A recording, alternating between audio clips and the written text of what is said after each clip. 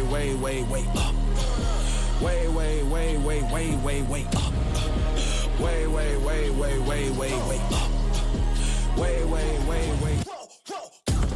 Going back and forth like it's east and west, but the whole team up, say that's north side. I'm all lonely if I shoot the tech, and I'm 10 seasons in, still on court side. Every day I'm going back to back, so ain't no neck to neck. Bitch pressing in the valley, growing stronger, only open up the text. Really know it's superhuman, I'm in overtime, they hate, so they check the chest. I've been dotting on my eyes and crossing on my T's, right now I'm trying to curve the S. Way up. Way.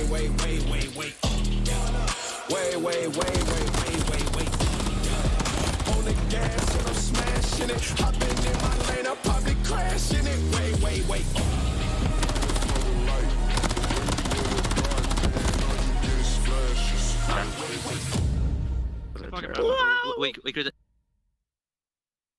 It's a big Sunday in the CDL, the final day of qualifiers, where we find out which teams lock into the winner's bracket at Major 3. Miami Heretics and the LA Guerrillas are currently tied in the standings, and they face off in just a few moments. It's a win and you're in matchup you won't want to miss. Then the championship grand finals rematch, Toronto versus New York. And something tells me the Ultra haven't forgotten about that 5-0 ass whooping the Subliners handed them in Vegas. And in our final matchup of the Major 3 qualifiers, it's a classic.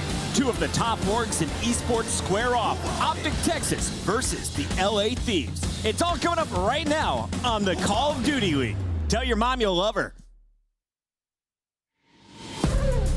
Every single map, they are the top of their game. You heard the flank coming through, and now you flood into Hydra. This man is a maniac, getting bullets on players that are basically invisible. Oh my God. Geo! Pred might be there to slaughter them. Rotations on as well. Pred in the turn. Oh my God. Almost game. These guys are just playing next level Call of Duty.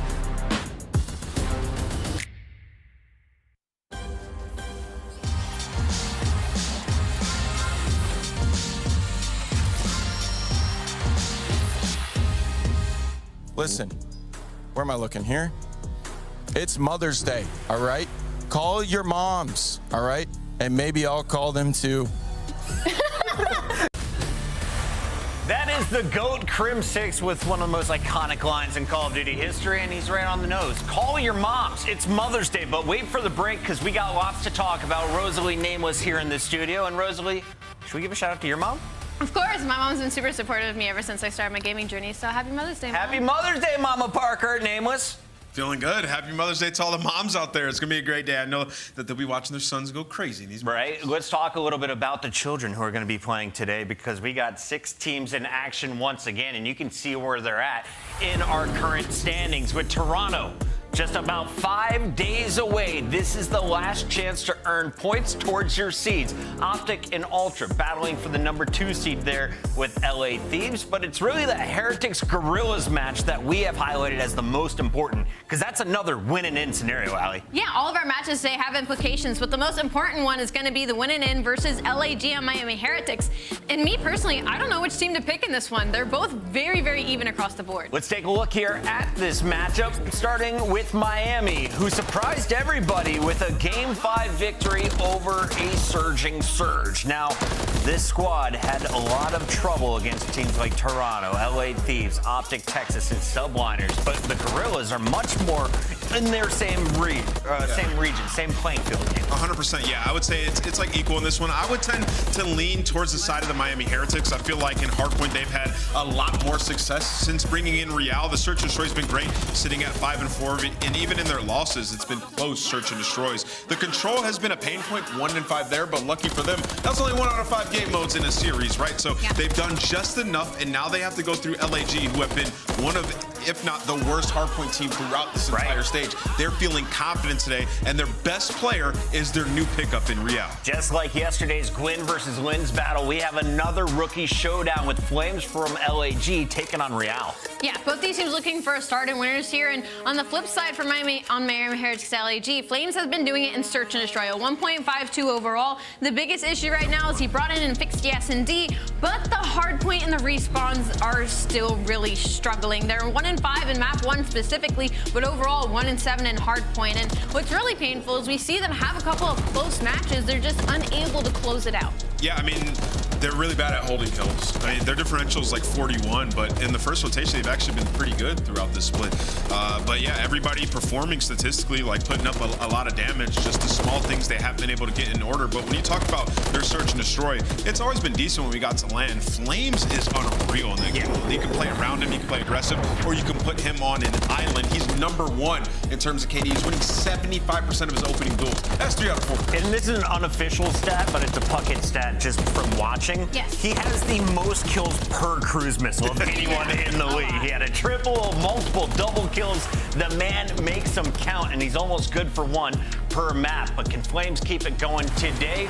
Only time will tell. You take a look at the rookie leaderboard. The stats say he should. He's #2 overall, and you got Estriel #6 on that list for LAG. And should LAG find some serious success at this major, maybe he enters the conversation on being on Gwen's coattails for Rookie of the Year. All right, that is going to be a very big matchup, as will the next one, as it's a preview of what could happen potentially in a winner semifinal. We have Toronto matching up against New York. This is our 2023 World Championship rematch with 2 new faces. We got Sib and Envoy in this time around, Allie. Yeah, and the great thing for Toronto right now is how much better Envoy's looked in the past 2 series. All the top 4 teams, except for Atlanta FaZe, have had a bit of a struggling qualifier, but they're starting to kind of round out their issues near the end here, specifically for Toronto Ultra in the search and destroy. There's still a lot to be worked on, but they're 4-2 in that game mode during the split, so clearly something is working in this camp. Nameless, how do these 2 teams match up in 2024 currently? Yeah, I mean, I will say both teams are feeling a little comfortable. I think New York, honestly, I'm going to ignore a lot of the online gameplay from them because I don't really think they care too much about their losses. Okay. Like New York, they play these guys in LAN, they beat them. They 5-0 them at champs. They're comfortable in this matchup. And when you talk about Toronto and like their improvement, and I'm putting quote it with my hands right now, the gesture, because they still have 3 maps that they can't win when it comes to search and destroy. So Toronto still needs a lot of work in that game mode. I still favor New York. Is Karachi one of their good maps for search? For Toronto, yes, it is. And it'll probably be in the mix once again today. Highrise was game 5 if it went there in their last meeting. But Allie, New York got the job done in 3. That was in the losers bracket finals of Major 2. How are they looking today coming into this one? They're maybe a little bit more confident than they were at the start of this qualifiers. It's been a very, very weird stage to watch the New York subliners. They've been middle of the pack when it comes to search and destroy. Their control has still been disgusting. 5-1 in that game mode. They're an extremely strong attack team who prefers invasion and high-rise, and they're able to get at least one of those in the series, so you can lock up that game mode, but everywhere else, it's been really mid. New York is looking really sloppy, Nameless. Sorry, 2-3 against Carolina, 1-3 against Seattle, and then, of course, an expected loss to Atlanta, 1-3. Yeah. What do they need to avoid from having that repeat in the final week of qualifying? Listen, I'm going to make this kind of simple, honestly. Do it. New York had a bad week. Can you have a bad week? You won a world championship. They've been fine. They just got top 3 at the major. They're whipping out things that we have not seen yet from any team. And they went back-to-back 3-0 victories versus Miami and Las Vegas in their last 2 matches. You know, when you talk about this team, 5-1 control, top 2 control team right alongside Atlanta FaZe. The hard point steadily improving, and search and destroy sitting at 3-4. You think it's going to remain like that? It ain't going to stay. They're going to be one of the best search teams come end of the season. So for New York, I think everything's just fine. We talked to Kismet about those troubles weeks 1 through 3 of the qualifiers. Here's what he had to say. I mean, right now it's just hard point. We just have been having a lot of woes with that, and basically what we've been trying to preach lately is just a goldfish memory of what's been happening to us in hard point. Our past 2 weeks of scrims have been a lot better. Unfortunately, it wasn't really a good showing against FaZe, but it's just that's our game mode that we're working on a lot right now. And I think from doing that, our S&D took a little hit, but we focused on that this week, and it showed against that match. So we just want to keep that going for whoever we play next. Yeah, no problems on invasion for sure. Last year we had the same issue. We had a really good strong start, and then we had a really bad 3 or 4 months, and it's kind of happening right now, which is unfortunate. But it's just all about having that resilience and bouncing back from situations that it is what it is type thing, and we just have to just be confident. That's the biggest thing. That's Kismet talking about what they need to fix, and he mentioned hardpoint was their weakness. Do you think they take a hardpoint and maybe go to a game 5 against Toronto today? Definitely, for sure. This will be a Game 5 matchup. All right, I'm excited for this one. I'm also excited to see what goes down with LA Thieves. LA Thieves are 5-1 coming into their final matchup, and that is a ridiculous number if you were watching them in stage 1. They brought in 2 new players, Kremp and Nasty, definitely filling in these roles well. Joe Deceives back in the lineup, and you can see the success.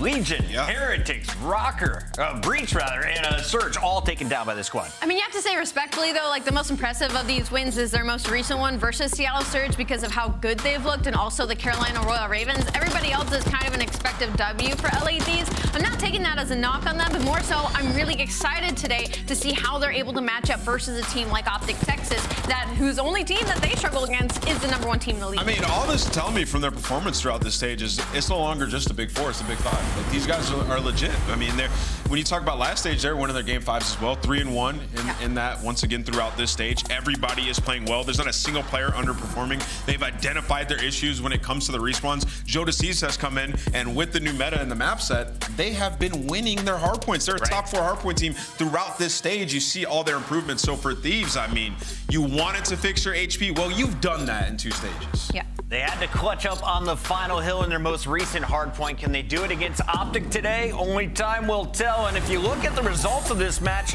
worst case for Thieves, you finish 4th. Best case, you finish 2nd with some help from New York.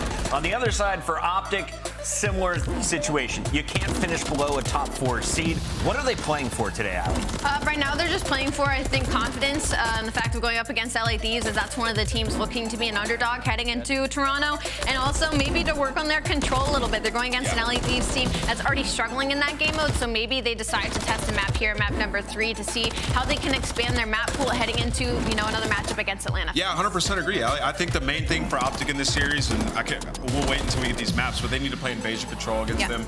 Obviously, that's a map that FaZe has been frying on, and you're getting ready, if you're Optic, to play FaZe in a grand final, right? So you got to be comfortable on those controls. Scariest member on this squad right now, Ali? On Optic Texas, Yep. low-key, I gotta say Dashy. He's been doing it across all game modes. He has a 1.36 in Search and Destroy right now, and a 1.16 second on his team when it comes to control. So he has been that guy for Optic Texas this past couple of weeks. Keep your eyes on Dashy and, of course, Shotzi. That fight versus LA goes down at 6 o'clock. Before it, it's your Monster Energy matchup between 2 of our Power 4. But we kick it off with the matchup that matters most on the day. Who's starting in the winner's bracket? It's either LAG or Heretics. Find out after this.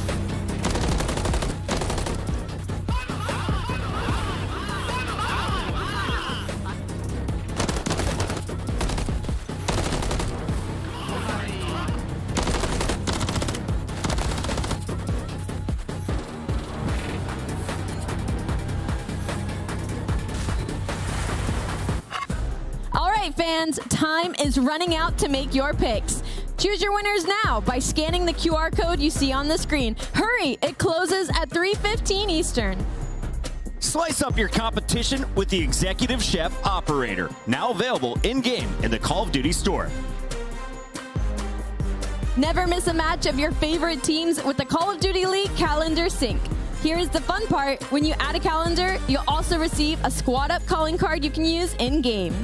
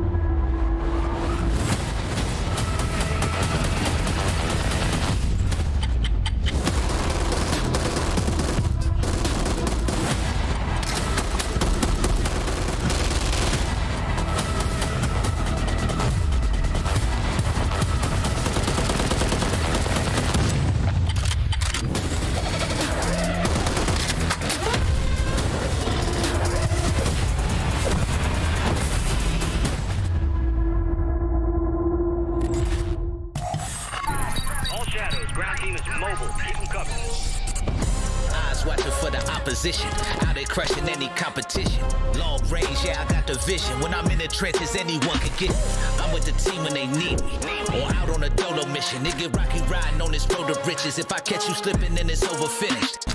War, ready, crew, coming through heavy. Aim steady, lights out, it's the gorillas. Not any winner, one out of many. Five talents, empty, lights out, it's the gorillas.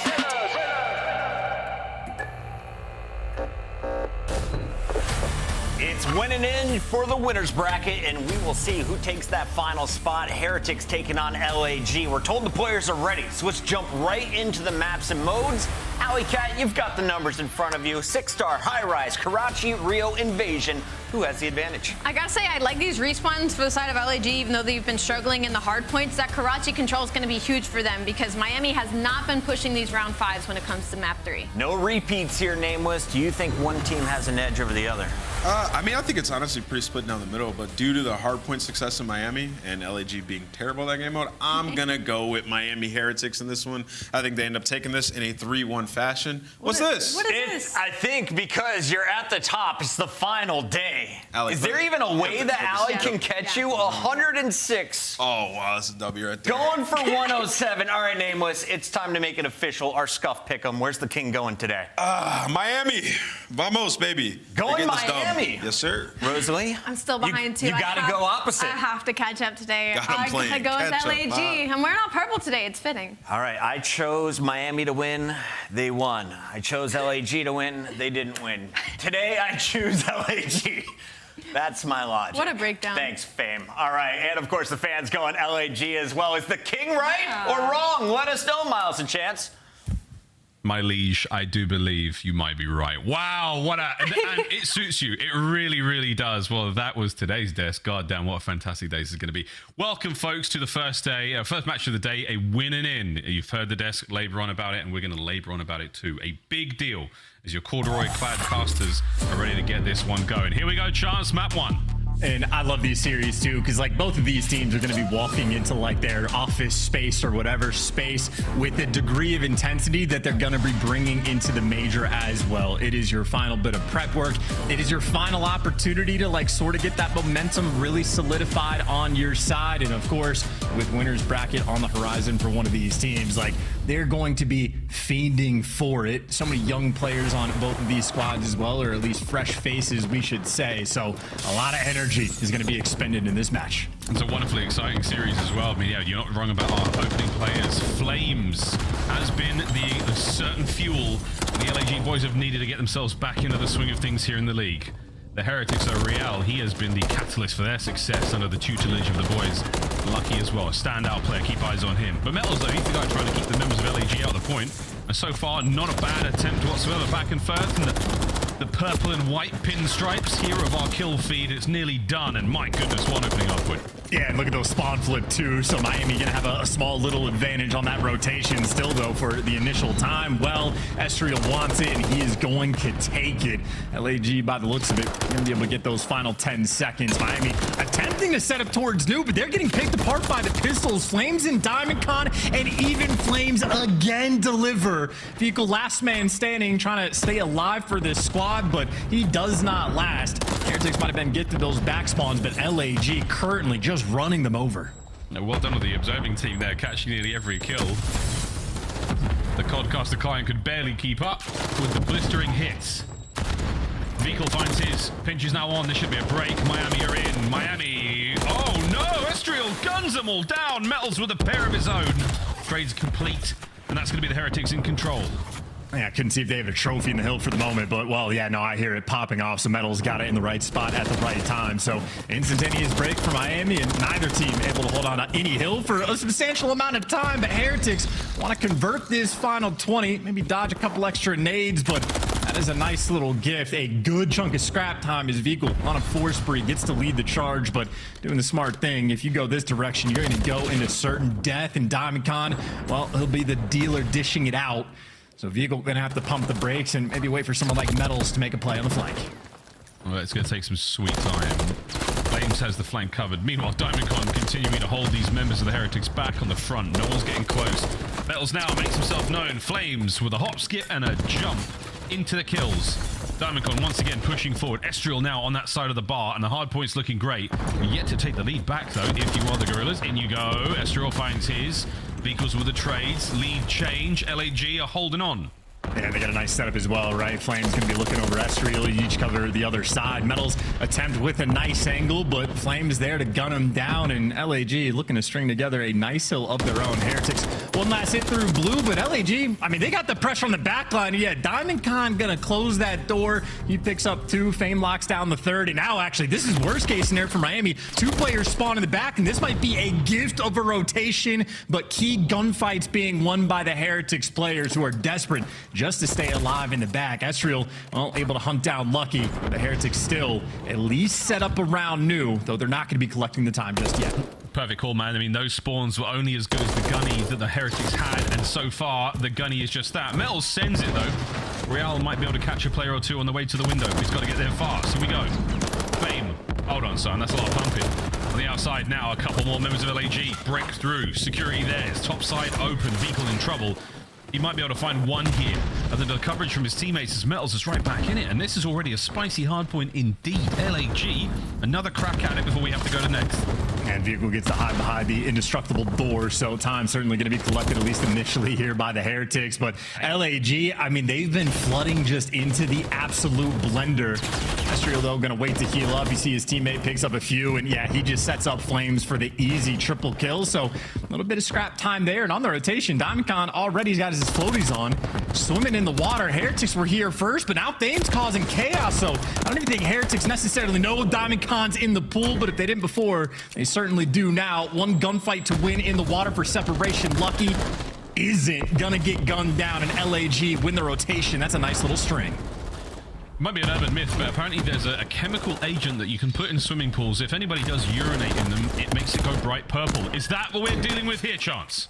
No, that is absolutely a myth. I can confirm that as a former lifeguard, but what I can confirm also, not a lot of guns near pools typically, so these two teams bring in a lot extra. Maybe the lifeguards want to get out of Dodge as Real, well, takes his turn to take a dive, but the pool has not been a kind place to the Miami boys. You see nades raining down on him. Fame, well, he's got the bullets and guns for it as well. I mean, keep in mind, you had LAG that had to fight for the scrap time of the old hill, and they converted that into a decent chunk on the pool. But this game has been an absolute battle. Every single player in the lobby right now, they're shooting their guns. Oh, yeah. We're leaving the pool for now. It's the sun of California versus the old sunny days of Florida right now, and it looks like our Floridian team has taken a slight dip in our score. Lead change on its way now into the second set of hard points. We got ourselves a good setup for the Heretics. Only one member of LAG in position to take a hit. It's going to be Flames. Not going to be too much out of it as Real lives, gets away with his life. That's a very important one. A single kill and he gets a cruise. Oh, there's a big moment for Estriel too. He's going to have to slide in and check the corner. The question is, does he guess right? Absolutely not. There's the cruise missile, and I like the sort of passive positioning from Real. Instead of playing the aggro corner to help out his teammates, he plays for the streak, and he's going to secure it. This has been a beautiful hill for Miami. Maybe not quite a perfect full 60, but able to get a good chunk of time. And Real, I mean, he's been the man that they have been chasing around this map, and he wants to take a deep route for these spawns. And I mean, for the moment, LAG, nobody's going to be watching it. Question is, who's going to pick it up, and do they read this route? Real, he's going from the depths. Charles, this was such a good hard point in the first go around for the Heretics. Can they do it again? To push that lead together so brilliantly. Here we go. Real keeping the spree going. Not that it matters past 6. It's more for the stat line now, and Estriel says, no thank you, mate. Holds on to his. Vehicle on the outside pool by the kiddie pool. Sinks Diamondcon, no problem. The hit might be done in a moment, but the Heretics have once again run the show here on P2. Yeah, and so much credit to Real as well. Again, just the deep route that he took was making sure to block the spawn so his teammates win the initial gunfight. LAG just firmly on the back foot, and that is a huge moment. Real making the big plays and his team responding. They got a 60-second lead, and LAG feeling the heat, feeling the pressure, trying to flood into P2, but getting gunned down along the way. One pop-off moment for Real, and frankly, this game might have run away as well. Because keep in mind, for Heretics, on this break, they have the cruise missile. They do indeed. Incredibly easy to use here on this point. Here it comes. The angle is good. It's not going to hit the spire of the hotel, so run for LAG. Fame can't dodge it. One man down. Onto the point we go. Let's have a Heretics listen in.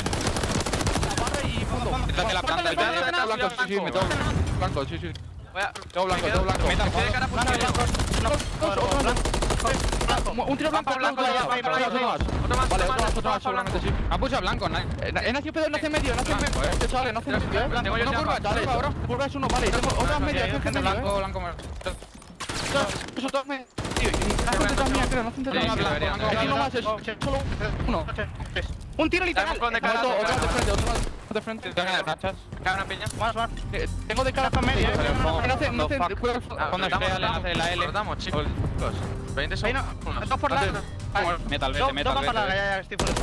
La dos, han cruzado, que vayan por abajo. Eso es el anterior. Tengo el crote de con.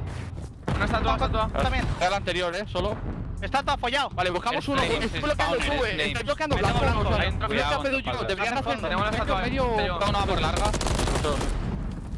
Vale, debería pasar la vale, tengo yo el full pin ya, tengo yo el full pin ya. Tengo yo el full pin, tengo el full pin, no elige con Gema, ¿vale? Ok, dos con... Vale, yo estoy hablando del full pin, no tengo límite, lado derecho, estoy muerto. Diamond y el pone, me está el límite, estoy llegando, bro. Derecha al punto está un tiro flames, un tiro derecha del punto tumbado, buena. Intentad sumar, vale, sí. Está pinchando. Muy bien, mi amigos. That was a fantastic listen in to the pace of the Heretics chance. Real with the big kills, Metals with the big pinch. Yeah, the only thing Real has needed this game is just more bullets in the clip. He has been fantastic through and through. Look, this game was a fight for a decent bit, but quite literally 2 good hills back-to-back for the Heretics. They get the cruise, use it on hill number 3 in a row. I mean, they've hit their flow state, and they just simply have not looked back. So again, winner's bracket implications. The winner of this series gets it going in the major, and Heretics, they just set the tone for map 1. Another clean 4 in the feed, and Fame, he's either gonna drown or die to the bullets that are a hellfire. Heretics gonna get it done. There's our final few moments. Estrial, no way. Flames will not get close in time. Swimming for the win. Heretics take map number 1 comfortably after some strong back-to-back points. And I mean, look, strong Ramos is out and about, but still business as usual. It's a great tone setter, but the way they're drinking the water, they are keeping that intensity, trying to swing it into map number 2. But I mean, that quite literally, in my mind, I mean, Real was at least the setup man. His teammates certainly need to pick up the kills, especially on that P1 to P2 rotation where he's blocking the back spawns. That's a moment where if his teammates lose the gunfights, things could spiral just a little bit. He's out of the play, but Real's the setup man. His teammates knock him down. And I mean, look, Metals 5,100 damage. Real not too far behind. Leading Slayer in the lobby. Great assist down the board as well. So Heretics, that was just, I mean, taking care of business. Outslam, collect the hill time, better rotations, great streak usage. You simply could not ask for anything more. No, not at all. I think as well for the teams who are worried about 6-star being a relatively new map, no more. They have absolutely got a grip on how this one plays, and they are playing it like a fiddle so far. That will change after the Toronto Major, but until then, we get to enjoy a few more pool hills. Oh, I'm starting to miss it already, Chance. Great looks here from the Heretics and LAG at times, but not necessarily enough to get the job done. Good start here from the Heretics here in this win and in. We'll see how the search goes in a moment. Yeah, still always comical seeing the bullets just, I don't know the exact distance, but if you're more than like 6 feet apart, like if you're social distancing, those bullets are not going to connect in the pool. So if you're breaking the rules, I suppose death might just be the punishment. But again, either way, I mean, you just see the scoreboard here in this moment. Things just got completely out of control, and it's a very difficult moment. It is not an easy thing when you're the team playing off the back foot of sort of like slowing things down, adjusting the pace, reading those sort of like annoyingly long flanks that be coming through, but separates the good players from the great in LAG. Just not quite enough there on 6-star, but I mean, good news for them. Another map set that we have in this series. It's a high-rise SMD for map number 2, and I mean, both of these teams really enjoy that map, but from LAG, maybe you want to consider that their bread and butter, so they'll be looking for the bounce back, but they're dealing with some ferociousness on the flip side, and well, one team's got to regain, other team, keep it going. Don't forget, we'll talk about it in a moment, but for the look of this game flow, wow. I mean, from the second set of hard points, you could not stop the Heretics. What an unbelievable runaway bit of success there for them. It was close until it absolutely was not. Well, GG's, that's map 1 done. Over to Highrise though, Chance, you're not wrong. LAG, very good at the map, bread and butter indeed. Problem though, there's a condiment they can't consider, and that is Lucky, the first blood master. For the members of the Heretics here, we'll see if he can find that same success on Highrise, a patient and lethal player here on the map. Spicy stuff. I was thinking about the pool, Chance. No glass, no brass. No glass, no brass. You know, don't bring your gun in the pool. No glass either, because you can't see it. It's very dangerous. You know, that's something we worry about. It's something we should put on the pool side. But we don't have to worry about the pool hill very, very soon. Enjoy it while you can, chat. I mean that. Really. You don't know what you've got until it's gone. Well, in fairness, the chat can't, right? It got taken out of rank play already, so, you know, we only get to spectate it or utilize the pool and search and destroy if that's your the go-to bread and butter. A lot of clutch potential opportunities down in that mix, but I'm with you on that. Lucky, probably the player to watch, at least on the initial sections of this sort of round. We know LAG love to play this map. We know Diamondcon is going to be incredibly happy to square up B Street basically every given round, but both of these squads have a good deal of repetitions on it. And frankly, I just don't want to see any more clutches from a SMG player hiding behind the radio tower. Both Vikul and Estriel have been big proponents of the day one hiding spot, but for the early round switch-ups that we have seen from this squad in the Major 3 qualifiers, it is quite literally just a bonkers opening duel shift that they have seen. I mean, a 22% bump. There is literally no statistical category where if you have a 22% increase, that is absurd. And a good chunk of that, as pointed out, was Lucky specifically on this map, pumping those numbers up. So, you know, from LAG, they want to make the adjustments, play around them, bring your rabbit's foot, whatever you got to do. Whatever you got to do. Whatever sacrifices you need to make to the COD gods to have them smile upon you today. It might not be the COD gods you have to bribe. It might be that giant exploding propane tank. We'll find out. One side of the map stacked with it, the other not so much. Here we go, the monster pregame for the Miami Heretics S&D. Let's see if they can get it chugged and done. It's not going to be an easy task whatsoever. Into map 2 we go. Every time, they love their cats. This Diamondcon, again, loves the chow. He'll be dishing out the damage early on. And more importantly, he's just watching the cross, so he's getting the intel for his teammates. And you see Estriel maybe swinging the bomb over and be responding towards that underground pressure. Eyes on Real already. So you have Diamondcon doesn't spot any players really on the cross, so they're worried about this push. And, I mean, reading it with ease. Real just running straight into death, and that is a free first blood. Great utilization of the intel. And Diamondcon committing a frag to that stairs as well, so very worried about this pitch. And that's the man you need to worry about, though. Ooh, Lucky doesn't finish it, stays alive. Fame, good work, gets away with it. A little bit of map presence now known. You've got some intel. LAG sending it down B Street, and Lucky knows he's in trouble here. Can he get one out of this? That'd be great. He does! His teammate Vikul finds a second. Oh, no death here for Lucky yet. Great work as Flames gets traded. What a round out of the Heretics so far. Not over yet, though. Oh, Fame doesn't know where to look. Yeah, Metal's going to be hunting him down through the fence. He's at least able to heal up, but 22 seconds, and look who's flying down the middle of the map. Vikul, again, the covering man. Everyone's guardian angel in that round. Lucky was more than dead to rights B Street. He had 3 players going to hunt him down, but Vikul picking up 3 in the round, watching over both of his teammates back. And that's a tough one from LAG. I mean, that was a free first blood, absolutely no trades, with still a minute left on the game clock to make whatever adjustments you want, and they just could not find those trades quick enough on Lucky. So vamos indeed, Miami, keeping it flowing. It's the thing with the kind of confidence this team's starting to see, the chemistry, all those little bait and switch plays, they're so difficult to execute at this level. Everyone knows these tricks. No one is shocked or surprised by them. It's incredibly difficult to pull them off. Good work there from the Heretics. LAG time to bounce back on the D. Whoa, that sounded wrong. Hey, you got to do what you got to do. We don't pause in this either. We keep it flowing. We see the propane tanks already exploding, and as noted, LAG, first time playing it in a long time. That's because they're dangerous on TV Toronto 6-2. It's because you make plays like this. Nice little chow out. Hunt down that final man. Vikul, no cruise missiles for you, and Lucky, well, virtually nowhere to go. Take a deep route. Well, Fame has eyes on it. You were just trapped in a corner. And that's just a matter of who from LAG is going to get this kill. They're up all night to get some. They're up all night to get lucky. But you have to actually get lucky. And that was harder than it looked. He's a very, very strong individual player in this game. MW3's been kind to him, but LAG played the numbers well.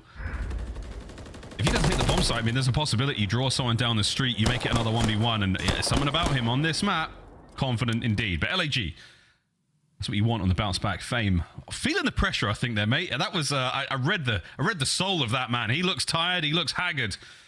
You better find success here. Toronto is days away. I see you two have your armchair psychology degree. I'm a big fan as well, and I saw the same thing. Crick in the neck, that look in his eye, you're feeling the strain.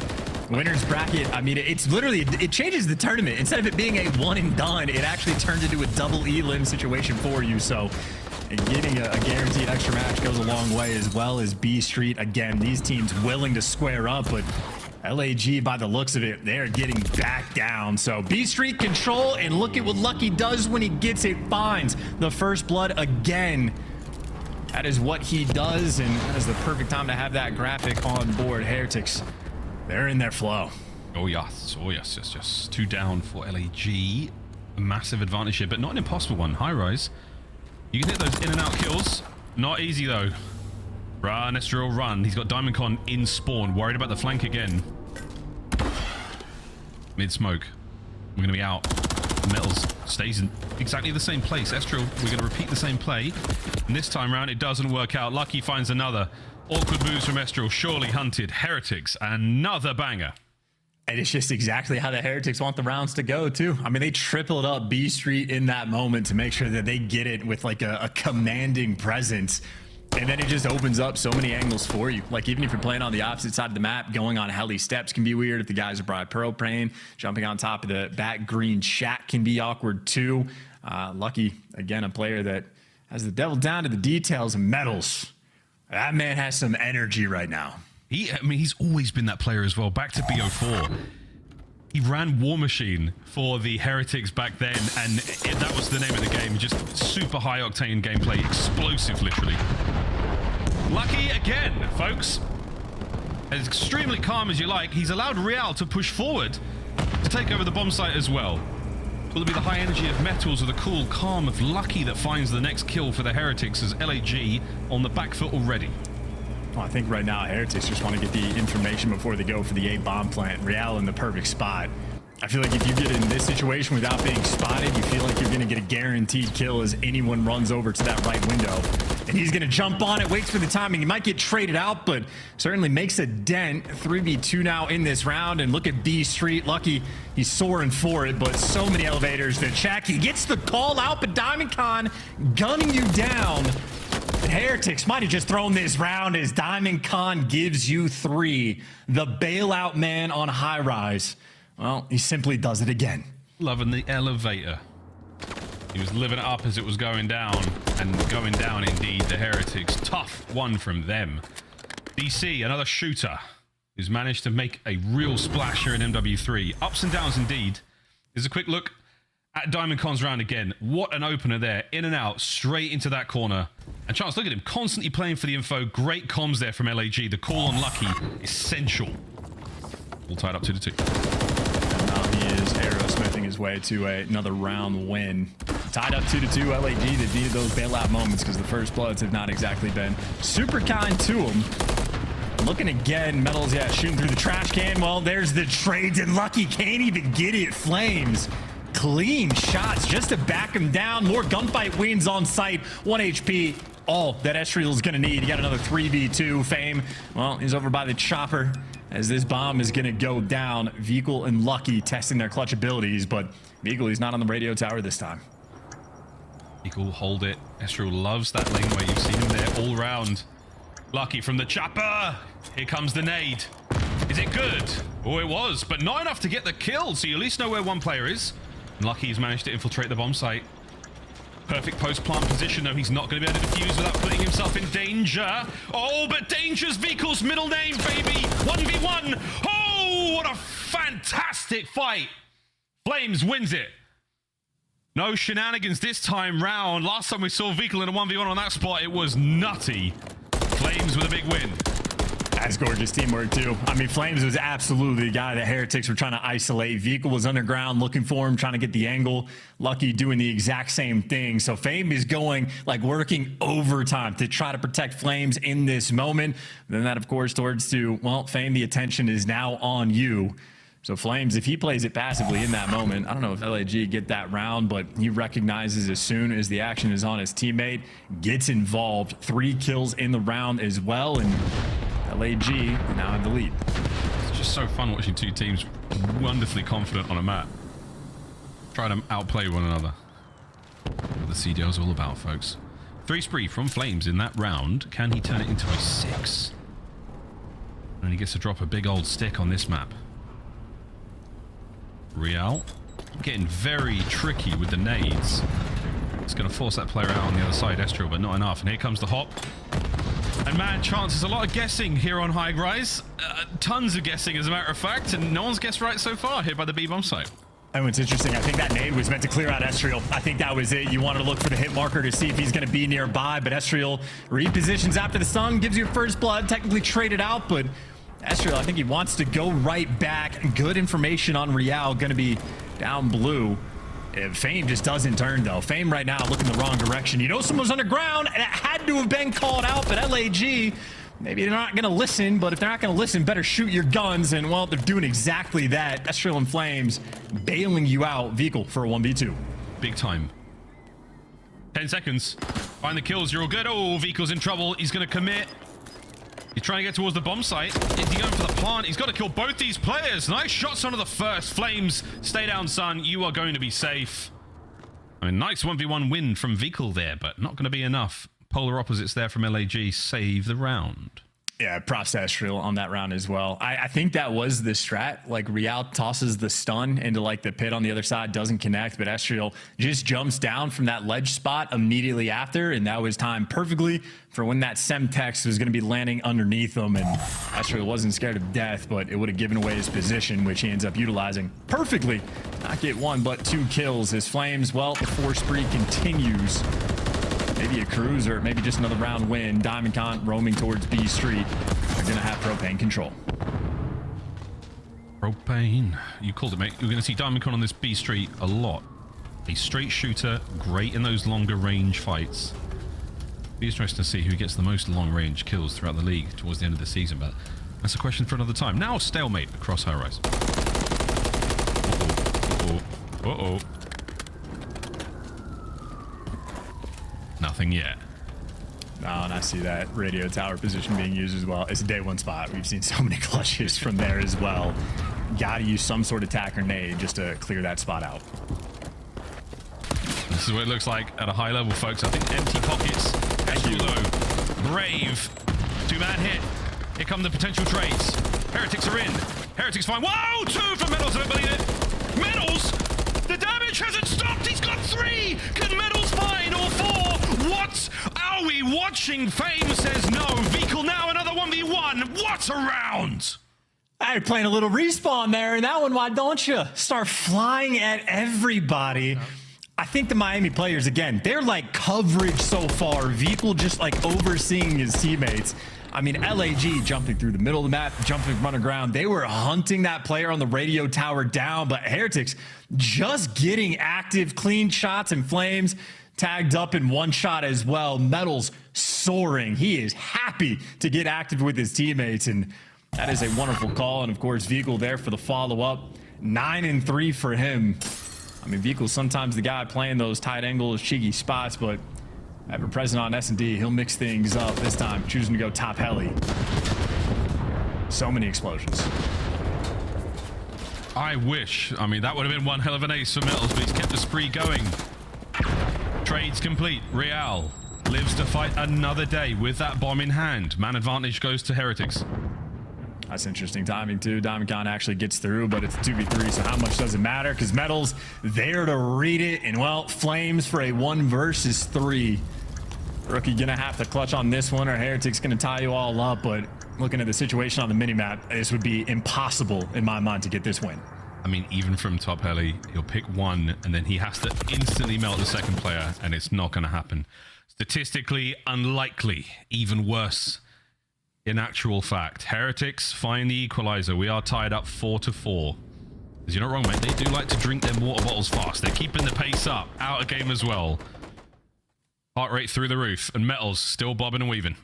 Oh, yeah. Now, again, a lot of energy. Just keep saying that for him. He's turned. He's turned, and it shows. In-game, he's a monster. They let him out of the cupboard, and, well, now he's performing magic. You're a wizard, Metals. I am the Hagrid of the team, aren't I? God, it's so sad. Anyway, Yep, absolutely. 9-3 from Vehicle, though. He has been the old dependable here for the Heretics. 3 spree from Metals. He might be shooting hot. Oh, it's lucky, though. There's Dumbledore for you. Always had a plan. It was set up in the first movie and executed later on. I don't know. Harry Potter got nothing here, mate. Go on, Real. Find a few more. LAG, send it. Oh, finally able to get the kill. Estriel tagged up big time, though. Has to back up, stay alive, and you know where they're coming from. Lucky. No good yet.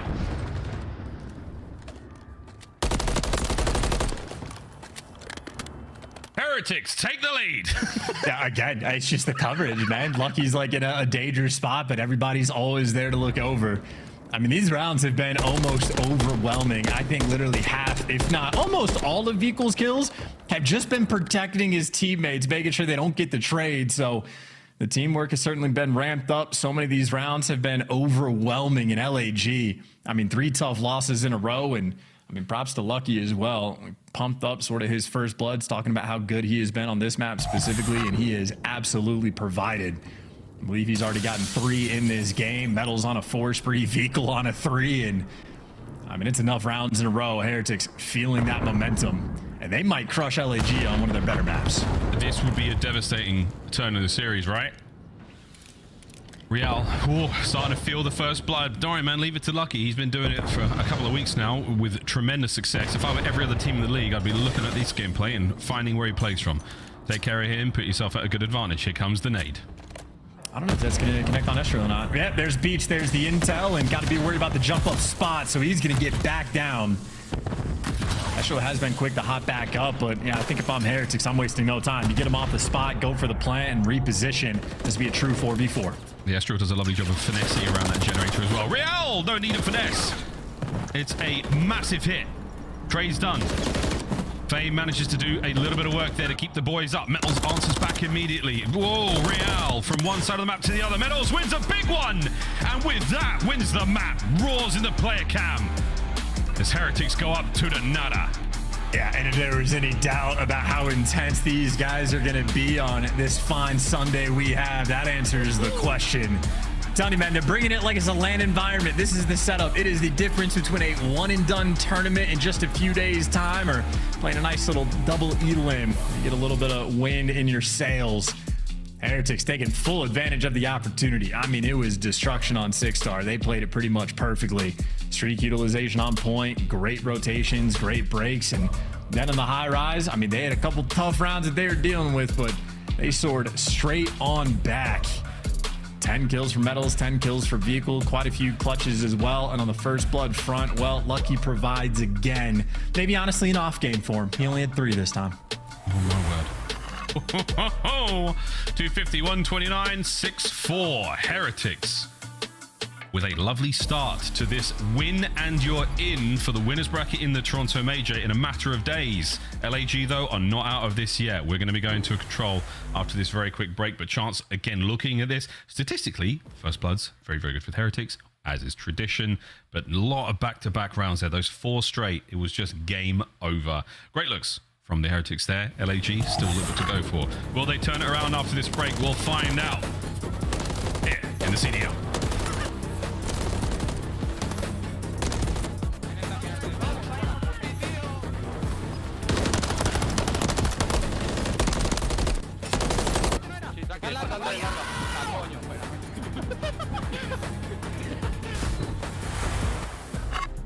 Upgrade your game with the Scuff, the official controller of the Call of Duty League. The Call of Duty League is brought to you by Monster Energy, the official energy drink of the CDL. The Cataclysm Pack is available now. This bundle includes the Cataclysm Operator Skin, Dystopia Weapon Blueprint, Iron Lung Charm, Vroom Animated Calling Card, Alpha Vinyl Guiding Light Emblem, and Scratch Tally Weapon Sticker. Use these items in both Call of Duty Modern Warfare 3 and Call of Duty Warzone. Available in store now using Call of Duty points.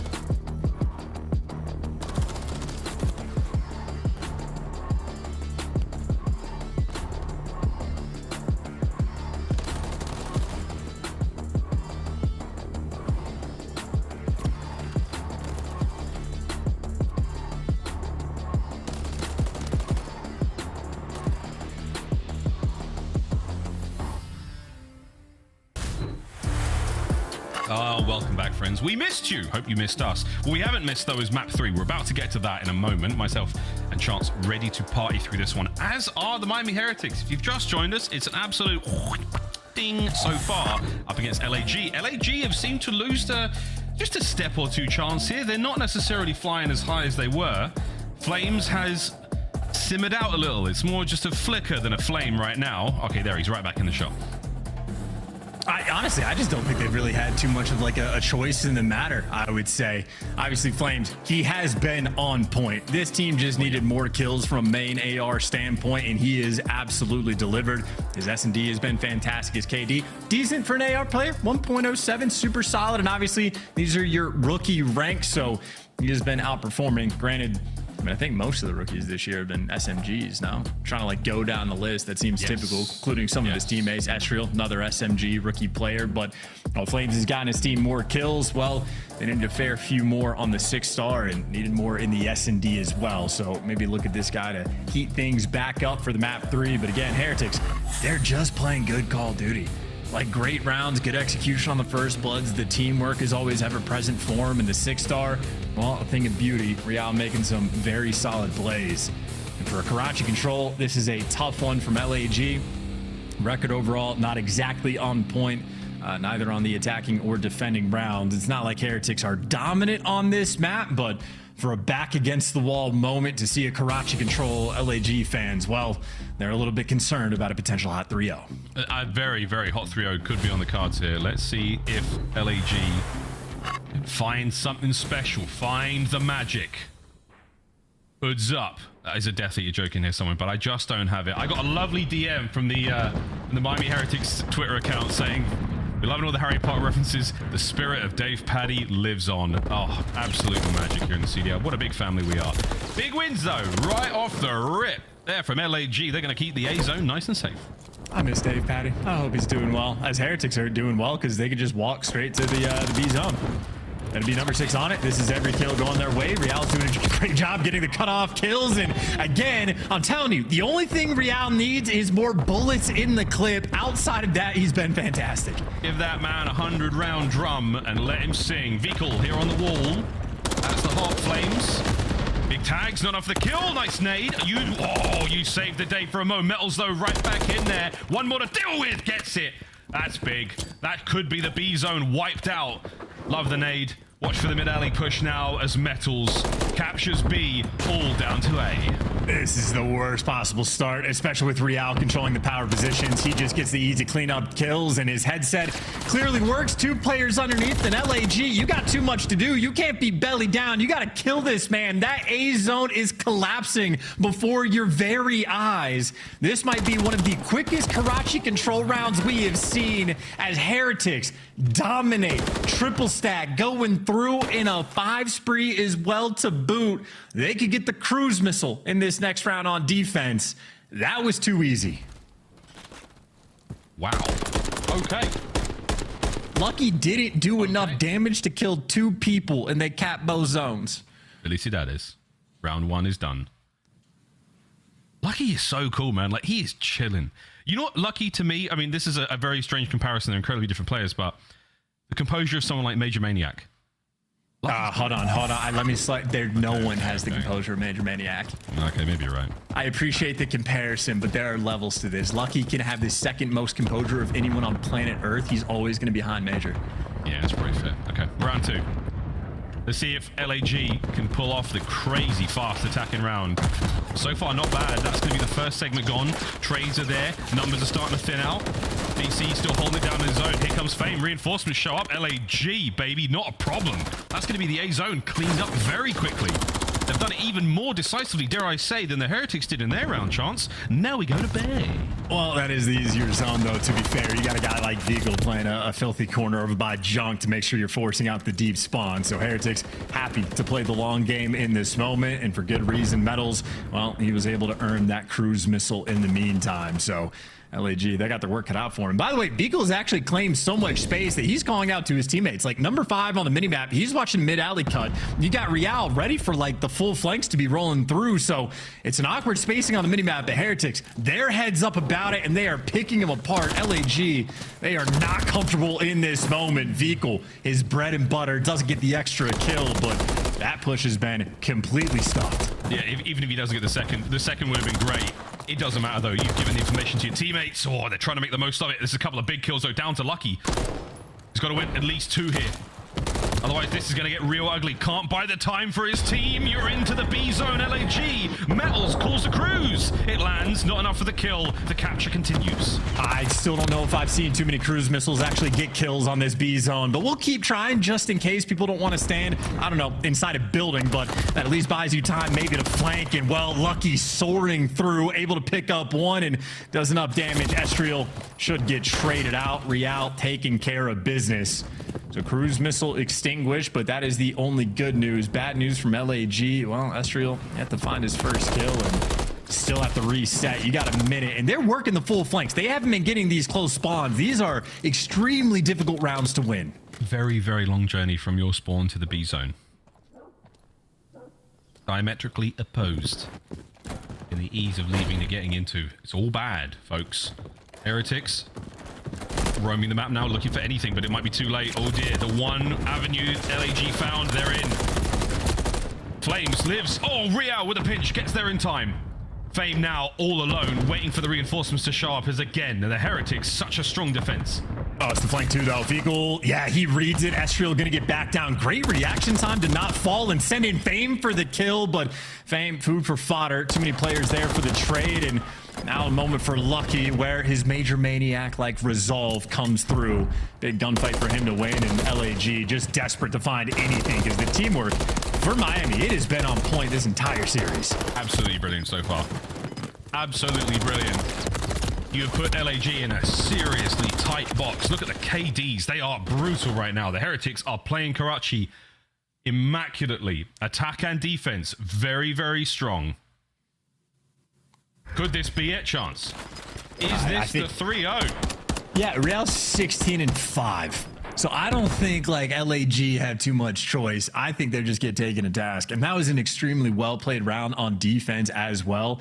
Again, Vehicle went from controlling junk and blocking the spawns to basically full flanking the entire LAG team that was then in his spawn. So Heretics, they're playing in a safe way on defense, and they take care of business. Meanwhile, LAG, don't get me wrong, the scoreboard currently broken, but they are struggling in the kills department. I believe Flames is 2-10, so that means he did go on a 6-death streak. Yeah, that was very unfortunate. It was good in the last round. Now it just sort of tweaks out, as they say. First blood Vehicle on A right away. Another fast attack. LAG counting their losses and have gone all over towards that B side of the map. Oh, look at the patience here from Real. The shot not necessarily as good, doesn't matter. Oh, what a catch! Flames throws a peach. And now you gotta be worried about the flank too, so someone's gonna have to turn. Lucky maybe feels the pressure, doesn't want to deal with that, but he just gets caught sprinting. So 2 ticks roll through. LAG get him off the zone. Metals can't do enough damage just about, and Estriel and Flames get him off of it. Now for Miami, the question is, what do you want to do? They're going to get this close struck spawn. So Fame right now is going to have to fight 2 different players on the Heretics over towards B. This is a moment where Heretics can capture both zones at the same time. It looks like Fame was out of position. He gets his first. Oh, nearly the second. That's good enough for now. Oh, no, it's not Real. How did he pull that one off? Flying towards B, Vehicle in your spawn. The force spree down, but the numbers here for LAG running out. Real through the back door. This could get ugly real fast. No, Estriel holds it together. Metals steps up to the plate and knocks him clean out. The second nearly, but the trades are done. The Heretics are in. Oh, and this is going to be a good cruise missile. Nowhere to go indoors. You're going to be running through an open field, and he's calling, what, 2 players inside a green? And he's going to slow him down so much. 1 tick already through. They're going to get this round. Oh, my word. They're going to get the round. They're going to get the series. Real keeping him at bay by the bus. 2 dead. LAG fight forward. Vehicle cuts him down. Lucky's there as well. This is going to be the series. You've got to get in there. LAG can't find it. Through the window contest. Cut down. Good night. Lights out. Heretics. Bienvenido al grupo del ganadores. I did that terribly, but it means welcome to the winners bracket. GG's 3-0. Yeah, we will be seeing these guys in Toronto. That was ferocious. And I know Miami, it is sort of a multi-step process. They are still on their quest just to win a map on land, but the Call of Duty, like the way they're playing, they certainly look like the teamwork is so much more on point than it has been with any different roster combination these guys have had. So excited to see them potentially. As LAG, as the stats guys, hate these moments when players leave the game because they're embarrassed about their performance. Well, Heretics, they stayed in for good reason. Everybody going positive, absolutely destructive. Lucky had 10 tiers captured as well, so he's just hanging out on the objective while his teammates get to fry. Metal's the damage dealer, and Real the main slayer. Heretics, they have found their form. Look at that. You're absolutely right there, mate. A team that has struggled so much on LAN, that gameplay didn't look like it was affected too much by any sort of latency or whatever. So we'll see if they can keep that one going, because it don't get better than that. That was a 3-0. I wonder how the desk feels. So on the desk. Just an easy read as usual, fellas. Easy read for the king. Solid coming. Could it have been? We thought the Heretics would win. Who thought, man? If only one person here could call it. Name was, did you see a 3-0 coming, though? Oh, I called it 3-1. I thought that they would lose the control. They've been bad in that game mode. You know, I'll take this off. No, you look great. You look great. But honestly, well done. I mean, the hard point was the reason I said Heretics would win this, and that was a flawless hard point. Literally won almost every single rotation. We were talking about Metals. He's always in the right spot at the right time, right amount of pressure. Heretics are the real deal. Can you put the crown back on? It's way better. All right, let's get into the highlights here, Allie, as we take a look at the SMG Real living up to the hype. We highlighted his stats coming in. He wasn't the only one, though. It seemed like the teamwork was definitely there for the Heretics today. Definitely. I think my biggest shout has to be VCOL Metals during that map number 2 Highrise. Both of them dropping 10+ kills, and Lucky in all the first bloods he was getting for his team on the side of Miami Heretics, and that's what they needed. Real had been the main slayer the majority of the stage, but when Miami Heretics was finding success, it was off of plays from Lucky and VCOL traditionally. So to see them step up here in this LAG match was huge. A streak to start the game. Not too bad there for Real to close things out. Yeah, I love what I saw from them. You know, this control was just like beautiful. They set the tone in that first offensive round, just being so aggressive. But I'm going to circle back to that HP once again. Do it. I mean, even on like the P4, like, you know, the spawns can get wild. Like, you spawn all the way back out P3, you can spawn all the way by pool, right? It gets pretty tough. But they were able to manage that perfectly, back and forth volleying it, and then chaining that into a spawn trap. And also, if you're just now joining us, go back and watch that round 10 strat, because we were going crazy in the green room. Well executed by Heretics. It was a team effort from Miami, and all 4 members earn our Scuff Play of the Game as they will be attending Toronto in the winners bracket for the 2nd time this season. And we just missed the most important moment from this matchup, which was Real going on that huge spree. I believe it was 7 or 8 during that map number 1, is when this game was actually tied. They were about 100 to 100, but he goes on a 7 streak. They get the full 60 in P1 and the early rotation over to P2 to then give themselves that huge lead to close out the map. But just great gameplay overall from the set of Heretics. I'll tell you what, I do not want to fight Metals anywhere near that diner. Well done to the whole squad. They lock it in, and they set us up for a very swift day. But I have a feeling we could see a longer series with New York and Toronto coming up. Before that, though, we got to talk with our Monster Winner, Spotlight winner. It's Lucky today. Lucky, welcome back. How do you feel? Hey, guys. You guys are going to the winners bracket this time with Real in the lineup. Well, personally, I'm feeling amazing, and I think the team as well. We've been putting a lot of work these past few weeks. We know the results have not been going pretty well, but we are seeing improvements, and hopefully we can show up like the next week at LAN. Lucky, congratulations on the win, and not only that, a very dominant one and a dominant 3-0 on the control, which I feel like you guys definitely need heading into Toronto. I want to ask you, how is Real feeling about playing on LAN for the first time? How excited are you guys to watch him? He's super excited. I mean, we are all excited, but him personally, his ceiling is so high that he's so excited to play next week. And yeah, overall, I think he's a great add to the team because he puts a lot of pressure. He knows what to do. He knows when to stay alive. So we're very happy with him. You know, Lucky, fantastic work throughout this stage, especially in this match. You know, in this stage, you guys have been up and down in hardpoint, but it seems like you've been putting in a lot of work there. You were 12th in rotation winning percentage coming into this. You guys out-rotated them to every single hill on that map 1. How much point of emphasis was it on rotations headed into this week? Yeah, I mean, we watched some VOD and our coaches told us as well, and we knew they're a team that like to rotate. Like, whenever they get points, it's because they're advanced in rotations. So we focus a lot on that first map to rotate more than them, and it just showed that, I don't know, we just counter, I think. Good, yeah. Lucky, we're going to let you go celebrate with the team. Is there anything you're excited to experience when you go to Canada next week? The weather, I think, because here in Florida it's so hot right now. So hopefully it's a bit colder in Toronto. Come up north and cool off, my guy. Excited to see you in person.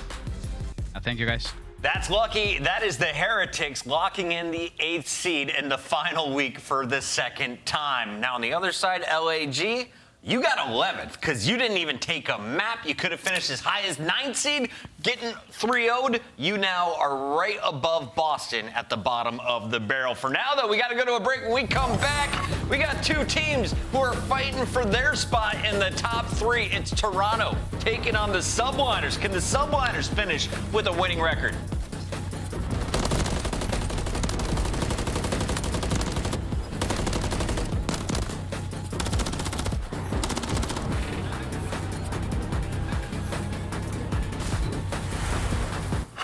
Upgrade your game with the Scuff, the official controller of the Call of Duty League. Start the season strong with the Call of Duty League Pack. Grab yourself the CDL Operator, Weapon Blueprint, and so much more. Check out the Call of Duty store in-game now. Ballin' can't beat me up 'cause I'm back in my zone now. 'Cause I'm back in my zone now.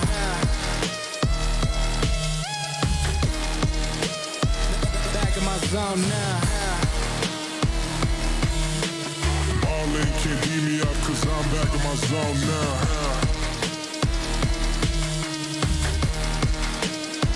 Back in my zone now.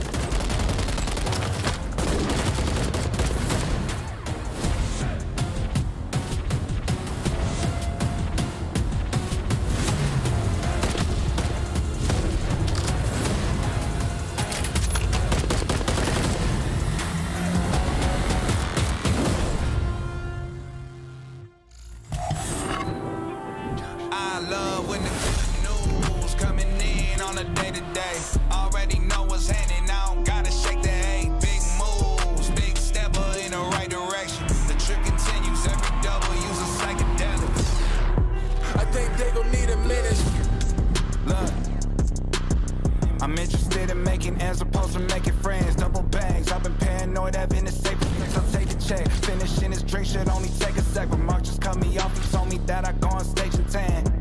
Walk out to my own shit on the main event. Da Vinci my cologne after the show. She told me that shit was a favorite sin. Sprint a fan of spacious, we could take it frames. What happened next? You could take a guess.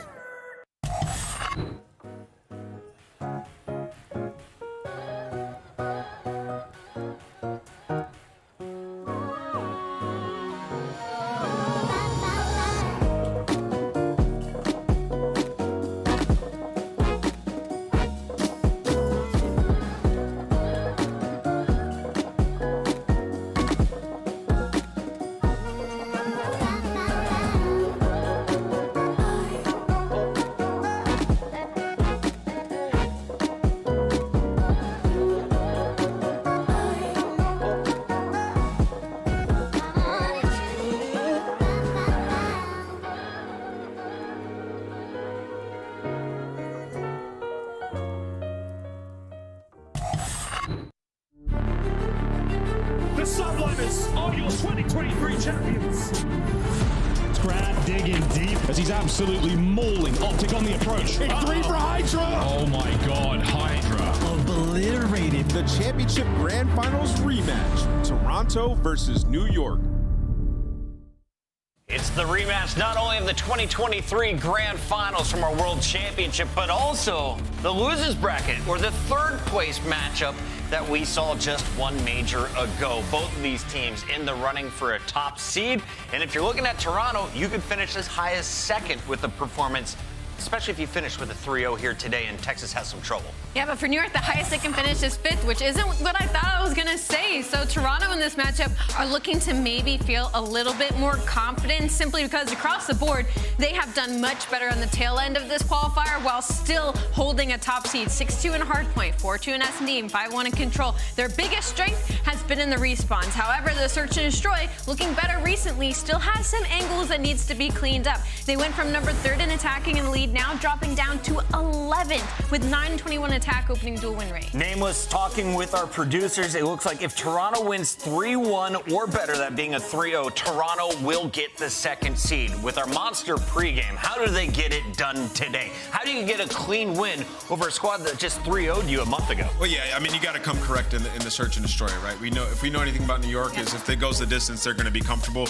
especially in this matchup. We've seen it plenty of times, and you can see the best mode is Control. 5-1 record, 1-0 in round 5s, and their stats are just great, attacking and defending all season long. But they're going up against New York, who are comfortable on all the Control maps, who are also very good and 5-1 in Control. And their worst mode, Search and Destroy, 4-2, where you could say there has been improvements in terms of their record, but there's still 3 maps out of the 5 that we just don't know where Toronto really stand. And you look at some of the stats, like 12th in opening dual win percentage, it doesn't bode well, especially when going up against the New York subliner. I completely agree with you. On the tail of New York, it's kind of been the same thing. Their respawn has been pretty strong, and their Search and Destroy on the tail end has looked better. These are two teams with very similar tail of the tapes, but for Search and Destroy, their statistics are extremely middle of the pack. I will say, though, they have a 90% conversion rate, so they just got to focus on getting those opening duels versus a Toronto team that's been struggling in that category. Now, even if New York wins this, they are getting 5th place. If you win a single map, you're most likely getting that 5th place. And why is 5th important, Nameless? You avoid playing Toronto or Texas in that first round. Yeah, so they'll be playing LA Thieves, right? So, maybe, yeah. Possibly, depending on how LA Thieves does against Optic. But yeah, I mean, in this matchup, you just want to assert dominance. We know the Kismet and Scrap Beef from back then, and you know these guys obviously want to improve and become the best they can. So this is a huge match for that, and they're going to be trying some maps throughout. And for our Monster Energy P game, same thing for them. Their worst mode, S&D, but like, I just don't believe that. Like, what Kismet said about them working on their hardpoint and trying to improve their control, they have done that. When it becomes time to win a Search and Destroy, when they need to in a bracket situation, they will do so. Like, I'm looking at some of the stats. Hydra's got a 0.8 in S&D, and he's only won 33% of his opening duels. That is not going to stay the same. He's going to bounce back. They just don't have a tip on the scale of a strength when it comes to Search and Destroy. They're middle in the pack when it comes to attack and on defense. And you can compare weeks 1 through 3 to week 4, where they look very strong, but you got to think about the teams they played, Miami Heretics and Vegas Legion, that are considered on the bottom half of the league right now. So going up against Toronto Ultra will be the most telling tale of where they actually stand. What maps are they playing today? I bet we're going to see a Karachi. There it is for map number 4, Hardpoint, but it's Vista, which will open up our series. We got a double dose of Invasion and a 6-star. Do we get to that Karachi Hardpoint? Yeah, I think we're going to go the distance. I mean, in this one, like Vista, Hardpoint, neither one of these teams have had a ton of success there. And then the 6-star S&D, another one that they're both trying to add to their map pool. So I think it'll get really interesting. I think we make it all the way to 5. What do you got for me, Allie? Nothing. I was just going to touch on the fact that it's Invasion with both of the strongest attack teams in the league. So that'll certainly be a swing map for this. Normally we see defense winning Invasion. These two squads went to a round 5 last time. Today, Nameless, put on your crown, look into your camera, and tell me who is going to make it 108 perfect predictions for you. Listen, New York made this roster change hoping Sib would come in, drop some bombs, add some slang, so they could steamroll the rest of the top 4. So far, he has not been doing that throughout this stage. but it's time for that to change. Sib's about to go off, and I got New York winning this series. He's going New York. Allie, you can maybe tie. I can tie. That's the best I can do now because of that last series. LAG, you're going to hear from me later. I'm actually going to go Toronto Ultra in the series, not just to pick opposite of Ant, but I truly think that they have looked like the better team recently. And also update from our producer, there's no way you can tie. You lost it in the first one, and he got a win. He went up by 2. It's done. I will go along with Nameless. He looks like he knows his business. I'm going to ride with him today. The fans are riding with Rosalie. Let us know, chat. Where are you going as we send it over to I Hold Shift and Study?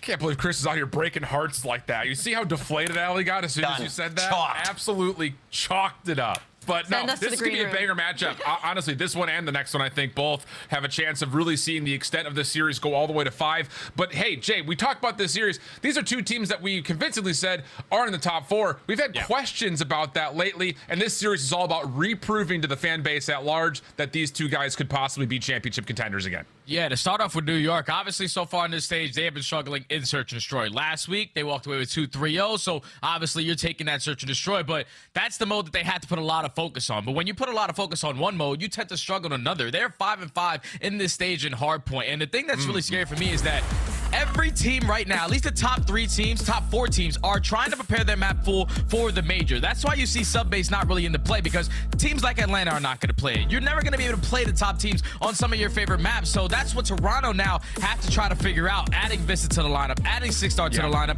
and both of these guys that started off are playing Vista. They both fell short last week, one to Seattle, one to Miami, and the biggest thing that I took away from both of those is they just simply got outpaced. When you're swanning into the map for the first time, you have to sort of get a feel of how it's going to play, and unfortunately for them, they were just on the back foot every single time. If you're the subliners, you're rotating, but you're not getting any holds, you're not getting any breaks. And then for Toronto Ultra, nothing was working for them versus Miami Heretics with how fast that they were playing. So this is a big matchup for confidence for both of these teams. Absolutely, and on top of that, you know, there are some implications here. We already talked about the fact that Toronto can lock in that number 2 seed, regardless of the result that Optic may find later. Obviously, the Thieves are also still in the conversation for kind of surpassing one, if not both.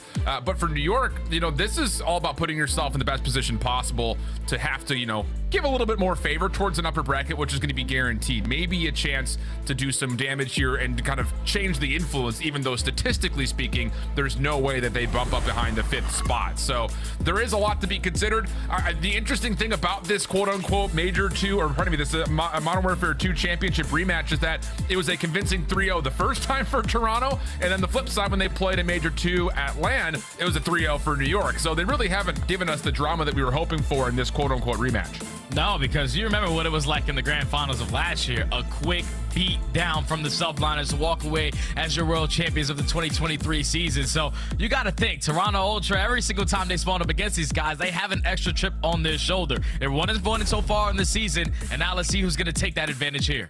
Indeed the case. I think the other interesting point, you touched on this a little bit in terms of how do you prep up your map pool for a major, especially with these 2 teams, you know, struggling to kind of dominate with the identity that we saw them really establish, especially through the first half of this season. The peculiar part for both these squads is that neither have really given much of the new maps that big of a go. I mean, we're seeing tons of Karachi come out and a little bit more of Rio from New York, but largely speaking, we have not really seen as much Vista and 6-star support as the other top 2 teams in Atlanta and Optic have been throwing in there. So does that kind of give you any influence towards like, hey, we are trying to refine our identity and try to establish that we do have some solid maps going into this major? Or is it just, you know, I don't really know what else is the opposite of that. It just feels weird that they're not giving these new maps as much of a go.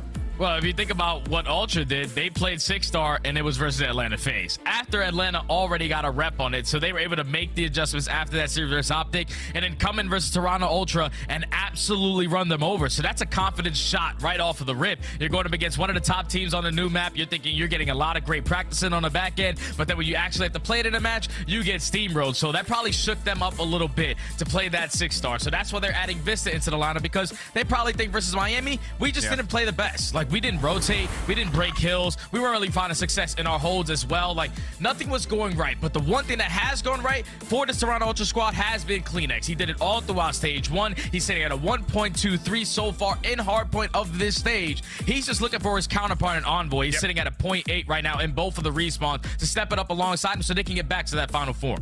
And to speak more about Toronto, you know, as we're waiting for this, I think it looked like Skies was AFK for a moment.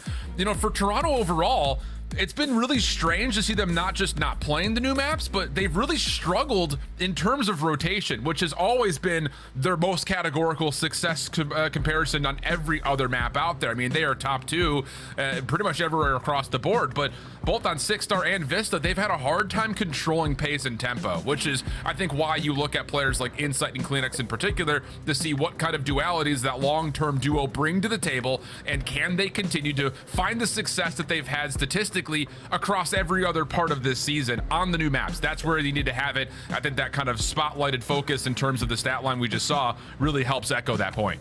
Yeah, and then when you're playing the new maps, obviously it's just getting as many reps as you possibly can. When you can run them into these professional matches versus some of the top teams, that's when you're going to get your best practice. So let's just sneak these in versus the Subliner, versus Optic, versus Atlanta to make sure we're in our best shape going into the major. So yeah, it's definitely going to fall into the hands. CleanX is playing fantastic. Envoy sitting at a point. Obviously, he needs to step it up, but also Insight. I feel like Insight was a guy throughout all of Stage 1 when they walked away as our Major 1 champions. He was a guy that was just absolutely taking over, especially in that Grand Finals. He's also sitting at a 0.9. So you got a guy with a 0.8. You got a guy with a 0.9. The fundamentals are not in play, and those two guys are the big pieces because you think about what Envoy gets done on the map. He's the playmaker. He's the guy that's going to hit those early routes, going into those one-on-one gunfights to try to flip those spawns, and currently he's losing them. And on the opposing side for Insight, he's the guy that's holding down those long distance lanes, and he's losing those one-on-one gunfights as well. So it's just little things for Toronto Ultra to fix up, and it has to start with the slaying.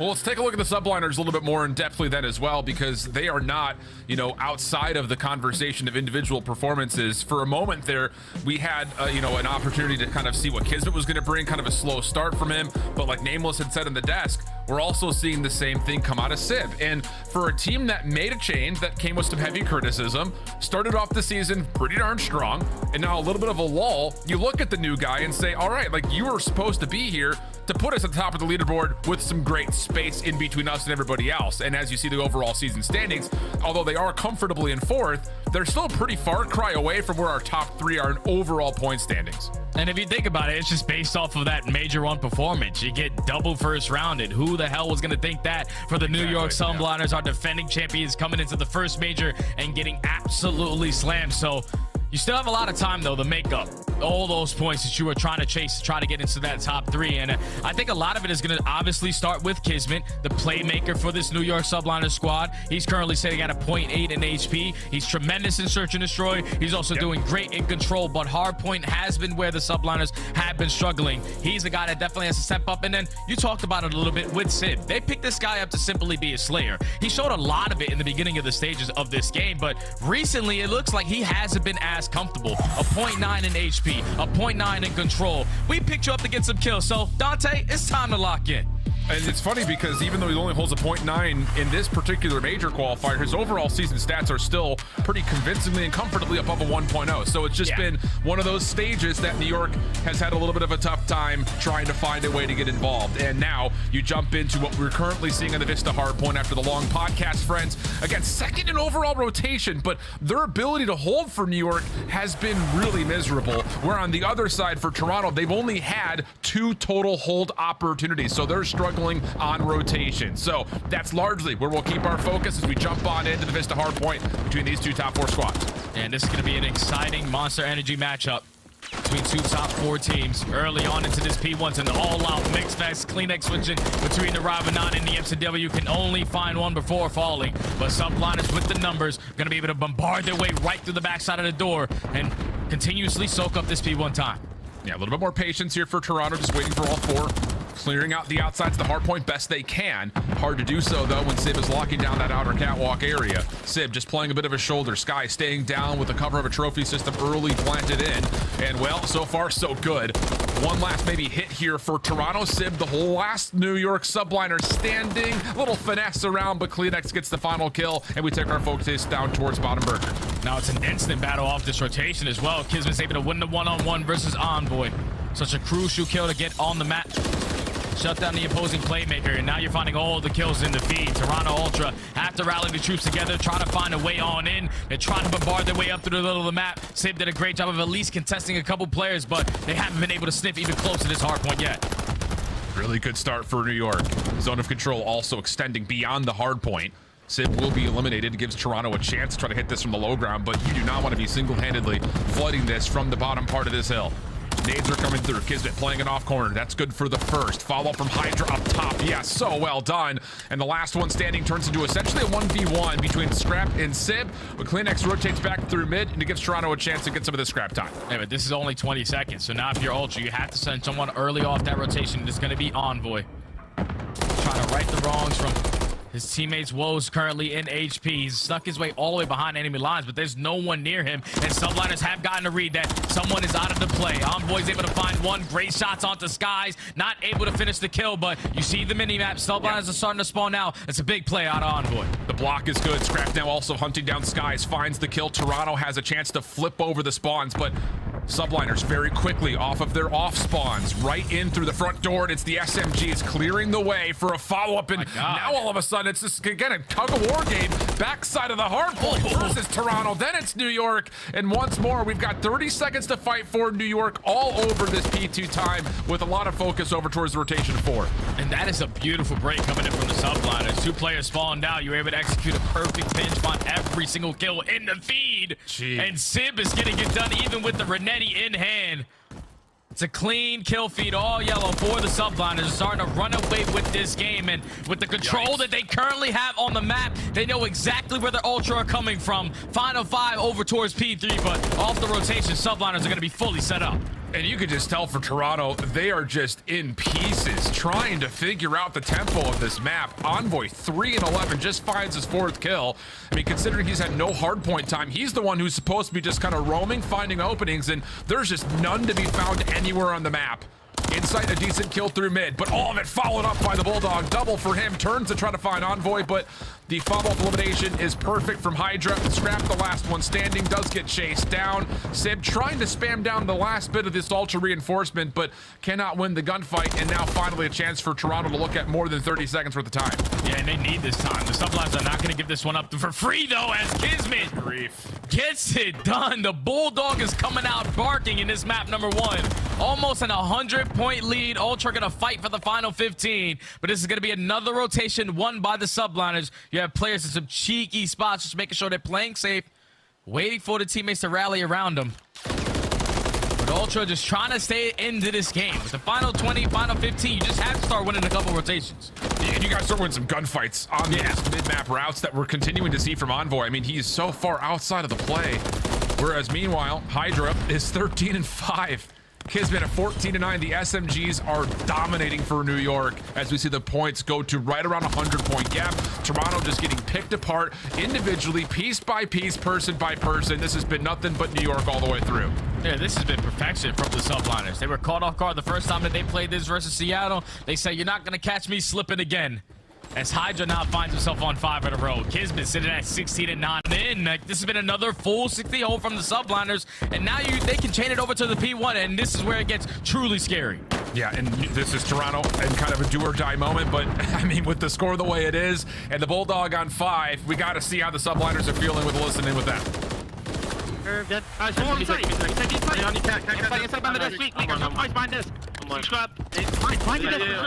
One could have flipped. One maybe one. Maybe one dark. That's one dark. One scat. I have strict. He's outer cat. Ernie.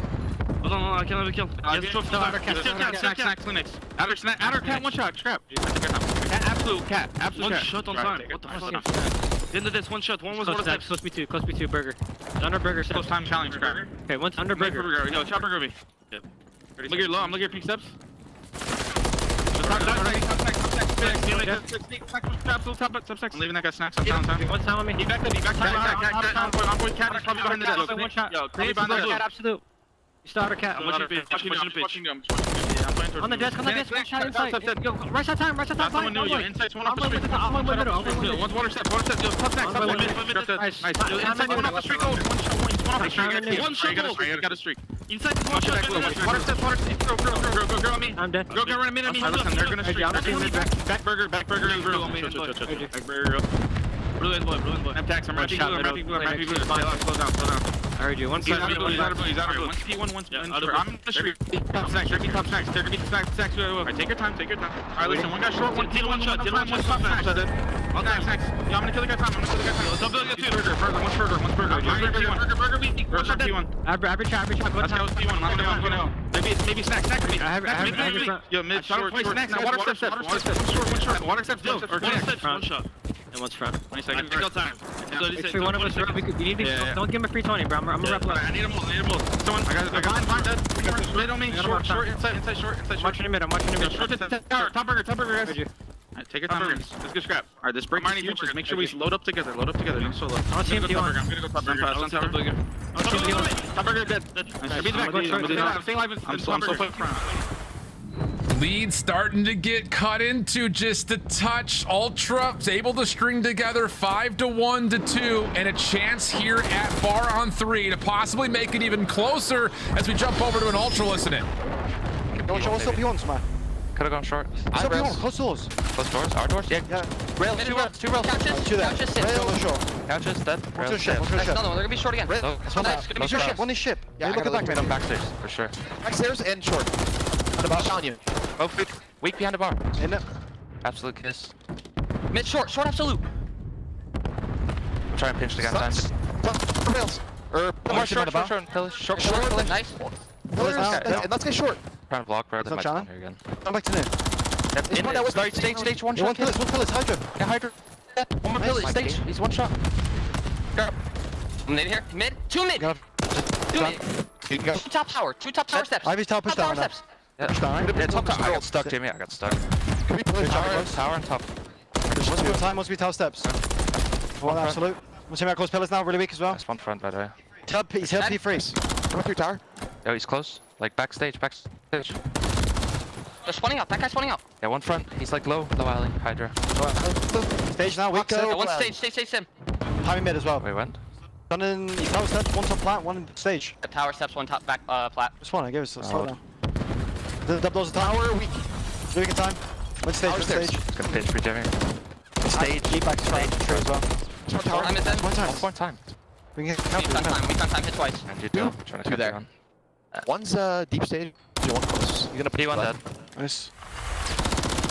Comeback effort looked alive, but that break, Jay, may solidify the map here for New York. Yeah, that was a changing factor right there. I thought Ultra were going to be able to chain 4 hard points together to potentially take the lead, but the subliners cut their losses at P3. They rotate over towards Graffiti at P4 and were able to execute a great push out towards the back without even them blocking the spawns. They were just doing it by simply getting the kills.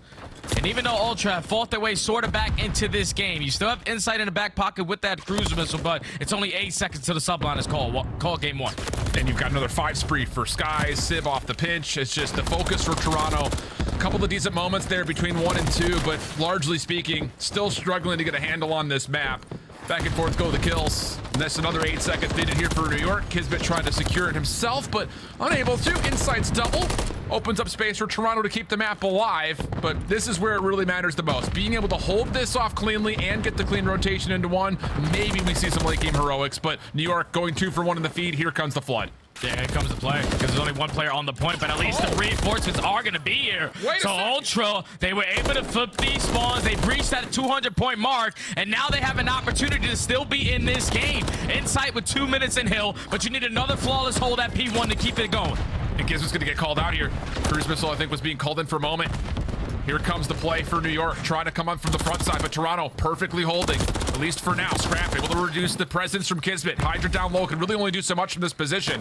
The flood in through mid is still looking good for Toronto. They've got a really good read on this. So again, here we go. Toronto in a good position. New York trying to get around the back. And this is the route. This is the route that's going to make or break the subliners right here. And at least Hydra finds the timing onto Insight. Scrap with the double through the hill. Still keeps the opportunity alive for Ultra. They get all 4 dead in the feed. They are potentially going to steal map 1 right now.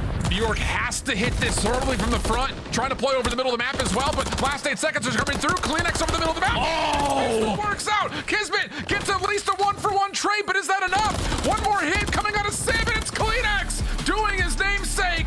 Wipes rips up the floor on the front side of the hard point in Toronto. Don't just get an extra lease on life, they turn it into a miracle here in the near end of Vista. Unbelievable. That is unreal. The Sublimes are leading 179-49. You were up by more than almost 120 points, but Ultra just needed one set of hills, one chain of hills to get themselves back into the game. It was a break at the end of that first rotation at P5, chain it to P1, flip the spawns there at P2, keep it scrappy at P3, but then it was the P5, the P1 chain again, where Ultra are able to find success. If you're the Subliners, you simply let your foot off the gas. We had cruise missiles flying around. Everyone was getting kills. You were feeling all fine and dandy, thinking that the Toronto Ultra boys are just going to roll over and die. But this is what makes them one of the top teams in the game. They do not give up until the very end. Insight was simply the factor. 2 minutes in hell. He earned himself a cruise missile, multiple streaks, keeping his team in the opportunities. Oh my God, Sublines are definitely beating themselves up after that map one. Absolutely, and again, it's just kind of goes to the stats we were kind of pulling towards. Once again, we've got moments where New York are set up looking to win rotation, just cannot lock it down. Their efficiency numbers have not been great. Whereas for Toronto, they struggled heavily in the opening rotations on that first set in particular, but it really did see like, again, end of that New York listen into the beginnings of Toronto's. Okay, here we go, P1 to P2, but this last set of moments, just New York could not find any success through mid-map. Kleenex is able to kind of rip apart everyone through middle.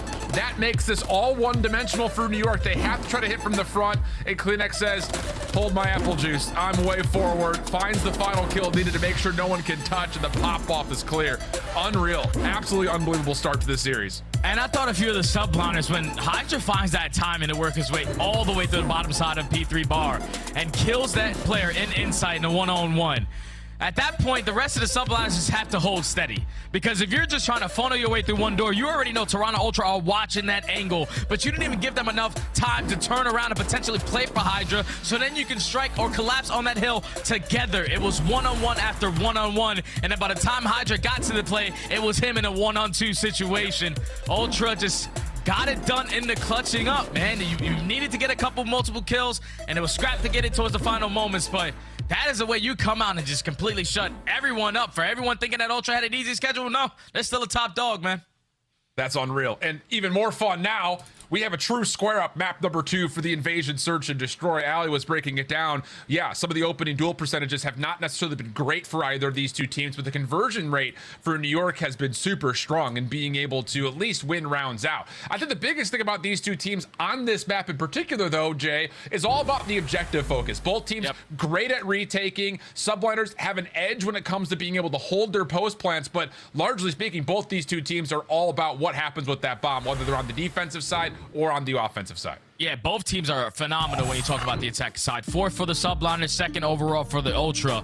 But the biggest thing that's probably going to be a game changer for me is that defense, because right now Ultra, they are without a doubt the best team on the defensive side. And what they are really good at allowing, or simply not allowing, is bomb plants to go down at B. They only give up 6% of the time bomb plants over towards that B site. So if you are New York, who like to have a lot of success on your attack rounds over towards B, you're going to have to try to figure out how to break their setup or maneuver your way over towards that A site, because Ultra is not no pushover on that left side of the street. That's a really, really strong call, and definitely something that I imagine will tell the tale of what happens here on this particular map. Here's the overall season records. A lot of the stats we're relating to are off of what's happened so far in this qualifier. And to be fair, both these two teams have loved this map throughout the entirety of the season. It's been a go-to for their search and destroy, and where they often find ways to secure and close out series. But like we said, the opening duel win percentage has been a big factor for both these two teams, especially lately. So let's see how things unfold. Scrap will be the sole B defender to start. 3-man hit for New York, at least sped up towards this direction, but the nades land and Scrap finds 2 bullets to find first blood.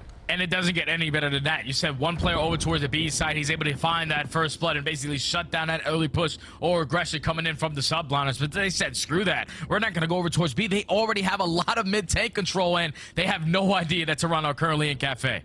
Yeah, there's not a lot they could do to try to get information on this either without it costing something, and that would be the cost. Good shots from Envoy.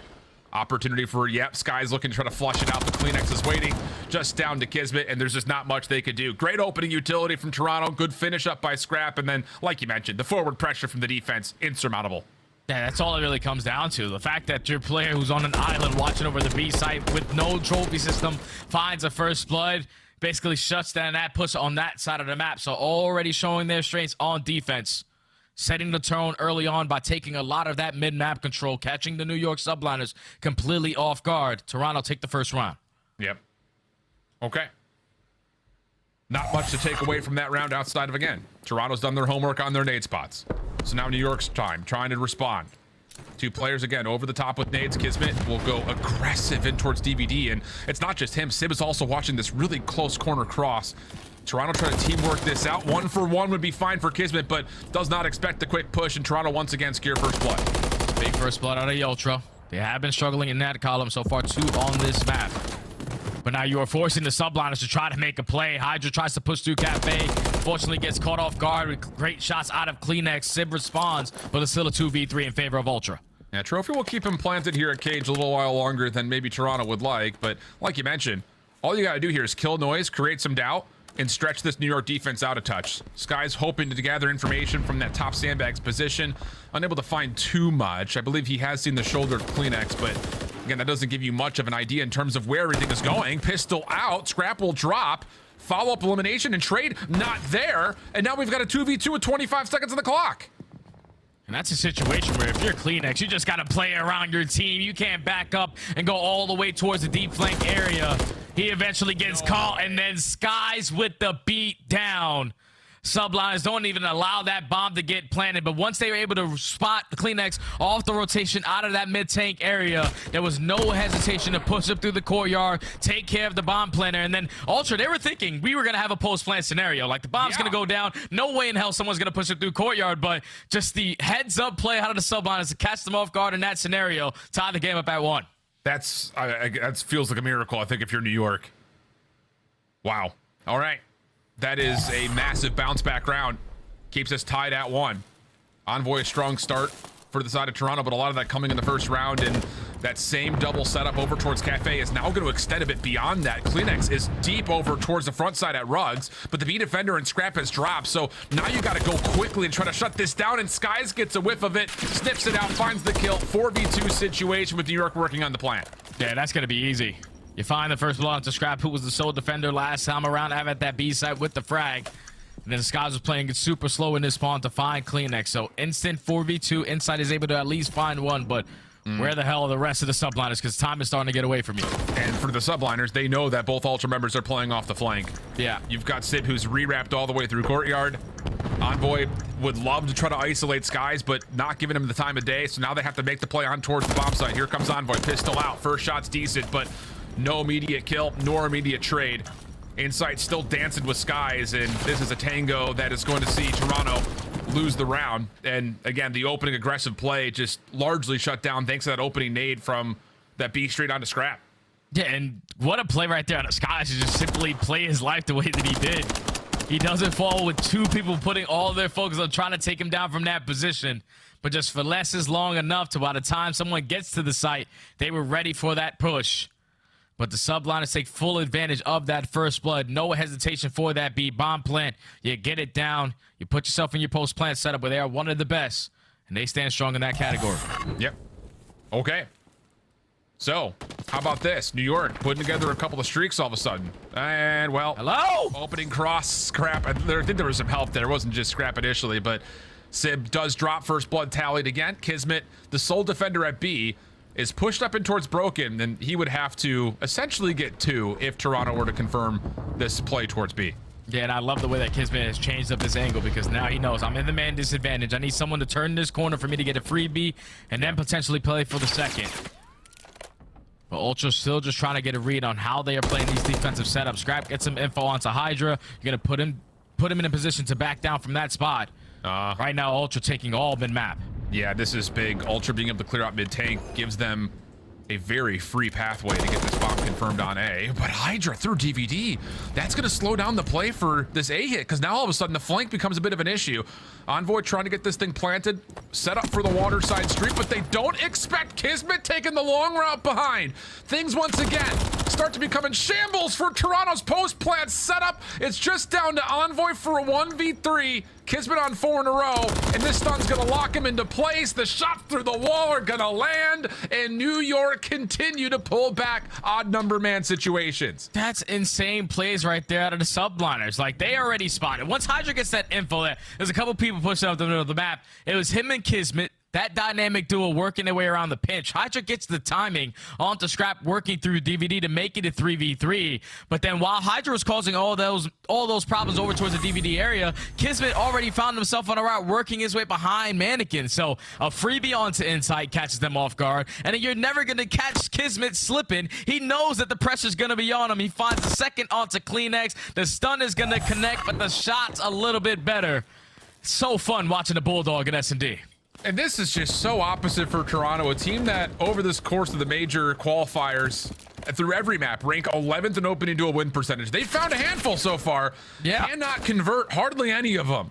Not a good start for Toronto as Kismet now finds himself slinking forward on 5. This is a different look over the top of the A site. Shots over the head will reveal that Insight's nearby, but this is all about seeing if New York can give Kismet an opportunity to isolate and get this 6th kill, and he wants Insight badly. Yeah, that's exactly what he's going to do, but I don't know if Insight's going to be at least able to spot him on that jump cross. He's playing this a little bit aggressive, but Kismet went from a Bulldog to a Caterpillar. He's just crawling his way up. Finally, he's going to pop that dead silence. Here goes the timing on the Insight. Cruise missile now earned. All of subliners have Water Street, and now Ultra are stuck between a rock and a hard place. On Sib through mid-map. Also make sure the defensive rotation is kept honest. Just down to Envoy again, moving rapidly over towards the front side of Cafe. Finds the first, but no chance at the second. And that's one of those moments that, like, wow, it's surprising that Insight doesn't call for any sort of help or rotation. He's just thinking he's in a 1v1 the entire time with Skies, and all of a sudden Kismet's in his face. That's the only reason why he didn't call for any info, because he's thinking a 1v1, that guy's on fire tank. As long as I don't die, I'm doing exactly what I need to do to hold down this angle. But you're simply not going to read the play out of the Bulldog, who turned into the Caterpillar that round, crawling all the way up through that bridge side, finding that kill. And then you can see all the arrows on the mini from Ultra were caught definitely off guard once Kismet found that one. Everyone turns around, but then everyone from the subliner shoots them in the back. So subliners are starting to pull away. Hydra has made a play through this Cafe position before, but that's only when there's a reveal over towards this B side of the map, and New York are trying to maybe allow that play for Hydra again, which it does at least turn into something. But a first blood once again tallied by Toronto, and they've got full clearance and a deep post plant set up here at B. And this would be an opportunity where if you're the subliners, Kismet already has that cruise missile, so if you can invest it to potentially stop the bomb plant, could have worked out better in your favor. But now you're going to use it to simply get the info on how they're playing their setup. You're going to force a couple players in towards Ice Cream, so Scott's going to have his hands full on that side of the map. Oh, and Envoy does drop, so all of a sudden you know exactly where this post plant is set up. Yeah, absolutely well done by the side of New York. You get the call out, you force them to have to go one direction or the other. And on top of that, the crew's connecting onto Envoy, pivotal. Because that makes that whole isolation on Ice Cream so much easier playing a 3v2. And another round where Toronto gets first blood, but cannot find a way to win the round. Unreal stuff from New York here. I'm pretty sure it's like 4-2 in favor of Ultra, but they only have one round win. Yep. And I think that round was the one that didn't have first blood, Jay. Yeah. That's insane stuff. They have to try to figure it out.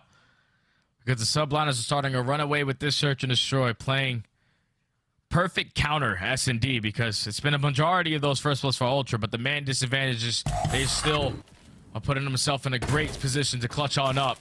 Have a 5 spree out of Hydra, 4 spree out of the Skies, and 6 out of Kiz. So if you allow Hydra to get one more kill and that cruise missile's earned, that's basically GG. Yeah, pretty much. Ooh, Sib pops the door open right into the face of Envoy. Not expecting the gunfight. Just a quick smoke cover and try to get the bomb planted, but Toronto are all over it. First 2 kills go their way. Surely they don't drop a 4v2. Surely they don't drop a 4v2. Shots are decent for Kismet. Pushes forward. He's done his job. Now it's just down to Skies to fulfill the other part of this 4v2 situation. Gets the first. There's isolation here.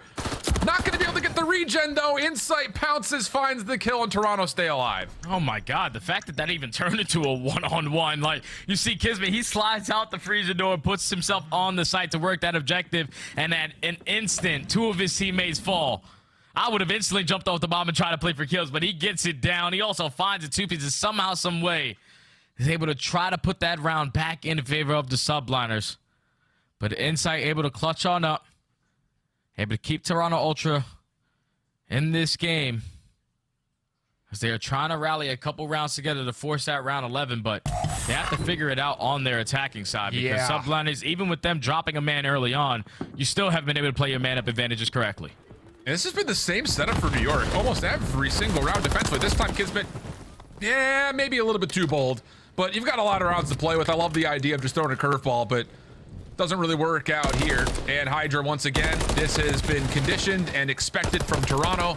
No exit for Hydra either here on this long flank. This is where if you're the subliners, you don't want to give it to Ultra a little bit of momentum with all this aggressive play on your defensive side, because now that bomb is potentially getting planted at B, but no one was watching over the bomb carrier, so Sib is able to get that one for free. Still a manageable 2v3. And Scrap may walk into a crossfire here if he's not careful. Nade cooked for Skies, unfortunate. Trade out for Sib, but his position revealed. Hello? Sib tries to slip away. Now the pistol's out, throwing shoulders. No way, tries to get to the regen, but Toronto too quick to follow up, denying the 1v3, and they stay alive. They find that first flood onto Kismet. You're able to get the read onto Hydra as well, getting aggressive up through Mannequin. And then another one-on-one clutch out of Insight, where it got a little bit scary. Only one more burst left in that Renate. Gets it done for Ultra. But that has been, what, 6 first bloods compared to 2, and you only have 3 round wins, Ultra. Yeah. We got to play our man-up advantages a little bit better, man. Absolutely the case.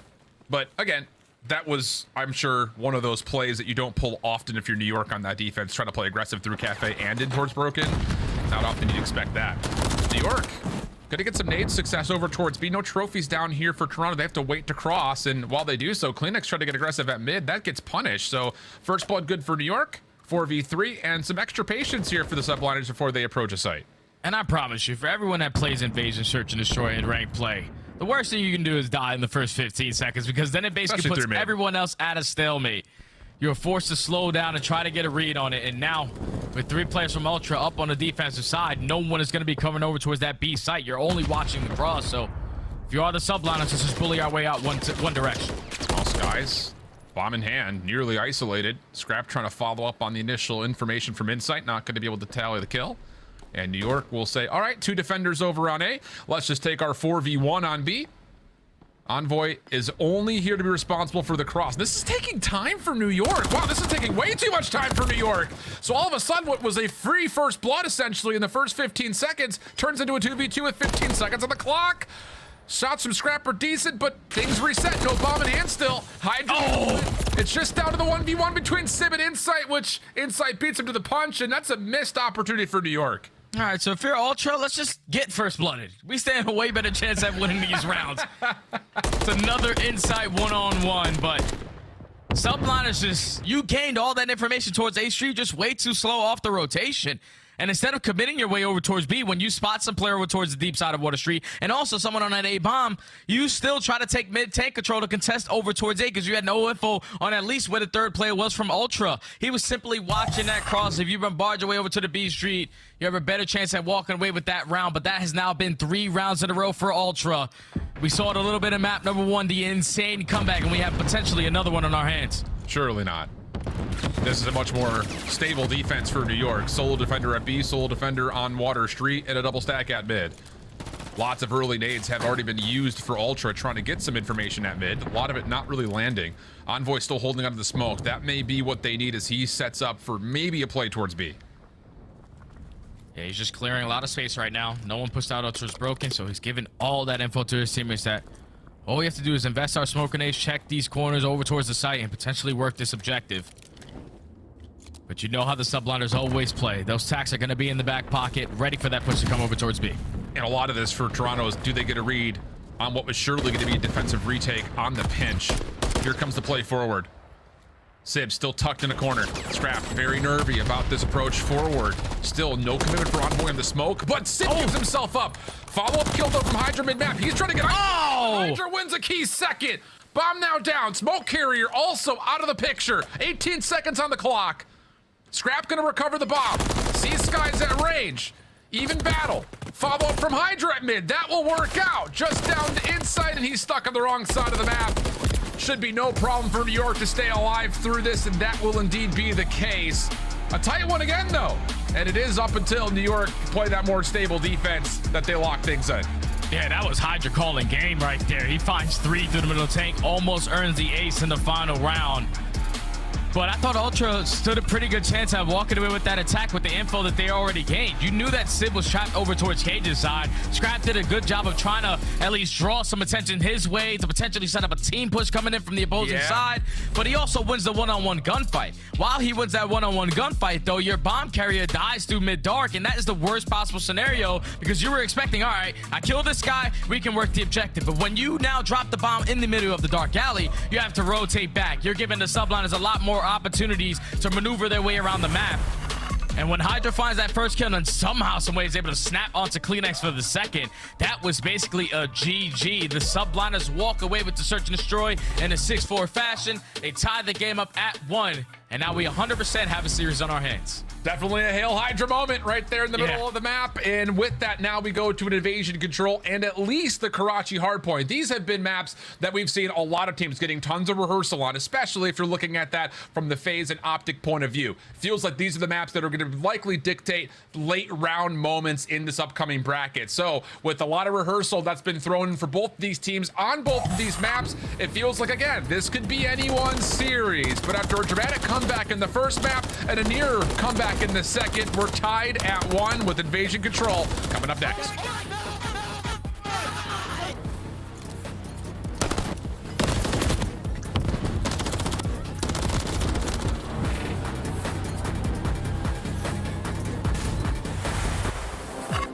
Upgrade your game with the Scuff, the official controller of the Call of Duty League. The Call of Duty League is brought to you by Monster Energy, the official energy drink of the CDL. The Cataclysm Pack is available now. This bundle includes the Cataclysm Operator Skin, Dystopia Weapon Blueprint, Iron Lung Charm, Vroom Animated Calling Card, Alpha Vinyl Guiding Light Emblem, and Scratch Tally Weapon Sticker. Use these items in both Call of Duty Modern Warfare 3 and Call of Duty Warzone. Available in store now using Call of Duty points. He's looking to bring balance with his cruise missile, folks.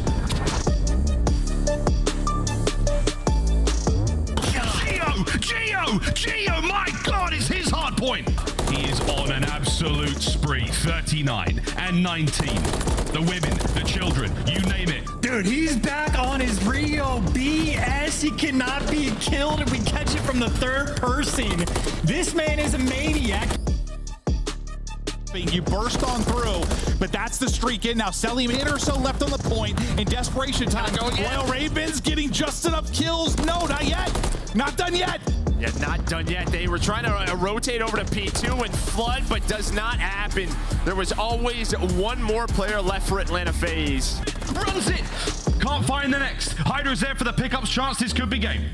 Oh, that's going to be it. Kismet's headset, I think, calling game. You heard the flank coming through, and now you flood into Hydra. We hail him. You give him the 3-piece. And there is no resuscitating them from this series. Dashy up over the top. They're looking for him. He wins it down to 1 versus 1. 5 to go. He doesn't have play. He's got to hunt him. He's got to hunt him. Snoopy has to hunt. He's just trying to buy time. And Dashy. Love around the Twitter world. JCap even chiming in and saying, Shawnee making all of us coaches proud, showing that they can still hang on the sticks. I mean, yeah, they spawned in. He had to spawn in against a top 2 team, not the Texas. Throwing, they are fired up. The guys enjoying that one.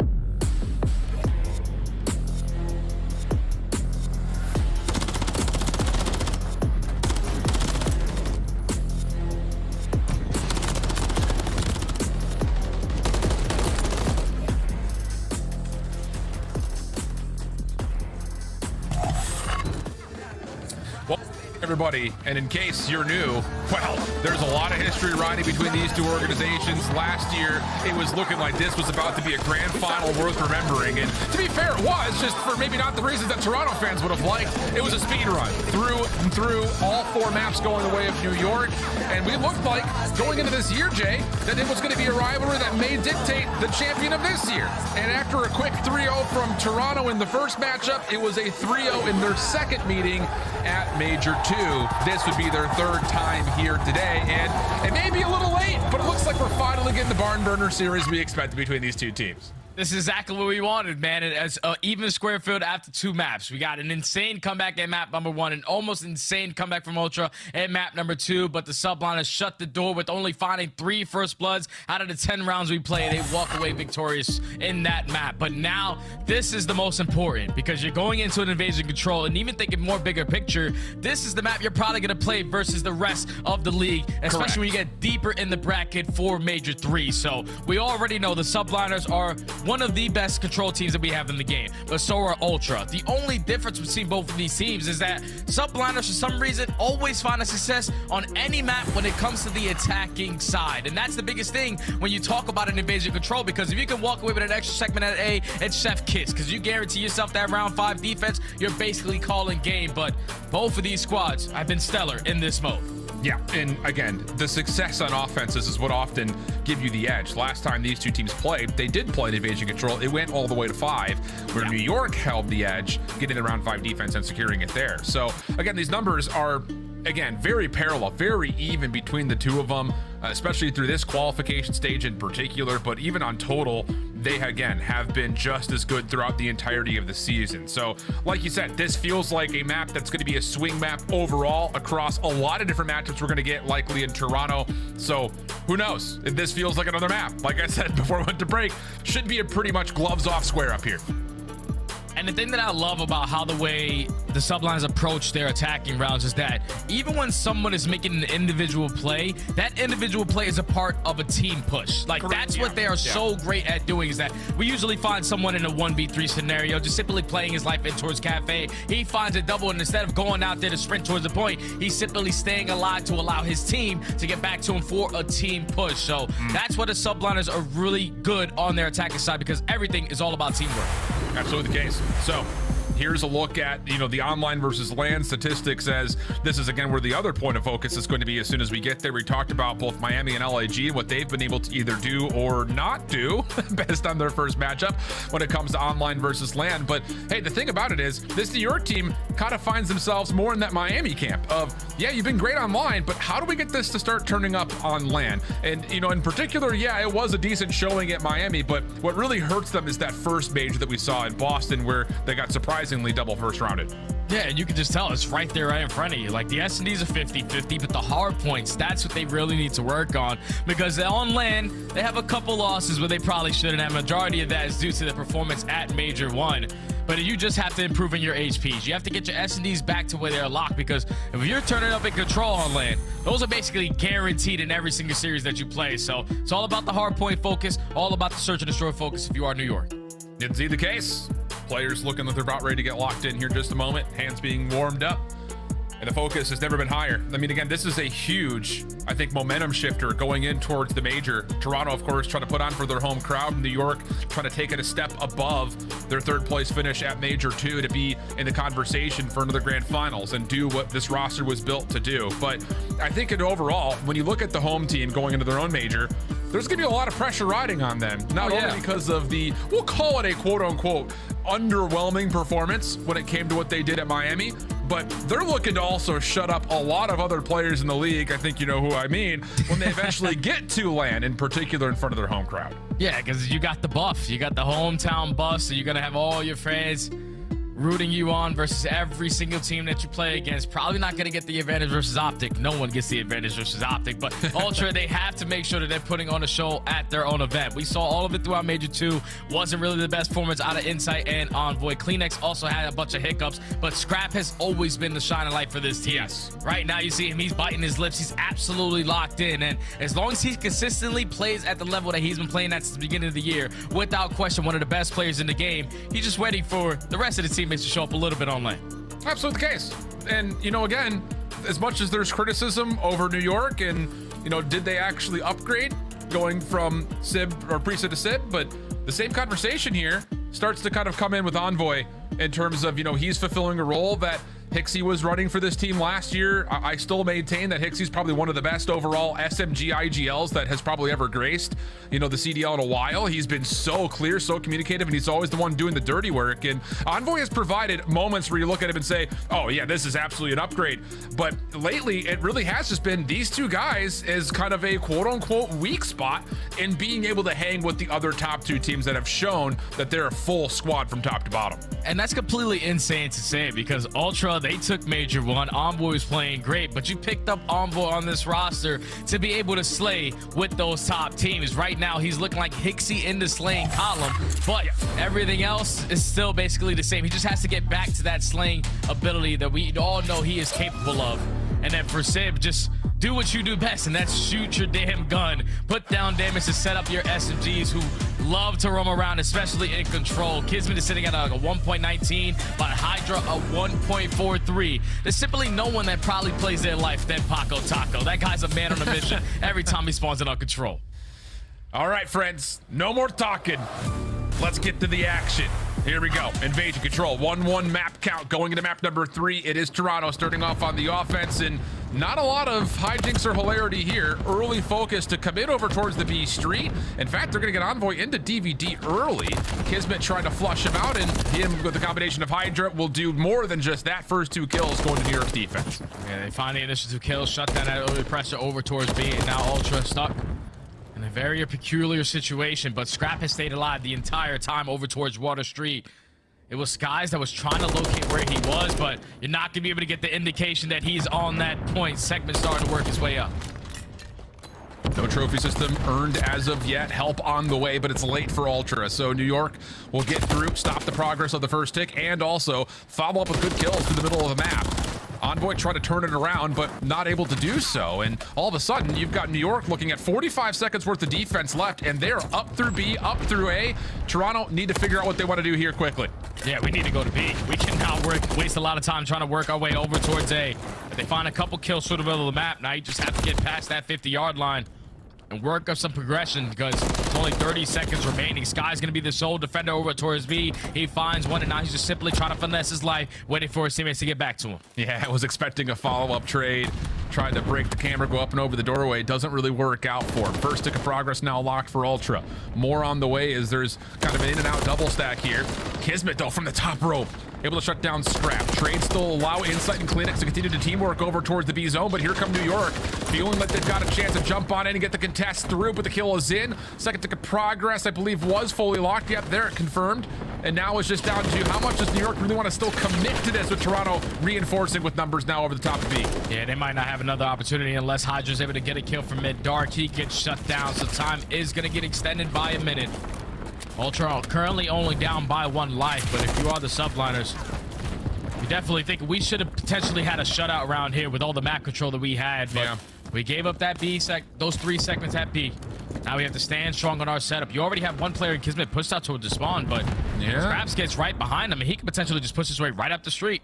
Well, the thing about this is Scrap is going to say, hey, the water street is clear. And wow, Kismet nearly had a chance to flank behind the AS and D street. Not going to work out. Scrap finds the kill. And now Toronto can get to work trying to clear out Laundry. Good opener from Hydra. Slips away, but Scrap meets him on the exit. Still an opportunity for Toronto to hold some ground front side of this A zone, while also simultaneously Kleenex on 5 is looking for kill number 6 for a cruise missile, but thought he had it in the way of Kismet. He ducks to cover. Hydra secures the kill, and now Toronto are in a little bit of trouble, down a couple of lives with no real look on the A zone. Yeah, that was such a big kill on the Kleenex, obviously shutting down that cruise missile, but he was trying to be the playmaker for Ultra to work his way behind enemy lines to potentially set up a pinch. Now it's going to fall into the hands of Envoy. With only 20 seconds left, he's just hoping that his teammates find a couple kills through the map, and Kleenex finding a double might find an opportunity for the game to get on the point. It's going to turn into a one-on-one, but Hydra's dancing with death, able to come out on top in that engagement. Inside falls, and that's going to be a subliner standing strong on their defense. How good has Hydra been for this New York team in this kind of resurgence in the last couple of weeks? That is just next level finesse. He gets to 4 in a row. No chance to find kill number 5, but New York stabilize around the A zone, take the round, and largely mitigate all of the pressure that Scrap was putting on towards that A zone early with some pretty good conviction. Yeah, that's good stuff right there to New York. To reinforce their way out to the map, and even when time got extended, to always hold down that left street, get the reads on the players going around the pinch. Hydra, always a perfect POV to watch. He gets a couple extra hit markers as well with that Renetti, so he knows that there's someone also right around the corner, and single-handedly shuts down that push from Ultra to stop any progression over towards A. Subliners take the first, and now it's their turn on the objective side. Let's see what the idea is going to be here. Kind of similar to what Toronto was trying to do. Kismet will get a DVD, but he gets in for pretty much free. Toronto trying to get forward through the middle of the map. Kleenex able to get the first blood, but nothing more. So Hydra gets to his 5th. Not a chance to take a 6th gunfight, though. So no cruise missile. But New York, with all this pressure through mid, have actually found Sib to slip on into the B zone for an early tick of progress there. And that's why you force Toronto Ultra to play the way they were around that 8 point. Because New York are finding a couple kills around Cafe. You do not want to give them a free transition over towards A to work up some of those segments. When you take down all those players, now you can put your focus over towards B. Even though the first segment is already complete, subliners are already pushed out towards Broken, and they're already finding all the kills in the feed. Second segment about to be complete. And Hydra even trying to get a little bit further over towards Blue. Stop either any defenders from rotating over to contest this, or maybe catch a couple players off spawn.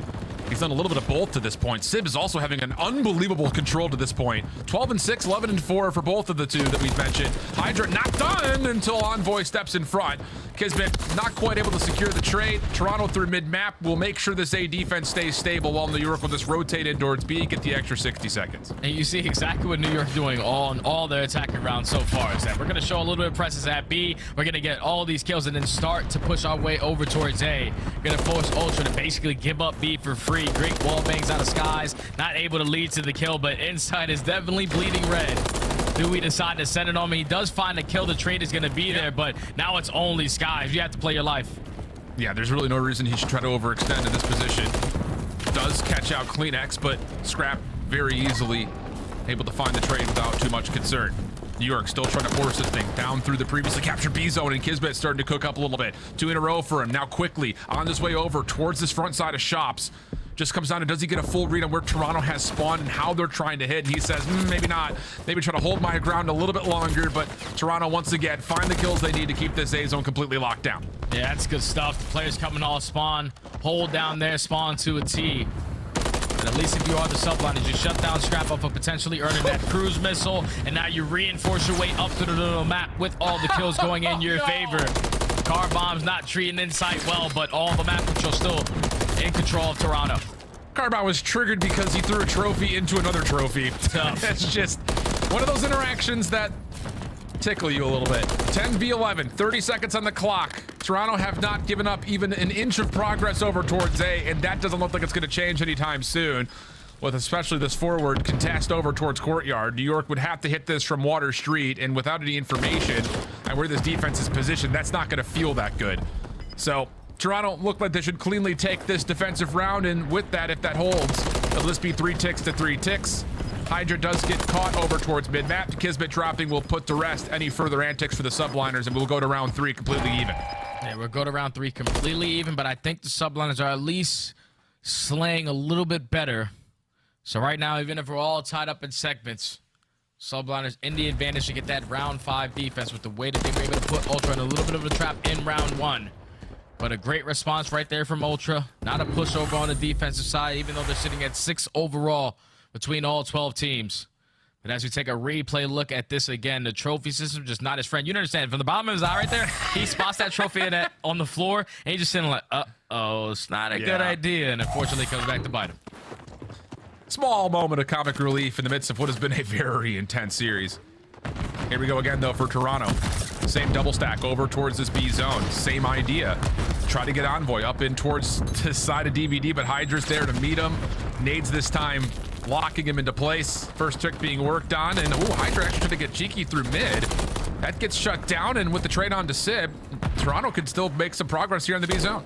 Yeah, that first segment is about to get complete. You already have DVD controls. Subliners, more specifically in Kismet. He's waiting for his teammates to at least work their way up the map before he decides to strike. But same time he's working, Kleenex is doing it on the opposing side. He finds one through tree, able to spot Hydra to snap, but the MCW is good enough to find a kill as that second segment is about to get complete. Yeah, and it looks like for the most part, Toronto just want to try to get here, stack it, get the extra 60. You can see the damage that Skies is laying in towards the spawn of Toronto, though, just playing on this backside of Palace. But it's not enough to keep them over towards those ice cream spawns, flooding over and over again towards B. Life count still starting to amount in favor of New York.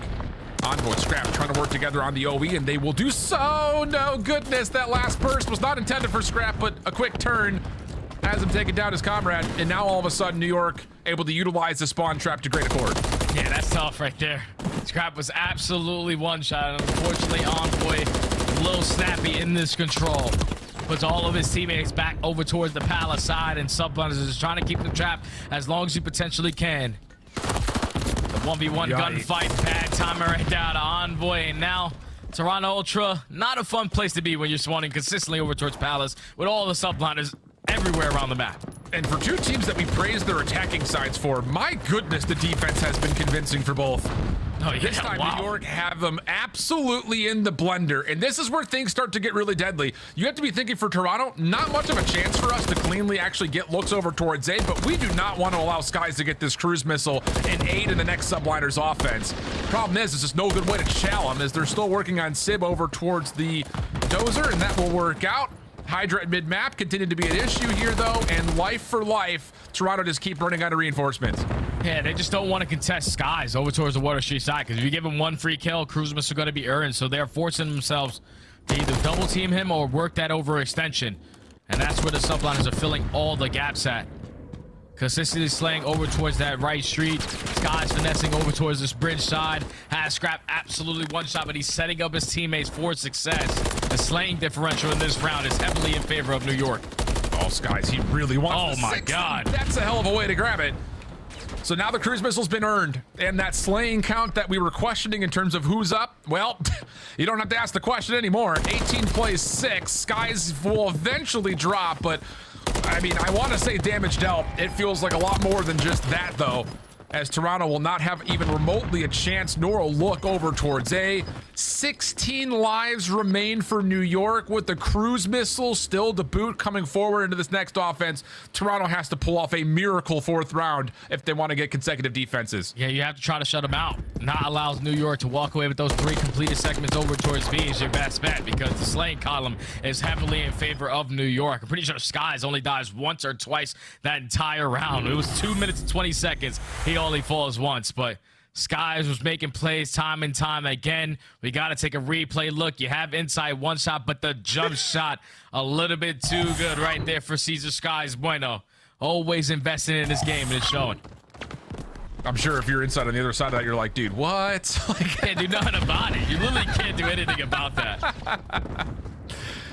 Trophy down early as New York, they know what their win condition is. Get these 3 ticks of progress, and we're good for round 5 defense at worst. Decent shutdowns from Scrap. That gets them off the zone as well, keep in mind. Sky's still floating around mid. Make sure that there's no chance for a pinch, and off spawn, New York will have no problem trying to reinforce through B Street because of it. Oh, plus the extra. Skies is shooting 20 and 11. Cruise missile earned. He's looking to get to A.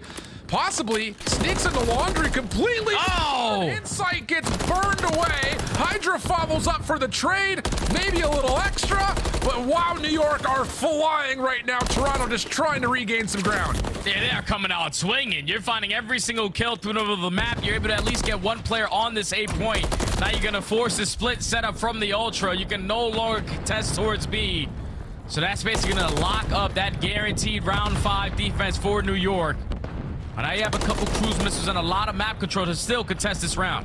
Yeah, and you have to think, if you're New York, you got 5 lives. You have some, well, maybe chances to play through the OE. You're looking at this like, let's not even bother with round 5. Let's just get it done here. But Toronto not to be trifled with. Bounce back. Take care of the exit from the B zone, and they have Kleenex in position to try to watch these rotations out of the New York spawn, but he only gets 1 before dropping, and that's not going to be enough, you'd think. A chance to hold on to this B Street, though, for Toronto. The problem will be getting someone in place to watch down water. all their focus is over towards this left street because they know this is exactly where the New York Sublines are going to try to break out from. And now this is a situation where if you are New York, you have 1 minute and 20 left. Inside finds himself on 5 in a row, holding down this overextension. You don't want to give him a kill, but you're also oscillating them to bits. You tied it all up in segments. You might just want to put your controller down, but you find that kill on the inside. No cruise missile earned, still an opportunity. Well, Toronto starting to heat up a touch here. Scrap dancing around the tank for 2 off the regen. Trying to predict the third. Stun comes out. That's enough for Hydra to find the easy win. Rotation through mid-map for New York. Try to get an eye over towards the A zone. Kleenex inside a cafe. MCW, though, not the weapon you necessarily would want. And it now all really falls down to inside. He has to lock down this rotation. Opening shots from Sib are decent. Envoy able to reduce the numbers of New York defenders from the front, but still, this is a scramble to see who can get in control of A first. And maybe that kill changes the tides for Toronto. Yeah, that was a big kill right there to end fight. Insight to find that jump shot onto Hydra. And you take care of Skies, and now you know all of the subliners are coming off of the respawn. Just have to hold strong on your defensive setup because subliners already take a lot of mid-map control for another push. And again, the life lead, the kill lead for New York. Looks like that should be enough to give them round 5, pending that they don't get absolutely slaughtered here in the last 10 seconds. Moment of pause. New York may be reading the situation and tallying the math at the same time. And trades should be more than good enough. Maybe one more chance if Skies can slip in and try to touch this. Yeah, tried for it, but nothing further. But tick progression is tied, but again, that last round, so convincing for New York, they should have the round 5 defense. Yeah, they guaranteed the round 5 defense, and now you also have a cruise missile in your back pocket as well, just in case it gets a little bit scary. But now you just have to do exactly what you've been doing the last 2 previous defensive rounds and give up those B segments, but stay strong over towards that left side, Water Street. Force Ultra a lot more of a difficult route on the overextension to try to work that objective over towards A, which has been their success story so far. Can the subliners do it again? And how do you even get a look on the A zone? Do you try to do something off the break off here? Yeah. Try to, you know, get Toronto into a position where they can maybe get both zones at the same time, because New York has been so convincing. Yeah, they don't want anything to happen over towards A. 3 players defensively right through Cafe. And now we head on over towards the defense rotating to B. And oh, the forward position for Envoy works out for a 1-for-1. That's not bad. Sim is also left without being able to contest. Kismet drops over the middle of the map, and here we go. First early bit of progress earned, plus extra kills to boot. Toronto in good form here right off the rip. And you can already see the decisions coming in from the subliners. Everyone off spawn said, nope, we're just going to rotate over towards Water Street. They're most likely going to take the speed capture. We do not want to continuously fall on our side of the base. So that second segment is already going to complete. The third segment about to come in. Time is getting extended. Great plays right there to Scrap, but he's the only one who finds a kill, and now the subliners have him back in that headlock setup. Yeah, Sky's just playing a very off angle, but Envoy able to reduce him quickly. That is an amazing elimination to allow Toronto to kind of stay away from this trap, at least partially so, because you do have Hydra deep over towards Ice Cream. Kleenex, big win onto Sib, though. Once again, extra space here for Ultra with Kismet dropping towards the front. They're going to get players, not just through the middle of the map. They should be able to get someone on over towards A early. One player's to the point. He's just hoping that Seabass can find a couple kills. Scrap at least gets the beat down, but the subliners are here to reinforce with their numbers. Depleting that first segment, and now forcing Ultra to try to rally the troops again for another push in towards A, but this time is a little bit more scary because the subliners are ironing it up on their side of the spawn.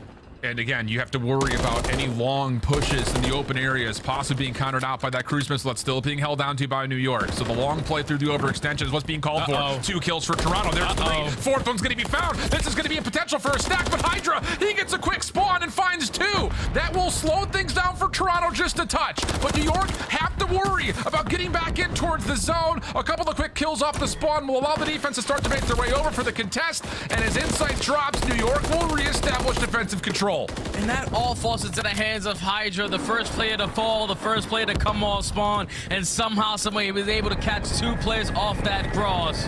Gives his team another opportunity to find the break, and they continue on forward with it. Now the cruise missile does get invested. You're simply calling that in for the info to be gained for your teammates to get pushed up a little bit deeper than their base. And now only 45 seconds allows Ultra 1 to 2 more good pushes at this. And Sib mid-map. Oh, you don't want to fall here. Scrap battling with him. Wow. For the side of Toronto. Help from the front. Inside's able to find a third. It's just down to Skies inside the zone, but the contest from Toronto is a bit labored. There come the kills. Here comes the stack. No! The trophy system again becomes the biggest nuisance for Toronto. It's just down to a couple of players, make it just one. Kleenex, the last one left alive, and he gets taken down by Sib. Toronto have to reset up again. And there's only 20 seconds left. New York only have 6 lives remaining in their column. So you need to find a 3-piece if you want to try to get yourself onto this point, but this is their last hurrah. Only 2 defenders inside the zone. The others for New York. Worried about the overextension. Oh my God. Here comes the flood. Skies by himself could do nothing. Trophy system this time gets placed safely. On top of that, it's a 12v2. Toronto looking clear here at A, unless maybe some desperate nades land and popcorn him out of the zone. Hydra tries to step up. Kismet by himself can only get 2. And Toronto take the round 5 offensive win.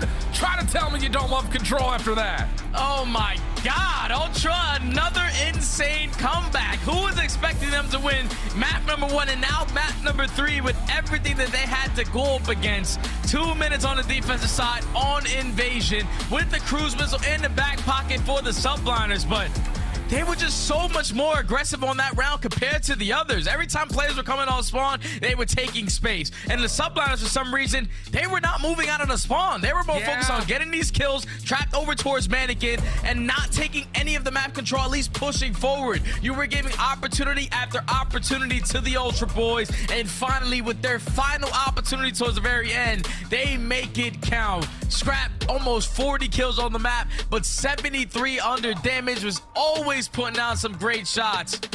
But everyone else, when they needed to the most, clutching up at those final moments for Ultra to take both respawns in this series so far, and now 2-1 up in this series. Jay, 39 kills, 30 non-traded, 23 of those on offense. Oh, mercy. We got ourselves a cooker here.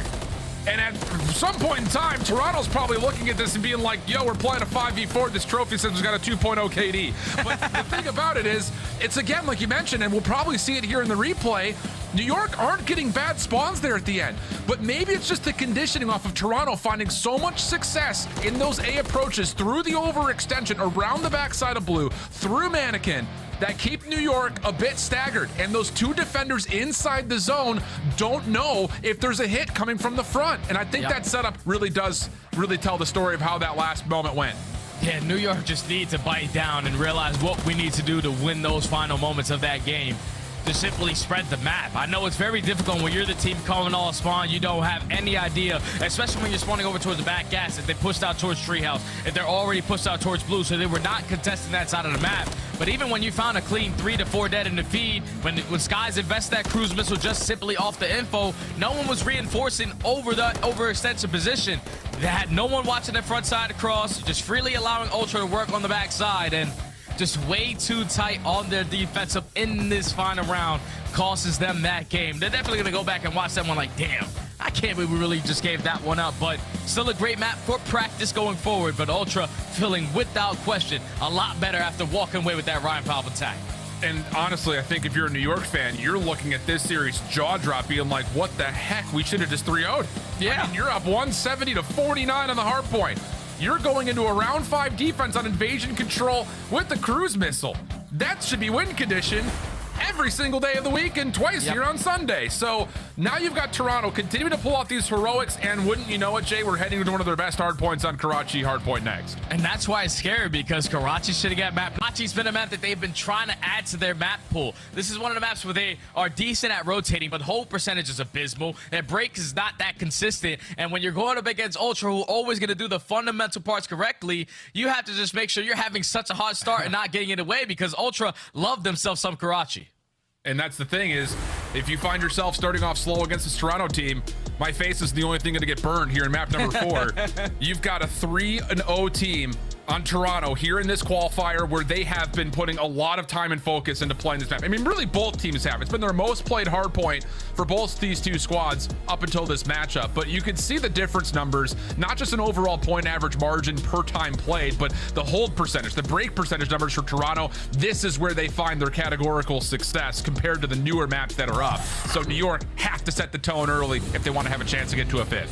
And it simply has to be off the hold percentage, because I'm pretty sure on this map so far in this stage, they are dead last in points per 60. That means that you're the team setting up and you're just not getting any time or instantly getting broken. And that's exactly what Ultra are going to be looking to do to you. So you have to make sure that your setups are going to be a lot better, because this is a bread and butter map for the Ultra boys. But bigger picture, you know you're going to be playing this map potentially against Atlanta FaZe, so you got to bring it.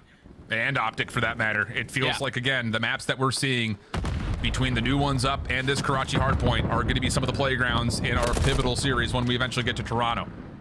Still have more to go here, though. Envoy, quick wrap around the back. He's going to get a lot of read in this New York setup, but unfortunately gets caught in the mantle for Toronto fans. So New York actually end up in favor of the kill feed, and that allows them to not just control the middle of the map. They could actually jump onto this hard point, up these reinforcements, start earning some early time here. Yeah, let's get back into that hill. If you are New York, you find 3 kills in the feed.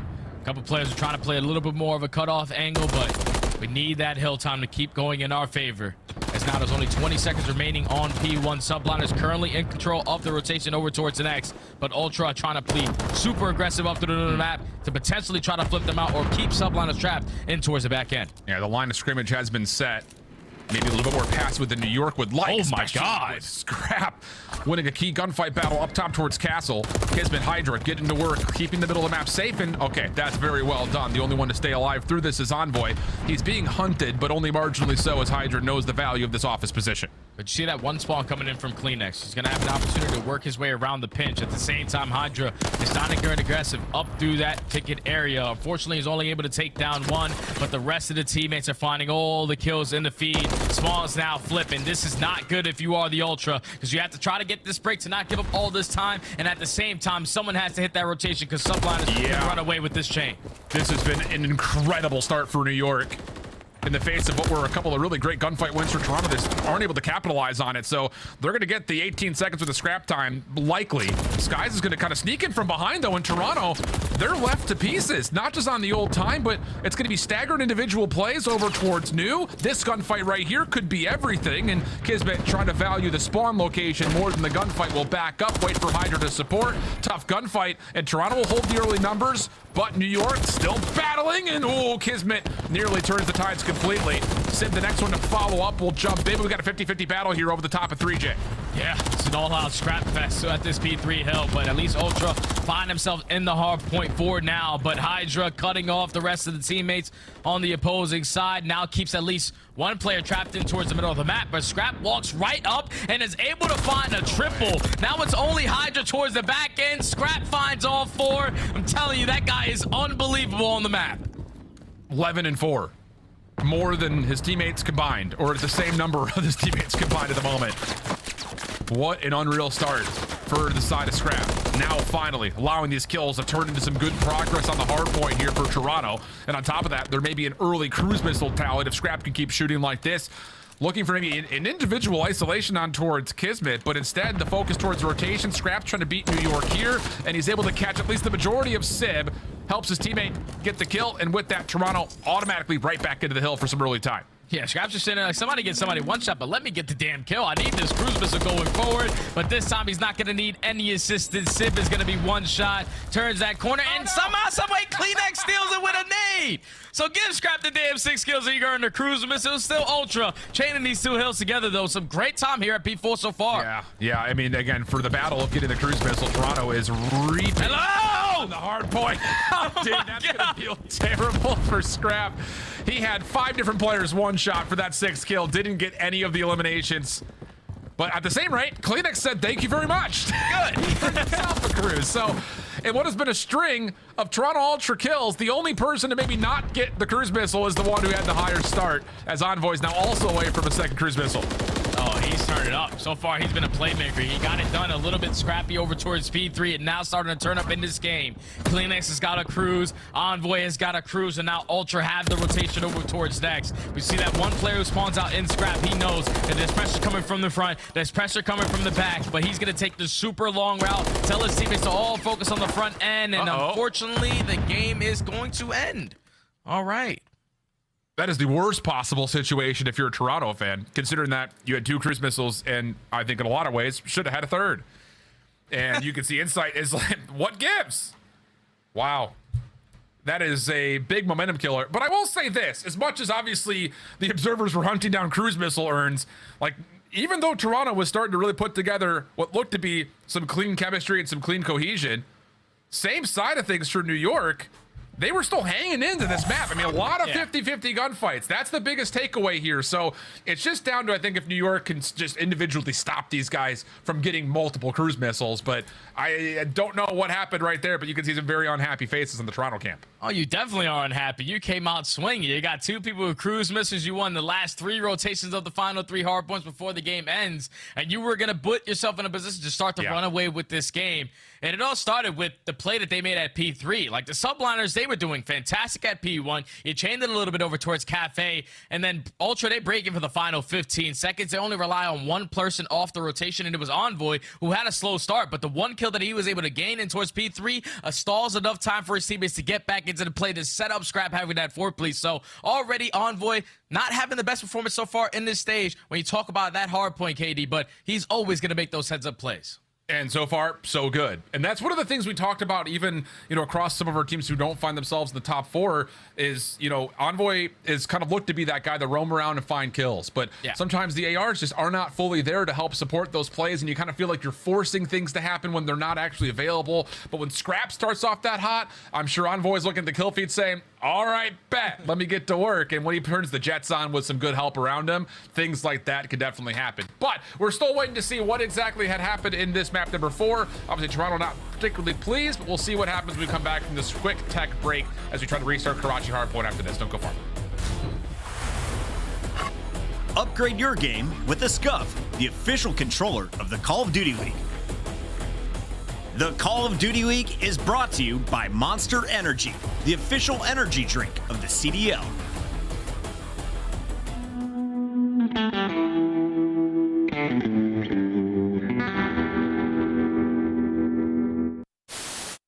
Listen, where am I looking here? It's Mother's Day, all right? Call your moms, all right? And maybe I'll call them too.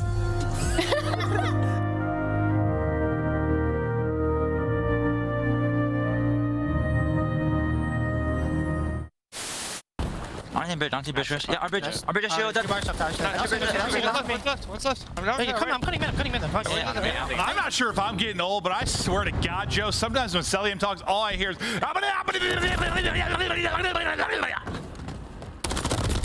yeah. Talk about aggression, Rocker, 4 players over towards A. Zoinks! There's the second from Alex. 3rd for Alex. Oh! 4th from Alex too. We missed it. Standy will get free info here onto Assault. Quickly finds the kill. No. He's going for the assassination. Didn't hold the button down long enough. And Assault says not so fast. Let me tell you right now, these guys play every day. You should know you cannot assassinate someone when they are a little bit taller than you on the map. And unfortunately, the 1 down doesn't work, but you know them hands from Assault. They are definitely warm. 2 punches right to the chest to take down Standy.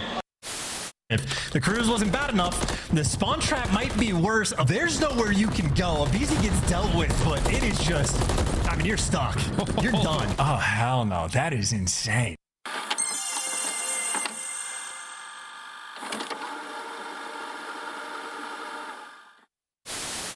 Shotzi was 4 in 16. Now he's on a 7 spree and just made the best play we have ever seen on Skid Row. The dance he just did, he turns into a ghost, and now Ultra are down in this game. Optic Texas win it. I have no idea how Shotzi continues to do it.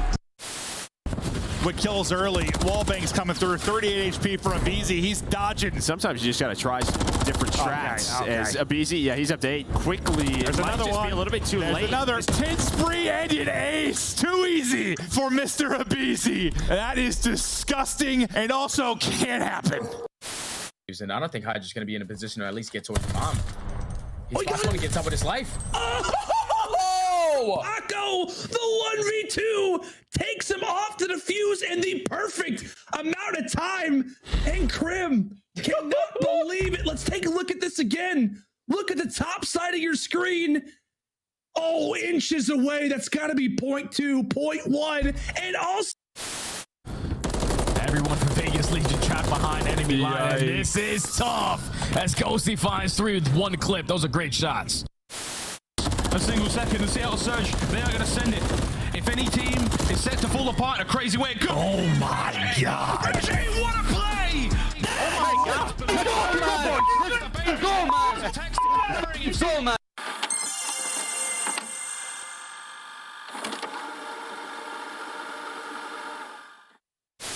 Share your life. They actually went for the challenges and gave us an opportunity, which is just something I hate seeing. And what the hell was that? Zinni's got That's the best gun in the game. That is the best gun in the game. Behind enemy lines. He's getting loose early every round. Like, do a little dance, make a little love. Who's standing now?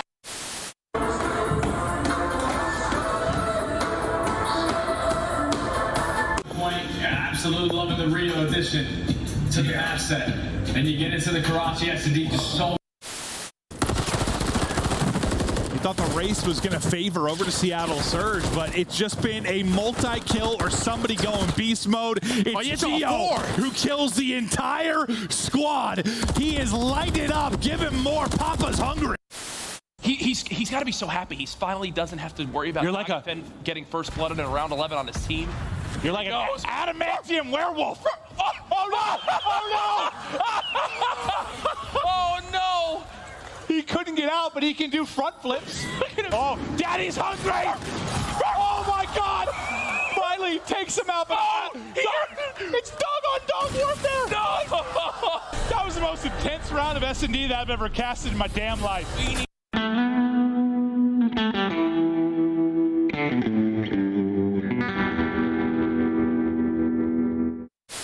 Hardpoint compromised. Nice. 2. Oh. 3. Oh my God. He's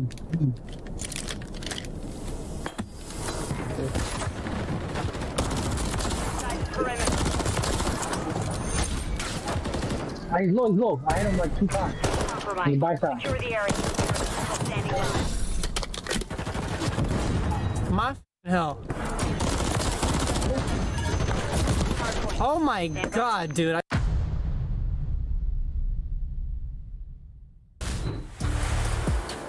Welcome back, everybody. Just an update. We are still dealing with a bit of a tech issue with what happened in the start of the Karachi hardpoint, but in what has been an absolute cooker of a series to this point, hey, we're starting to really get a feel for what both these teams are going to offer us when we eventually get to Toronto, Jay. No, yeah, I'm excited, man, because obviously Ultra, not the best start to this series, but an insane comeback in that map number 1 showed that they still got that ice in their veins. And then even when you get to the map number 3, insanely icy with 1 final push in that control to now walk away with 2 respawn victories so far in this series. But this one is far from over, Alan. We still got potentially, we got guaranteed 1 map, but potentially a final one in that 6-star S&D awaiting forward. Indeed the case. And well, hey, we've had a couple of absolute special moments, and of course, the superstars for both these two teams have been leading the way in a number of individual ways. Hydra on one side, Scrap on the other. They have been unbelievable for their teams, even in the lulls that have kind of come throughout some of these Major 3 qualifiers, or I guess maybe more so for Major 2. Here in this series particular, through just the 3 maps, the numbers these two guys are putting out are unreal. And that's coming off of a fine start from Scrap in the comeback effort, but he's really exploded here lately. Oh yeah, Scrap's always gonna do the best of his ability to be the best player on the map. But the fact that Hydra is keeping up in the damage, a little bit better in the series KD, a little bit more kills as well with that Rival 9 in hand is actually insane to me, because obviously it's based off of a lot of that map number 1 where New York subliners are having a lot of success early on and Toronto was just a little bit late to the party, but they were able to clutch on up. Definitely both of the superstars for these respective squads, but take a look at these maps and modes again. This has been a nail-biter series. 250 to 244 map 1, 6-4 where it potentially should have went to around 11. True. All the way to the very end in that invasion control. We are just awaiting this Karachi hardpoint where we were at least pleased with a little bit of a sneak peek on it. Ultra coming out swinging, but the subliners, they look like they made some good adjustments so far. Yeah, especially after their break off, right? I mean, the first 2.5 hard points were great for them. I mean, you get a lot of the time on 1, you win the rotation to 2, and you also have Ultra in a bit of a panic getting over towards that cafe, over towards P3. That's when things started to pick up, though. And those 50-50 gunfights, Ultra really started to come together and have the individuals pop off. I mean, we saw Scrap nearly get the first cruise missile. Insight, Envoy right behind him, able to eventually tally some of the cruise missiles between P3 and P4, but it's just down to, you know, which Toronto Ultra are we going to get at the start of these maps, because in map number 1, it was slow, and it looked like at one point throughout the listen, and I actually said to you, it's like, Ultra looked lost on the map, but as soon as they got back to this second P1, and then eventually to finish off the map, it looked like they started to put things back together. Yeah, and there was insanely clutch abilities as well out of some of these players. Like, if Scrap doesn't find a 2 and it turns into a 1-on-1, it completely goes different. If Kleenex doesn't come off spawn, find a double through to the map, probably an opportunity for the subline to execute a break in. But Ultra always have been and always will be calm, cool, collected when we go into a listening with them. You can only imagine the gameplay, even in those crazy moments, are still calm, cool, and collected, thinking that they have an opportunity to close out the game. So ain't nothing changed for Ultra. They've been the same squad since the beginning. Look at the tally between P5 to P1 for the side of Ultra. I mean, huge peaks starting to come through from 49 points to 105, and then again from 204 to 250. Yep. And it's just the stall out that came through. It definitely felt like as we started to get to that second rotation, there was a moment where like the subliners were just having a real tough time keeping themselves in the same mentality of where they started the map. Eventually kind of made one good chalk and rotate moment come through to get themselves back in the leaderboard and back into control. But that P5 to P1 rotation, I mean, Puckett mentioned it from weeks ago that is everything on this map. And he's been right ever since. So still waiting the resolution of what happens here at the beginning of this P4. Ultra trying to keep their composure after what seemed to be a server issue. And Insight, again, really the byproduct of a lot of the success that they were able to find. No, he's not sleeping. I promise you that. This guy's locked. Yeah, it's a little bit of a meditation thing. You know, it is Mother's Day. He's probably just trying to sink in with his mom, let her know I love you, saying all the sweet words. He's wishing he could be with her. But he's just so locked in for this matchup. Job is not finished yet. Communication is flowing. Insight has always been, though, that calm, cool, and collected guy. The level-headed one for Toronto Ultra. And as long as he continues to play at a high level, this Ultra squad will continue to find success. And keep in mind, there was the tally, I believe, if I'm not mistaken, that Desmond talked about. If Ultra come away a 3-1 winner in this series, they will guarantee themselves the number 2 seed. Yeah. Regardless of what happens with the Optic and LA Thieves game later. So there is some, you know, extra pressure, if you want to call it that, in terms of them confirming this second seed that they're currently find themselves in. Gives them obviously a much easier pathway in terms of trying to please the home crowd, instead of having to match up against a tough opponent maybe a little bit earlier on. But, you know, there's still a bit of a shakeup that could still happen here. I mean, all 3 of these teams between Toronto, Texas, and LA locked in at 5-1 each. Of course, the final matchup of the evening will be Optic playing up against Thieves, where so New York doesn't have a chance of moving up any. They're going to be pretty much locked into this 5th position. So, you know, this is really more of the Ultra team saying, and if they're aware of it, hey, win this map and we guarantee ourselves that second seed. Yeah, and that'll be good because then you square up against Seattle Surge, who have been on the upward trajectory. Like, ever since the addition of 04, obviously you've had a couple mishaps in a couple of series, sure. But you still got to work through the leaps and bumps of a new squad. So it's going to be a very good test for Toronto Ultra if they manage to get that second seed and go up against Seattle. But if you are the subliners, you know that you are basically locked in at that 5th spot. You just have to see who you're going to have a dance with in that final matchup between Optic Texas and LAT. And I'm really excited to see that final match too, because LAT, for me, they've had like a really easy schedule so far of this major. They've only played one tough team and they unfortunately fell short there, but not a single team that they played against was in the top 4. They're finally going to play against Optic Texas, and that's going to be the true test to see what they're all about.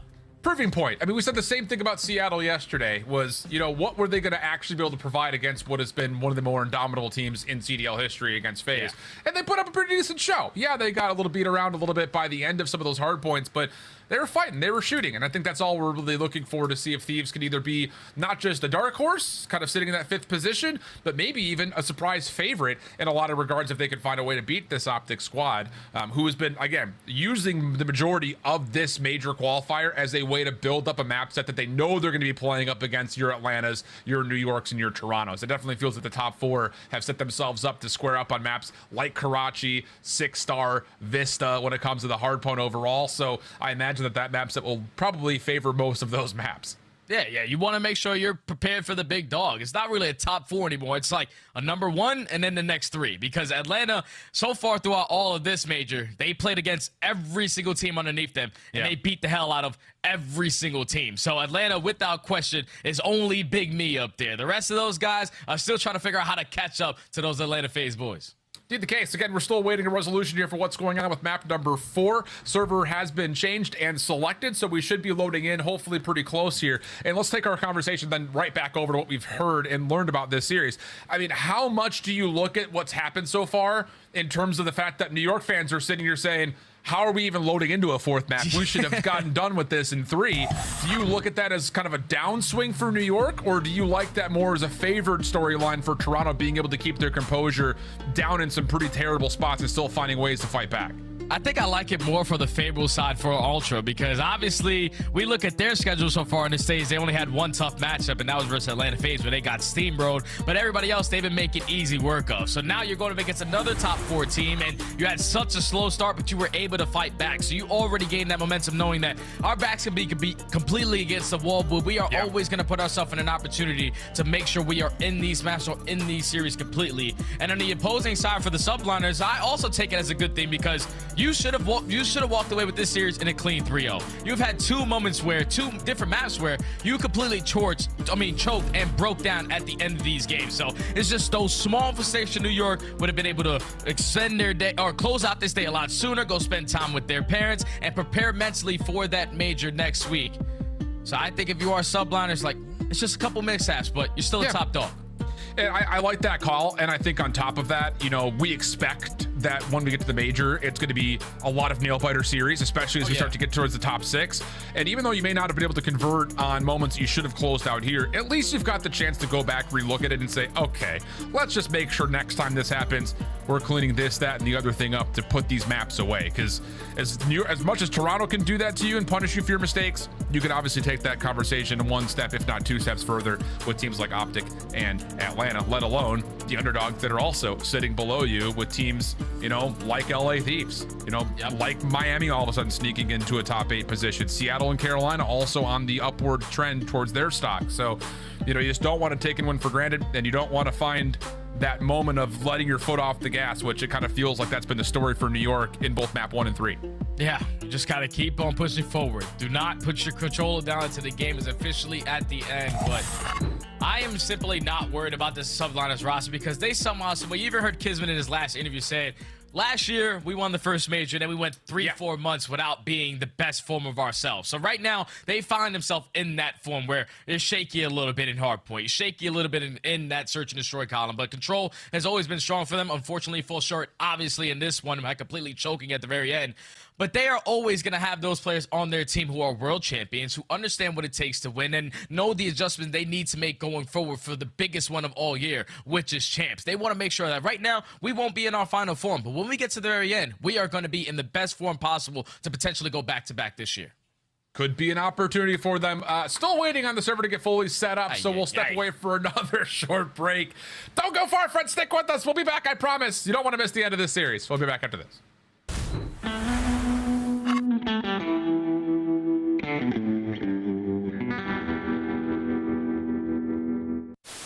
Well, hello there. We are back and ready to kick it into the map 3. A hot contest so far. Yeah, it's hot in the building. It's hot in the series. Hey, you got shorts on today. You're hot. Yeah, no, I knew it was gonna be warm today. I had a feeling, so I had to pull out the quads. Look at these things. You think anyone's blinded? I've been see through them. I've been hitting the Peloton though. There's some muscle there. I'm telling you, these things feel like a couple of rocks, man. Okay. I'm so sorry about that, everybody home. Hopefully, no one. Viewer discretion is advised. Had their vision affected by the bright lights of my quads.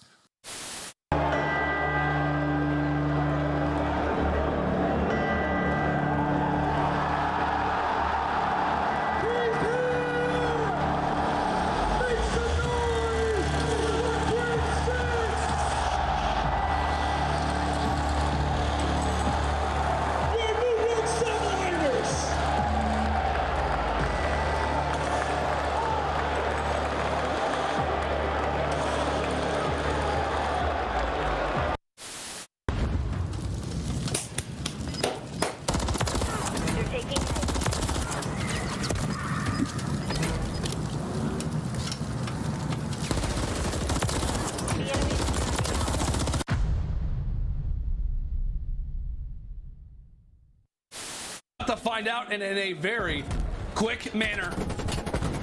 Archie's putting in a few bullets toward the tractor as here comes the nade. That could be big. That's massive as Octane's able to find the first classic. Everybody explodes, and that will be it. That will be it, Seattle.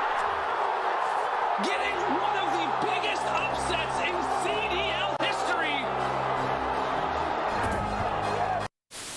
There's more than just the game on the line. It's like, you know, a lot more bragging rights. I think the very first map is the most important map. If you go down that first map to Optic, chances are you're not going to win the series. I think they have like over 90% win rate after they win the first map, so it just really comes down to that first map, I think. When you go up 2-0, it's really hard to come back, and we're really good at sealing the deal and just closing the... We've been practicing pretty hard and, you know, watching a lot of film and stuff like that, so I'm just fully confident we're going to walk away with the W.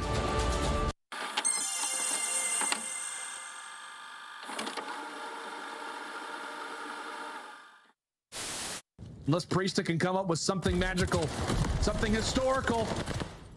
Few players falling. Priesta ends up getting traded out, but Standy's still here.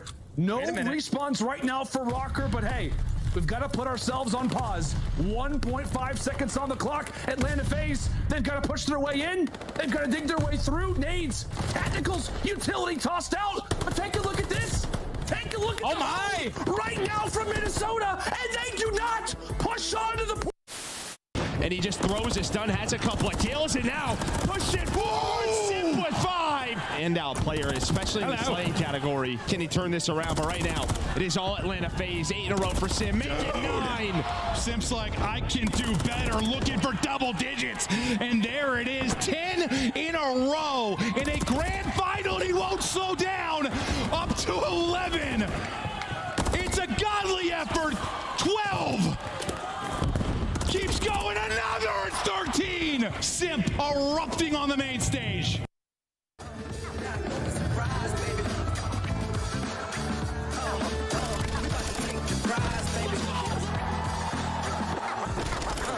We finally arrived, baby.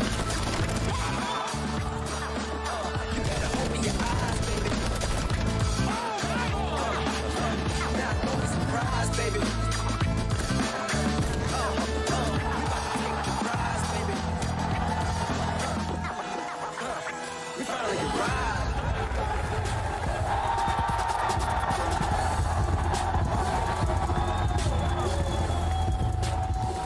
Second, the Seattle Surge, they are going to send it.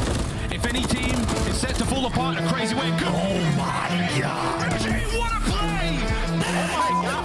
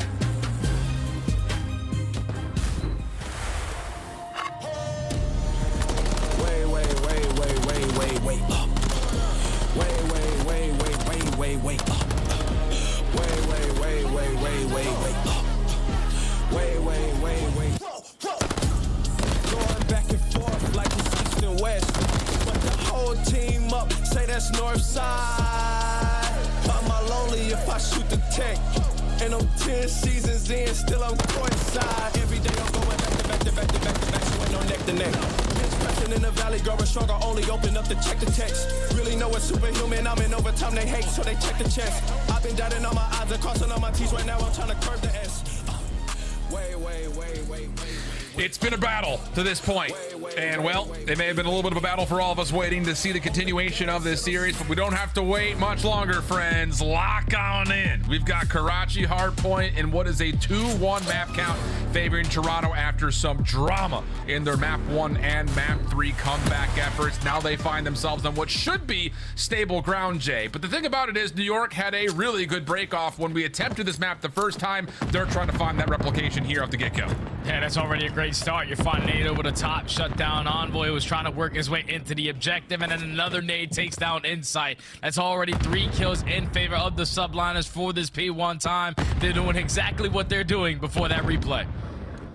Counter nade does come through, but look at Hydra's route all the way around the back. That will open up space for New York to start to commit on over towards the point, but they don't get a read on where Envoy had slipped through towards. So yeah, a little play right down mid lane will work out, and even though it looked like New York were holding some firm control over the opener, right back in the mix go Toronto, finding some opening P1 time as well as Envoy wins another gunfight. And now if you are the subliners, you are forced to stand your ground over towards Cafe because Ultra are going to walk away with all this remaining P1 time.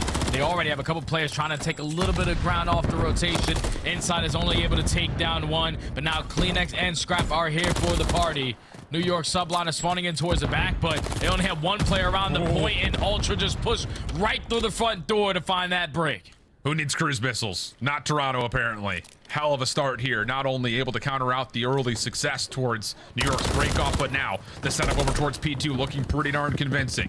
Inside the last one standing, trying to guard mid-map, and he takes down a couple. Hydra trying to slip around the back through the bottom side at red. He's able to find 1 on this route, but the hunt is now on. Insight trying to track him down. Hydra extends the play a little while longer, but Insight secures the kill and now is on rotation as Toronto is all over this opener. And now it's a complete flip-flop.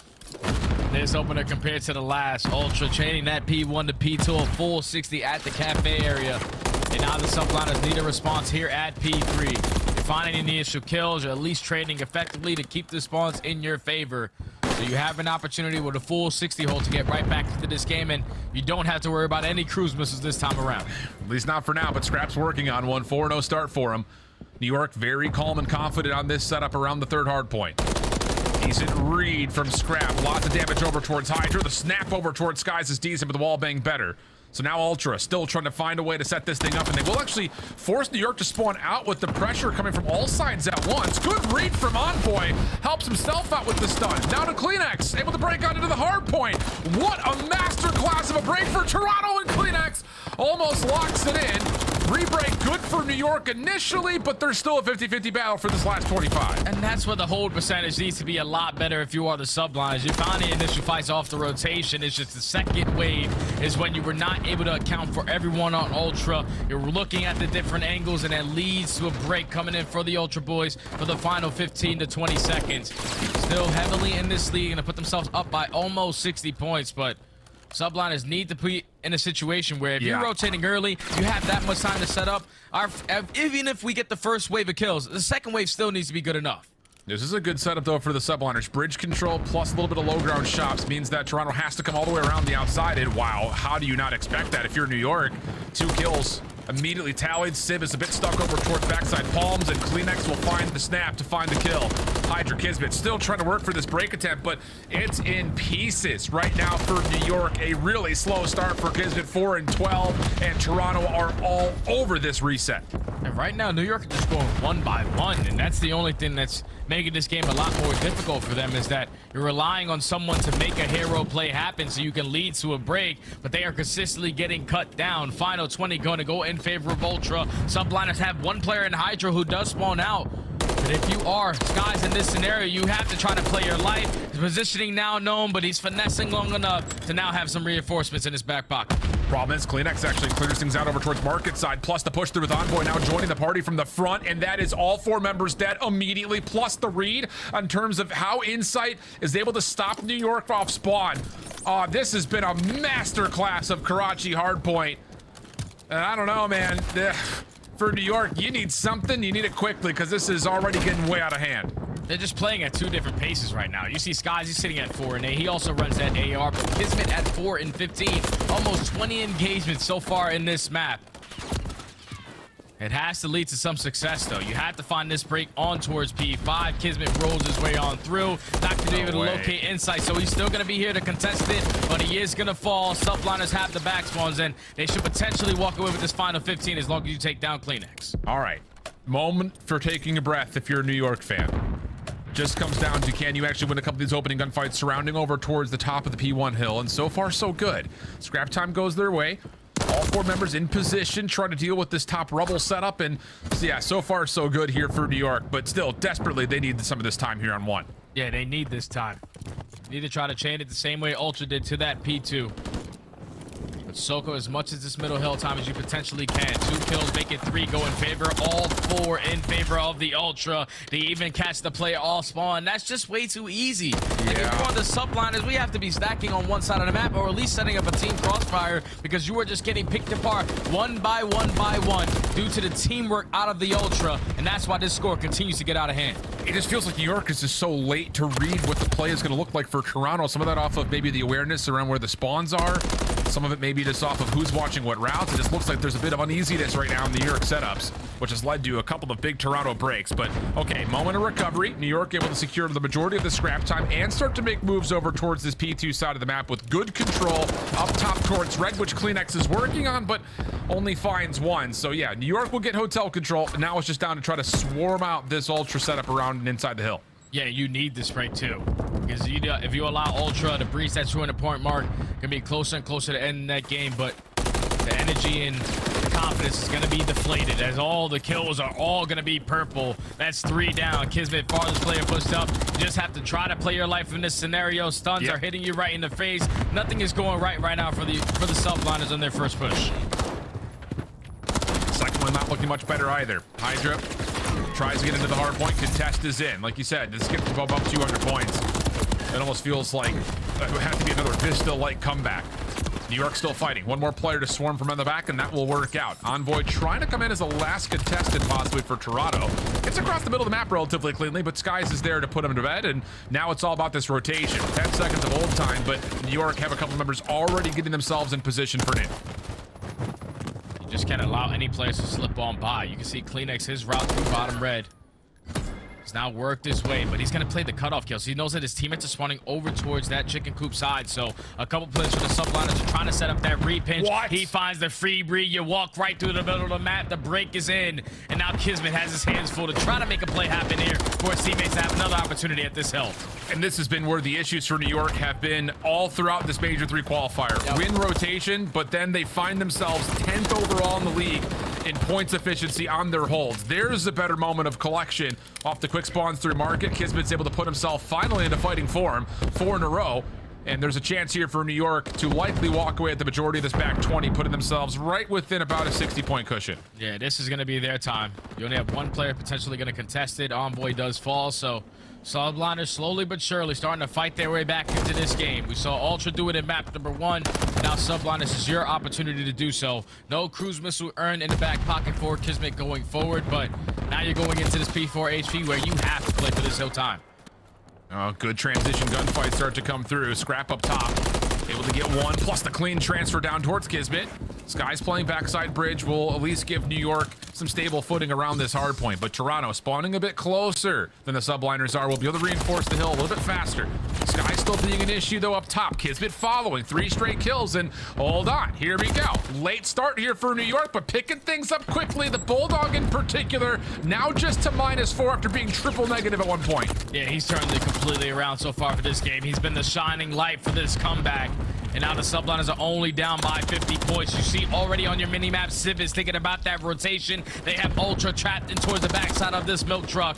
And they just simply cannot get out of this vice grip. Finally, Envoy is able to take down Kismet. But Skies finds himself on 5 in a row before falling. No cruise missile earned. Final 10 going to be yours. But subliners have responded all the way back. Now just need a full 60 here and to tie up the game.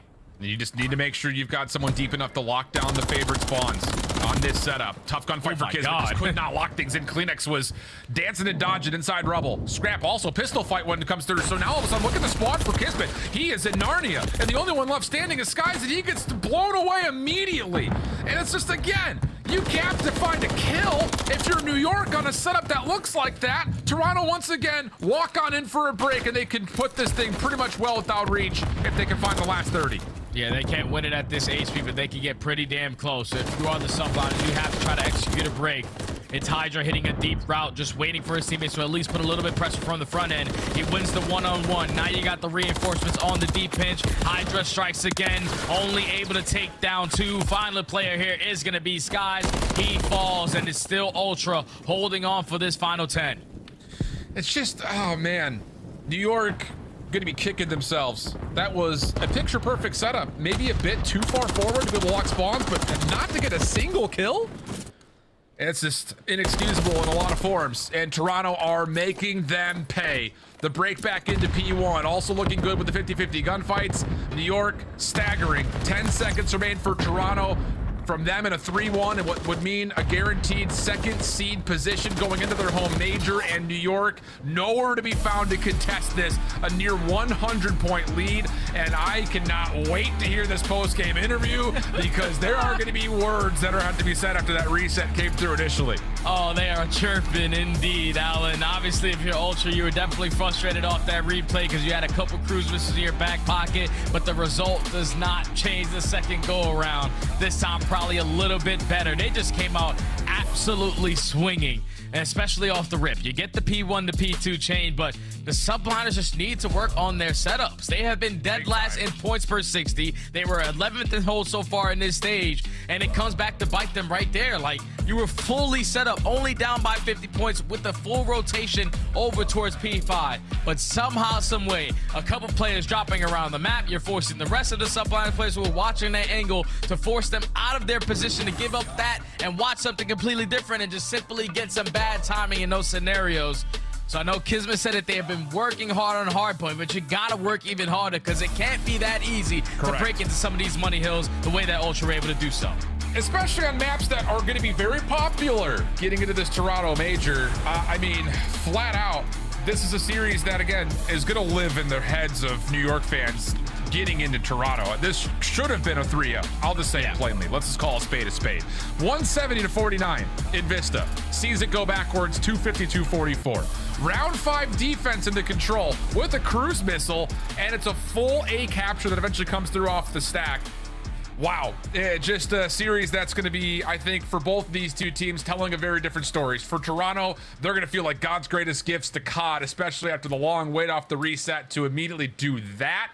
Crazy scenes as we head back to the desk to give us the breakdown. Thank you so much, gentlemen. And with the 3-1, that guarantees the number 2 seed for Toronto going into their home major, a top 2 seed after a rocky start against Atlanta. Let's talk about the victory today, because as the casters mentioned, these first 3 games so close, and it was Toronto kind of setting the tone with that first game comeback. An extremely impressive series out of Toronto. I think Alan said that, maybe it should have been 3-0 on the side of New York subliners. Obviously, you go back to that Vista, and you're looking at New York subliners. They had a 171-49 lead, and then a 244-181 lead to go on and then lose the map. I think it's a testament to Toronto Ultra warming up at the later half and playing perfectly fundamental hardpoint. And also New York subliners' woes continue when it comes to just closing it out in these respawns. I mean, we saw it in that invasion round 5. You secure defense, you do the hard part, and then you lose the attacking round, allowing Scrap to drop almost 40 kills. Yeah, Scrap's unbelievable. I mean, the amount of damage he was putting up, the plays that he was making, you can always count on that guy. But yeah, I'm going to go back to that map on hardpoint. That's the pain point in this series, man. You really think about it. They were up 120 points. They end up losing it, and you saw exactly what Toronto did. They get second rotation. They get P1. We always talk about how that's such an important money hill. Well, they flip the map, and then they get hills P3 and 4 in a row, close it out at the very end there. You can see the energy, like they were not losing this series. You get to a round 5, what happens there? They're going to overwhelm you. They win it, they take it over towards the point, just make some huge plays. This is like a re-energized Toronto. I'm looking at this team. They look angry right now. They had something to prove, especially after that replay in Game 4. I don't think I've ever seen Tobias do anything remotely impolite. I just saw his middle finger out. That's what I'm saying, man. Different energy. Got Kleenex fired up for his home major. Toronto gets the job done. And with that 3-1, we mentioned second place. Texas is still going to play, but New York Subliners, where are you at right now? 5th place because you got your one map? Or 5th seed going in? Solidified in 5th. I think that if LA Thieves lose, then that would mean they play them round 1. Pretty solid stuff. So we know our number 1 seed is Atlanta. Our number 2 seed is going to be Toronto.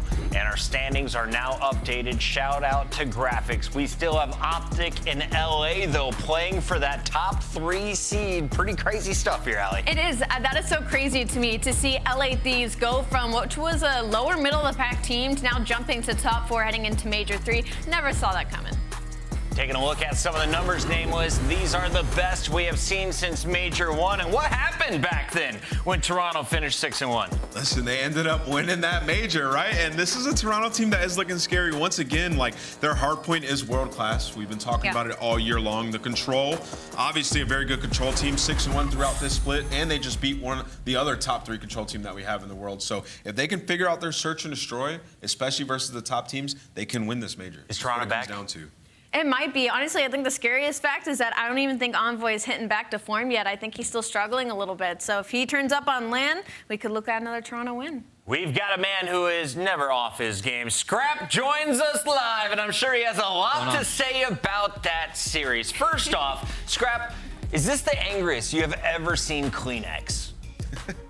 Toby, I'm trying to think of when the angriest I've seen Toby. I don't know. Toby's not really an angry person. He's kind of level-headed.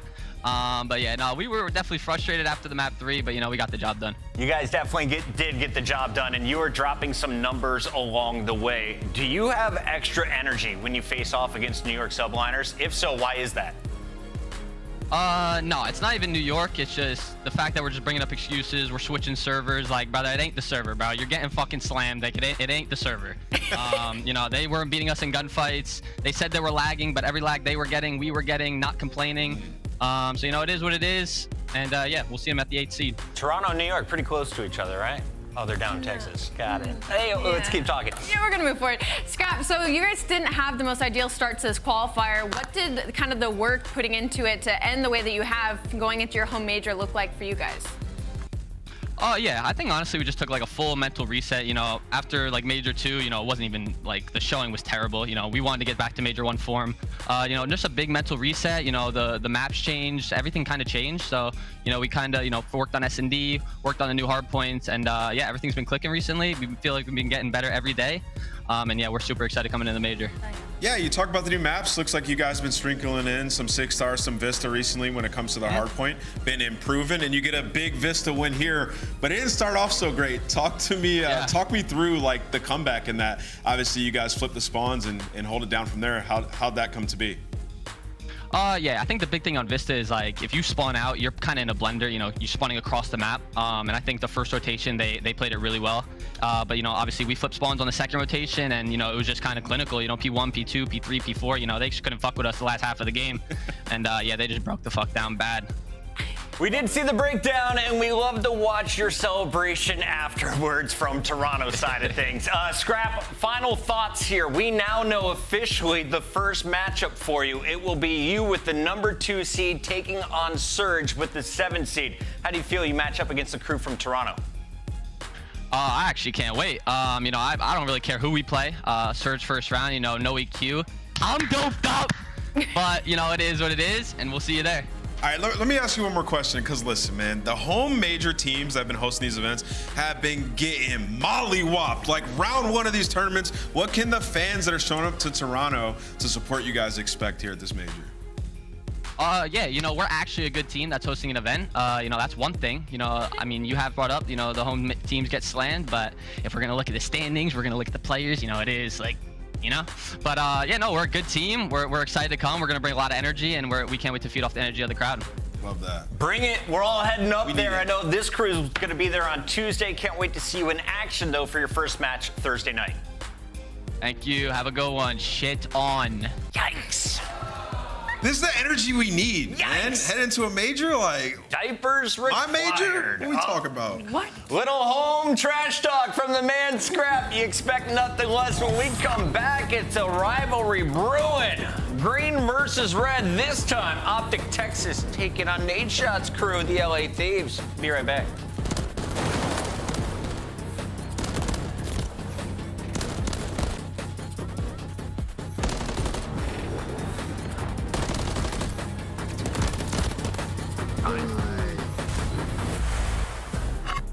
Upgrade your game with the Scuff, the official controller of the Call of Duty League. Start the season strong with the Call of Duty League pack. Grab yourself the CDL operator, weapon blueprint, and so much more. Check out the Call of Duty store in-game now.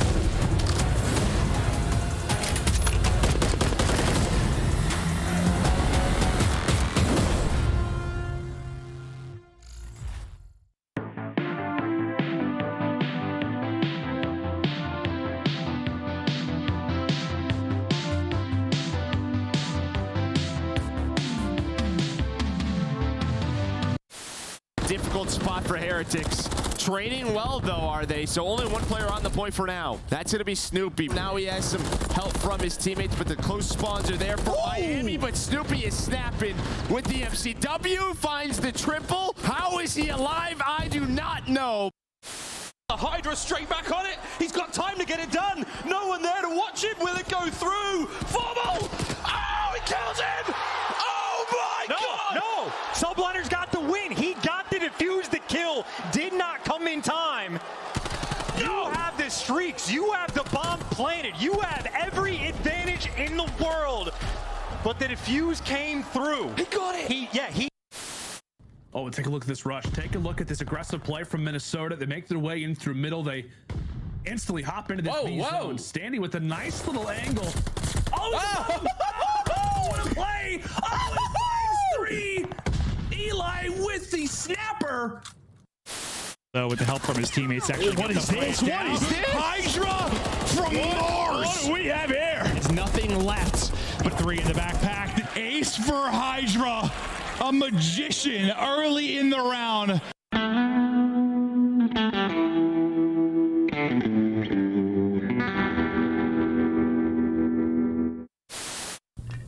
Found a waking up top though. Hello. The wins! All the way to the back. That's 2 already. Flying out, the third will fall down from Awakening, and Kleenex is left alone. And Lynx will get his third. Unbelievable. There was a gap and it was exploited to the fullest. Linz is straight up making plays.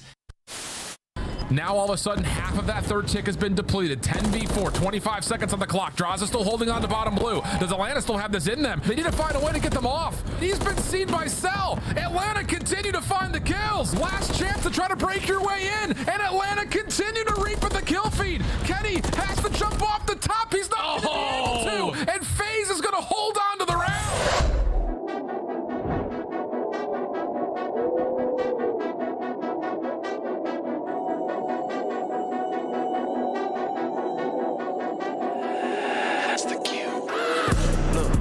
From a city, you hear signs when we sleep. Heaven sent, hands down, vibes so unique.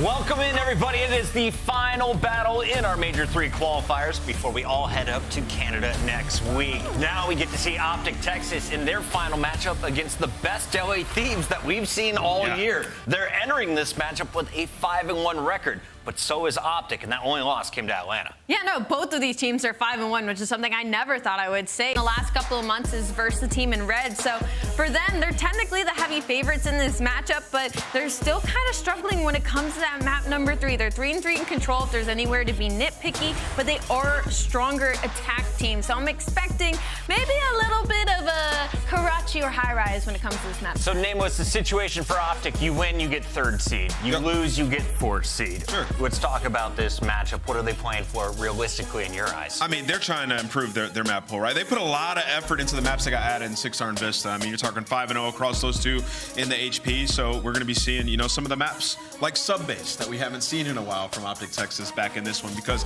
they're getting ready for a long tournament run and anything can happen through that veto process. Also, their best mode has been Search and Destroy, 5-2 record. And, you know, listen, Optic have done a really good job at fixing the fundamentals in Search. If you think back to stage 1, it was what costed them. Well, they're number 1 retake in this split, and they're also number 1 at getting the bomb down. Those are small things that are making the game so much easier for them, which is leading to success. Yeah. So truly improving with each and every match for this team. For the LA Thieves, they're trying to steal a win from Optic. If so, they would steal a top 3 seed going into Toronto, which means they would dodge the Subliners, who have that 5th seed right now. Let's take a look at this LA squad and walk me through this AR duo, because Dan Ghosty and Nasty have been doing work out. They have been doing work. Honestly, a lot of their wins have come off the back of a lot of clutch plays from Dan Ghosty and Nasty specifically, but I am a little worried in this series because although the numbers even up pretty well across the board statistically, when it comes to the sling, when Optic win against LA Thieves, that was the biggest difference last time. I'm just being honest, like, just to look at it, like, these guys are 5-1. Ghosty's averaging more damage than Scrap in Hardpoint. He is actually super frying. Everybody on the team is performing, and when you look at this map set, Texas is giving them some layups, right? Like, LA Thieves have an opportunity. We could see this go all the way to game 5. Vista for Hardpoint number 2. Hardpoint number 1, though, begins on Subbase, so we're going to see some spiciness out of the gates. Alley Cat. No way you're making me start. Don't make me start. You don't want to go? I'll go first. Yeah, Optic. Nameless. Go ahead. He's going Optic. Yeah, I got Optic. 108 for Nameless. He's going for 108 before Toronto. Allie, do it. You know I want to do it. I'm going to go with LA Thieves. You just picked New York correctly. Oh, wait. No, I That picked was Toronto. us picking New York. You picked Yeah, Toronto you picked New correctly. York. I Sorry. picked Toronto. I'm getting 100 right now. Optic, Texas. Oh, you're hitting triple digits. I'm so proud of LA you. Thieves! Nope, Optic again. Shift and study. Fair. Who do you guys got coming out on top of this one?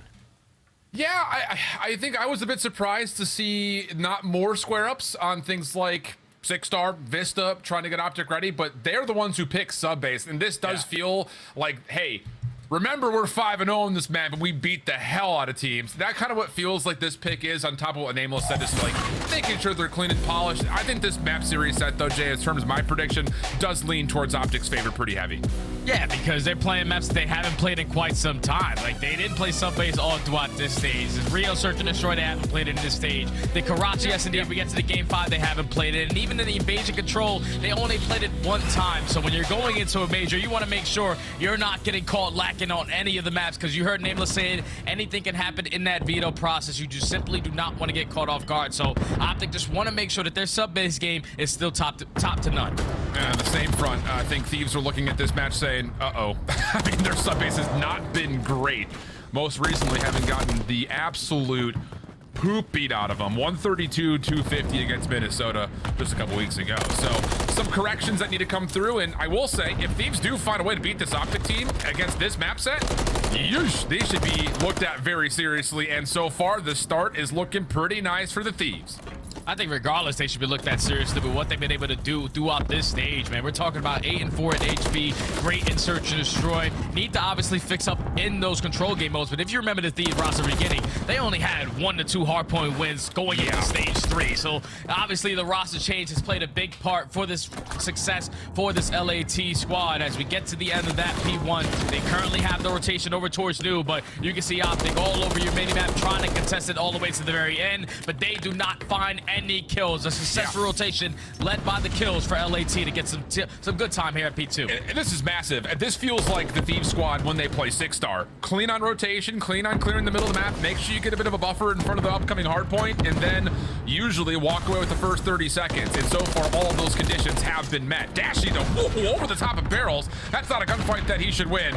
Still finds a way to take down Joe Deceives. Kremp caught over towards Secret, and that'll be a quick break for Optic with still 20 seconds to fight. Yeah, that's still a good amount of time to fight for, but they're more focused on maintaining the spawns for the next hill. So LAT's just spawning it towards the back.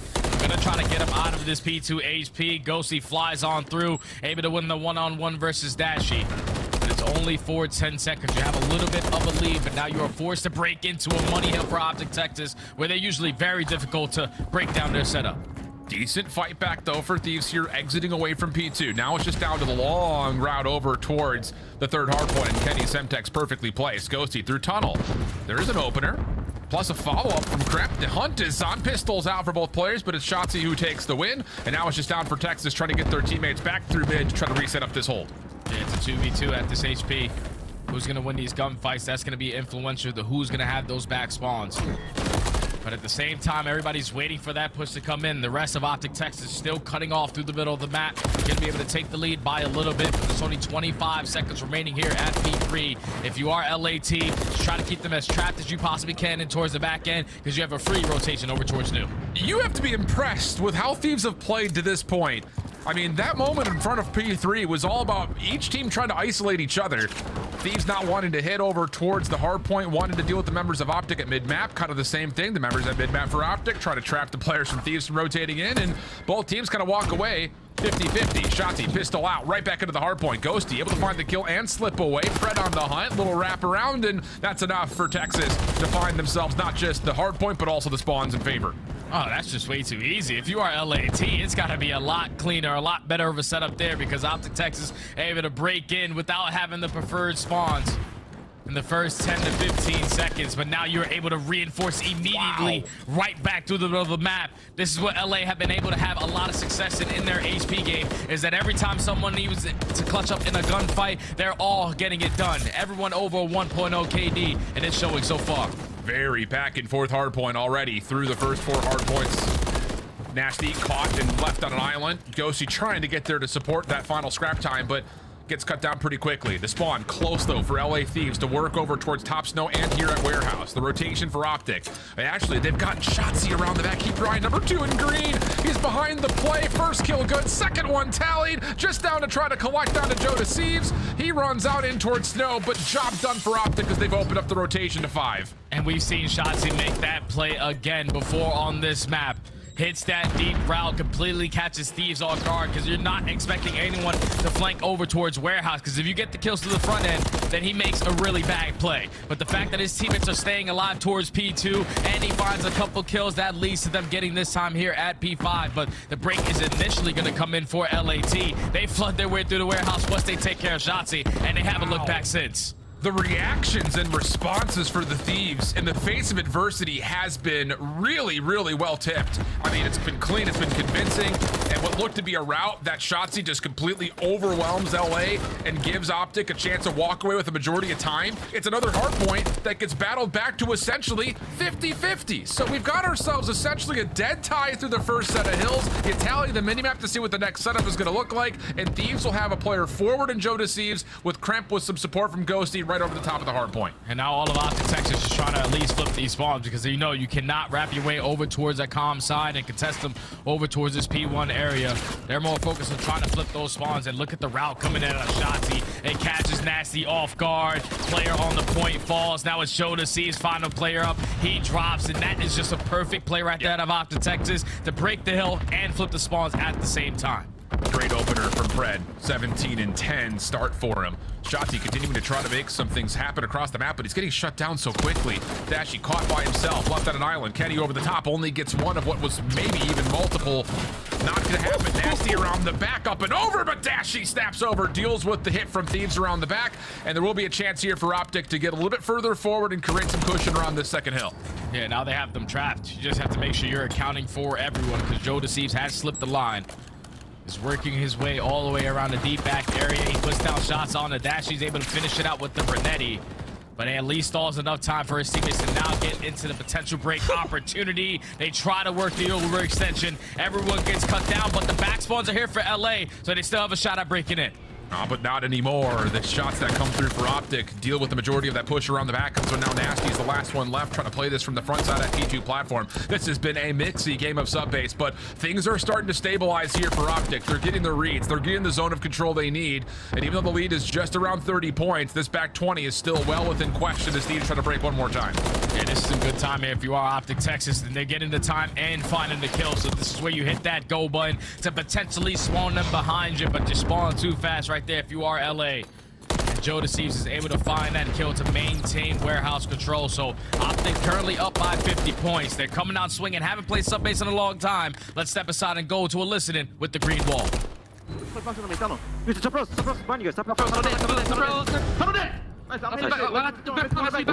We're missing one. Yeah. I'll stay down. In the back.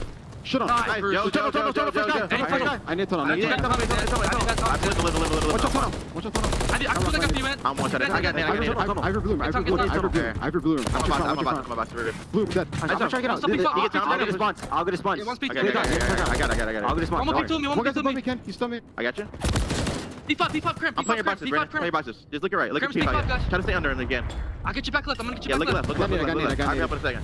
I'll be up now. I'll be drop, Brandon. No, see. One shot up there. Nice shot, Brandon. Nice. What the hell are you blocking? One is blocking. I'm streaks. Let me get top. No, watch out. Get left. I hear you. Go left. I can't time in a second. You should go right. Okay, I'll go right. Yeah, go right. Left control. Stay left first. Wait, do not live. I'm trying to live. Streak now. Let's bottom P5. Push me bottom P5. I got it. I'm gonna lay it left. Top three, one to the left. We come. Let me know when to streak. Let's just go right. They got top snow now. Try to get a kill first, baby. Let me know when to streak. When is top snow late? I think you should look at streak now. Okay, I'm streaking. I'm bottom P5. Nice top, cover two. There's two left. Okay, listen. 2 left, 1 P5, 1 P2, 1 on top, and 1 green top. Hey, we hit right fast. 1 green top, and 1 hit right fast. I'm here. Return. I'll take every turn. I'll just get return. Yeah, go submarine crack. Submarine dead. Dark and weak. Submarine. I'm dead. Okay, just check it test a little bit. Absolute and long. You went to just test a little bit. Make sure we guarantee near the. Yeah, get you. Karen. You want Karen. I'll take Karen. You can play old school. We'll hit. Karen. Oh, you can't. Really good 20. He's gonna make it. Last guy. I'm wrapping P5. This time. Okay. Missing one silo. He's already silos Karen. He's already there. I'm coming to help you. Say left. Across the back. I'm P5. Hold on. I think I hold. Wait, stop. Nice. One more time.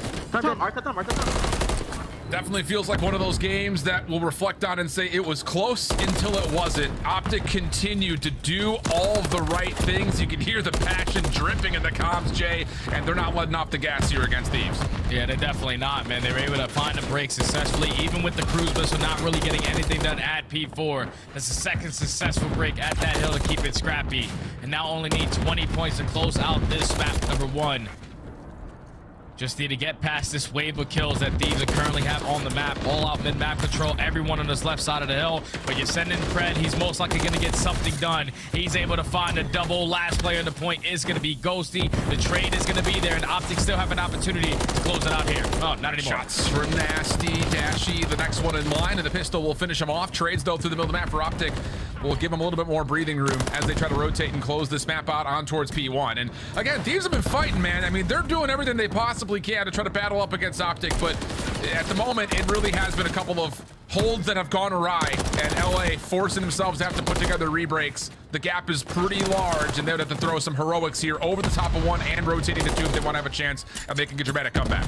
So far, they're finding the kills around the middle of the map. They just do not have to spawn, so yeah.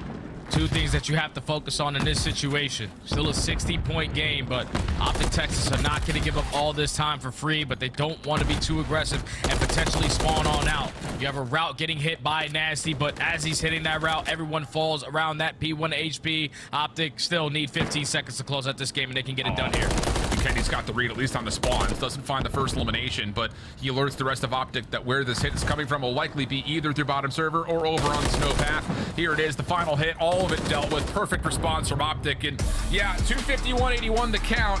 I mean, we had a dead tie through the first set of rotations, but I don't know if it was you or I who had mentioned it. It just felt like the trends and the patterns kept turning up in favor of Optic, and eventually they're not going to let those mistakes continue to crop up. And at the same front, LA just could not find a way to get themselves a good setup as we started to dig into that second set of hills. Yeah, that's the biggest thing, is that Optic Texas, even though they haven't played it all throughout their stage, their stuff on this map is slim to none. They are the best breaking team without question. And even though LAT found a lot of success on the first push, every time Optic went for that second push in to find a break, they successful every single time around. You just have to think about back when we got to that original P4 where Thieves cut their losses and were contesting P3 all the way to about 15 seconds left. So you had enough time to rotate and set up properly. But when you allow Optic Texas to instantly walk right through the front door, you had one player work around the back. They're instantly going for the flip in the first 10 seconds. You're just forced to play on that back foot a majority of the time. So Optic Texas feeling great. You haven't played this map in a long time, but you're still the best at it.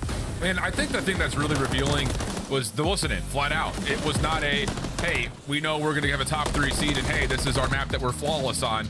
It was very much so looking to play perfect Call of Duty. So, you know, no false measures here at all for Optic. And again, this second rotation of hills really went to show that, yes, we are looking to completely overwhelm this LA Thieves squad. And really the only moment that went against them was the cruise missile not finding full value. But even still, we see it right there. They're able to still neutralize some of the time when they weren't the team in the preference side over towards the top of P4. So really clean stuff overall. But again, I have to say that this Thieves team's fighting, man. I mean, that first rotation, every time that something went wrong, they were right back in the mix, able to put themselves into fighting form, and it kept us at a dead tie essentially through the first 6 hills.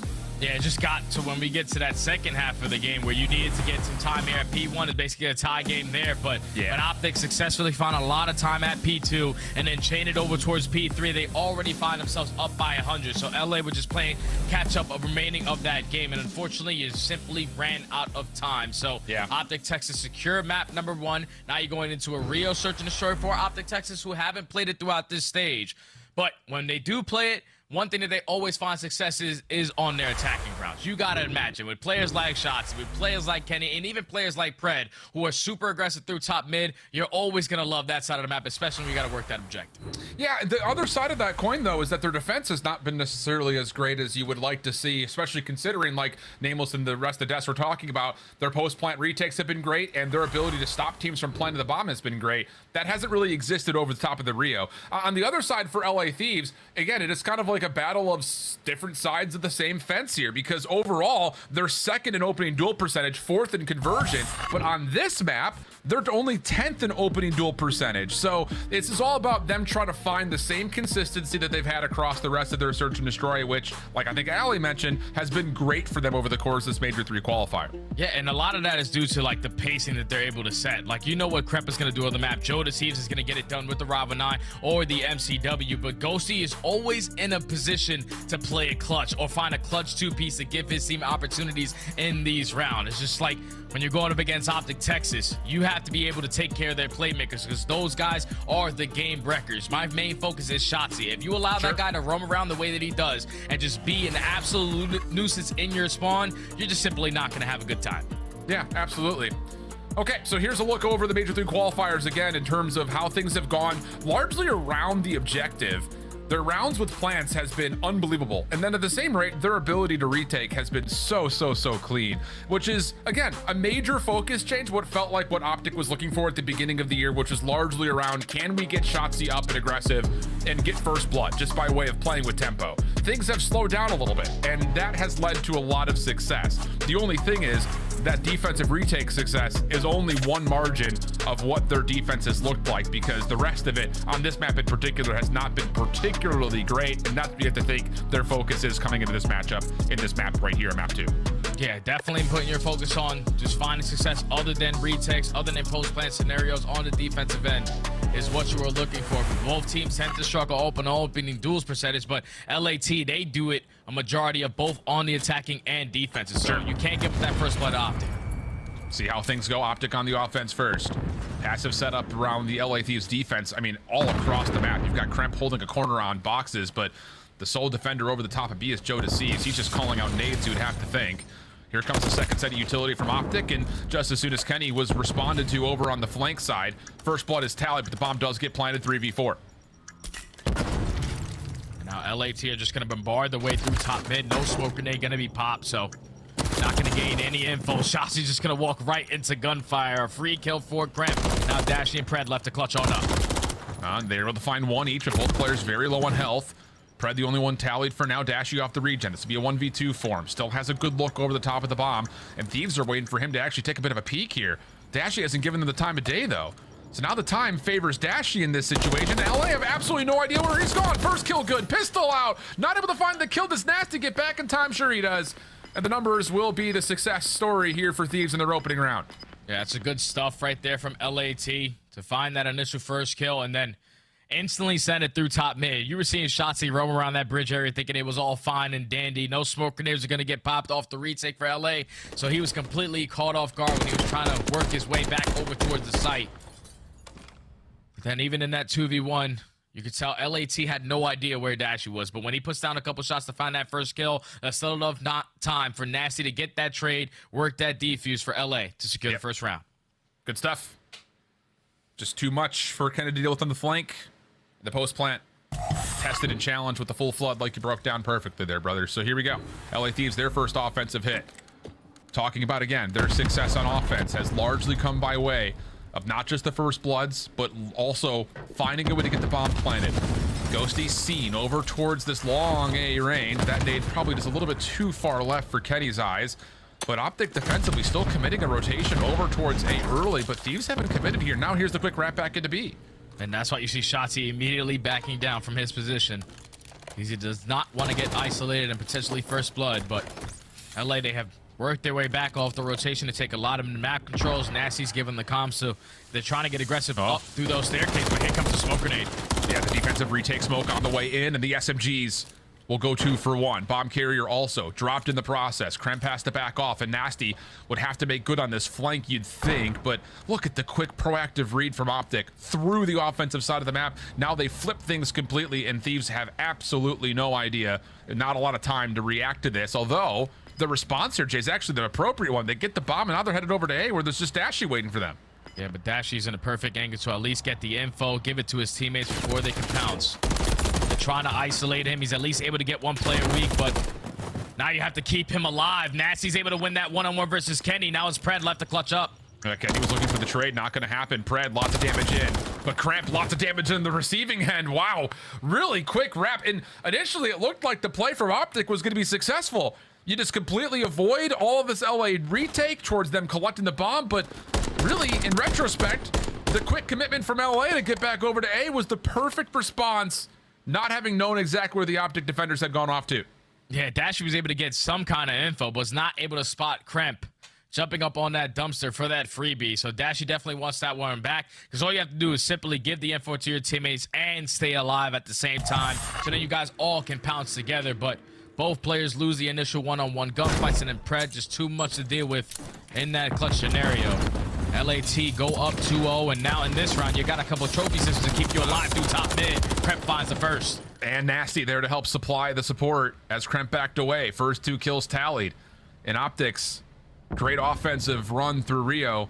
Has not been able to provide too much yet. Hello, how are you? A little shaking of hands over towards the Eskies side, which Thieves are fine to trade back against. And even Kremp's like, oh, where did he come from? Yeah, that one definitely caught him off guard. You see the beat down. He's like not expecting anyone to push down the stress, especially in a 2v4. But LAT showing that aggression through top mid, and it's leading to some success. You find another first blood. You instantly find the second kill, and then Optic Texas left in the 2v4 know that we can't work this bomb plant. We have to try to find some kind of kills around this map because there's just too many things to focus on, and LAT are not giving them any breathing room. Yeah, and a lot of it has just been Optic trying to find trades, and so an individual's pushing out to try to confirm it, but the teeth of LA continue to be pretty much primed and ready for those hits. So 3-0 start, 4-0 for Nasty, and for the opener here in the second offensive attempt, a moment of pause as Ghosty does get pushed off his angle towards A, but the follow-up from Kremp right into the face of Shotzzy. Not a chance for him to shoot back. Pred over the flank. Oh my. Caught off guard. Kremp is doing it all. 3 kills for him in the round, working on the ace and potentially the streak. Dashy trying to slide away where Nasty's there to meet him. And oh my goodness, Kremp had some words that you don't need a lip reader to say as he gets 3 of the 4 quickly in the face of that Optic attack. Yeah, he said Happy Mother's Day. I hope you guys are having a good time. Unfortunately, I'm going to have to put it onto these boys in green. He finds a triple through top mid. Finds the first, also shoots the trophy. Just simply getting it done on this side of the map. The second, but the third is so much better. Great shots with only 6 HP left. The deciding factor to why LAT are currently up 4-0. A bullet away from the 4-piece and the ace. So here we go. Optic down 0-4. Quick route over towards bridge on the approach to B. Pred playing a safer angle in case there is a push through the A site, but it looks like Thieves may just rewrap this. And yeah, here comes the play forward. Optic are set up for it. It just comes down to the timing of the actually reading this or not. Yeah, now the bomb is successfully going to get planted, but Pred gets the info. There's multiple players going around this flank area. Just trying to at least bait to set up Kremp to find 1 kill to earn that cruise missile, and at the same time, Nasty on the opposite side of the map, playing for 1 more kill. Ghosty finds that first blood. Optic still have 30 seconds though. Retake smoke still available for Kremp, but Thieves are going the long way around, and the push through for Optic has really modernized where this retake is going to be coming from. Although Ghosty able to take 2 good team shots with Kremp. Smoke is now down. Follow up from Joe Deceives, gets 3 down to Shotzi, and woo! It is chef's kiss perfect from Thieves. 5-0 up. Mercy. They're just running away with this game, man. They can do no wrong. Even when they're giving up a complete opposite side of the map and they're sending 3 players through that flank, they are successfully finding first bloods. Ghosty starts it off, and then at that point, you're forcing Optic to change their post-plant setup. Everyone has to watch a different angle or multiple angles at that point, and it's just too much ground to cover there. As LAT successful on the retake again over towards B site, and now only one round away from having a perfect 6-0 here in game 2. Every moment we've seen Thieves try to make a decision, they've held some sort of an advantage, and they have collected on it more than words can say. Kremp looking for early info off the top of Askies. I don't believe he saw Shotzi on that little crossover towards the U-Haul. Nades geared over towards a little bounce in towards you. That also will not land. So no information early here for Thieves, but early eyes for Joe towards A, and the defense really not in position to do much besides hopefully stall, and I think a stun will confirm the intel and also back up this Thieves approach. And this is exactly what LAT did last go around. You show all your attacks over towards A, and you get the rotation to come in for Optic Texas, but this time Shotzi shuts down that rotation single-handedly. He's able to find 2. The trade is going to be there for Ghosty, but now it's Pred's turn to strike. He takes down Nasty. Ghosty falls. And a perfect blind counter right there from Optic Texas to not bite on that aggression over towards A. You still kept Shotzi over towards B, and it plays a big part to success on this round. Okay. Small adjustments, small adaptations as we take a look from Shotzi's POV. He was just completely concealed over towards bridge side. Pistol for 1. Quick slide to use the bomb to his advantage for the, I won't say easy, but clean second. Long way to go here, though, for a full sale. I'll tell you that much. Especially considering that offensively, there really hasn't been much success. 2 plants, sure, but most of that has been voluntarily given away by LA Thieves playing retake, and they're going to go to the same setup they've played all the way through this. 3-man hit over towards A. Kenny in position. He got overwhelmed to your first time they tried this. No such luck this time as there's a couple of nades left over towards B. Don't know if those will connect too much, and Shotzi looks like he wants to try to get this plant off. And this is where you get scared because Optic Texas, a majority of the attacking rounds have taken mid-map control, but this time LA were thinking that bomb is going to get planted. Optic still have not attempted that objective play. They were just holding top mid, waiting for LAT to play for their retake, and it works out to perfection. Great plays also from Kenny to gain that info on the deep pinch, simply back down with his life, force the reposition to at least show face. This angle is not going to be free. You guys are going to have to now get past me, and it works out to perfection. And you have to wonder maybe a touch. I mean, you see where those nades are tossed for Thieves over towards Box's side. Those are all geared towards landing late in towards top mid. Did any of those potentially hit? Because then all of a sudden you see a frag cooked by the defender on stairs. Optic had backed off from the plant. And maybe that moment of backing off, getting the regen, and then waiting to receive the Thieves retake is what allowed them a much cleaner look. As this time Dashy will catch a nade right in the face. Backs off, gets the regen. There are no defenders towards A, and Thieves are going to get read on this very quickly as they are already through the A site. Yeah, that objective is already going down as well. And now it's in the hands of the Ghosty, who's already pushed himself up towards the opposing side.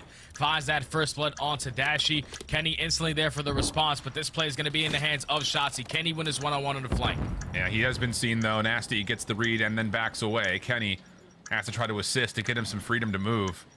And they know Ghosty's nearby. They just don't know exactly where. Shotzzy trying to teamwork this with Pred. And simultaneously, Kenny does clear out the garage side. Now it's just down to the last member and Joe Deceives. Frag cooked up. This is tossed just to give him a little bit of separation. Pred on the challenge. Not hit by the nade.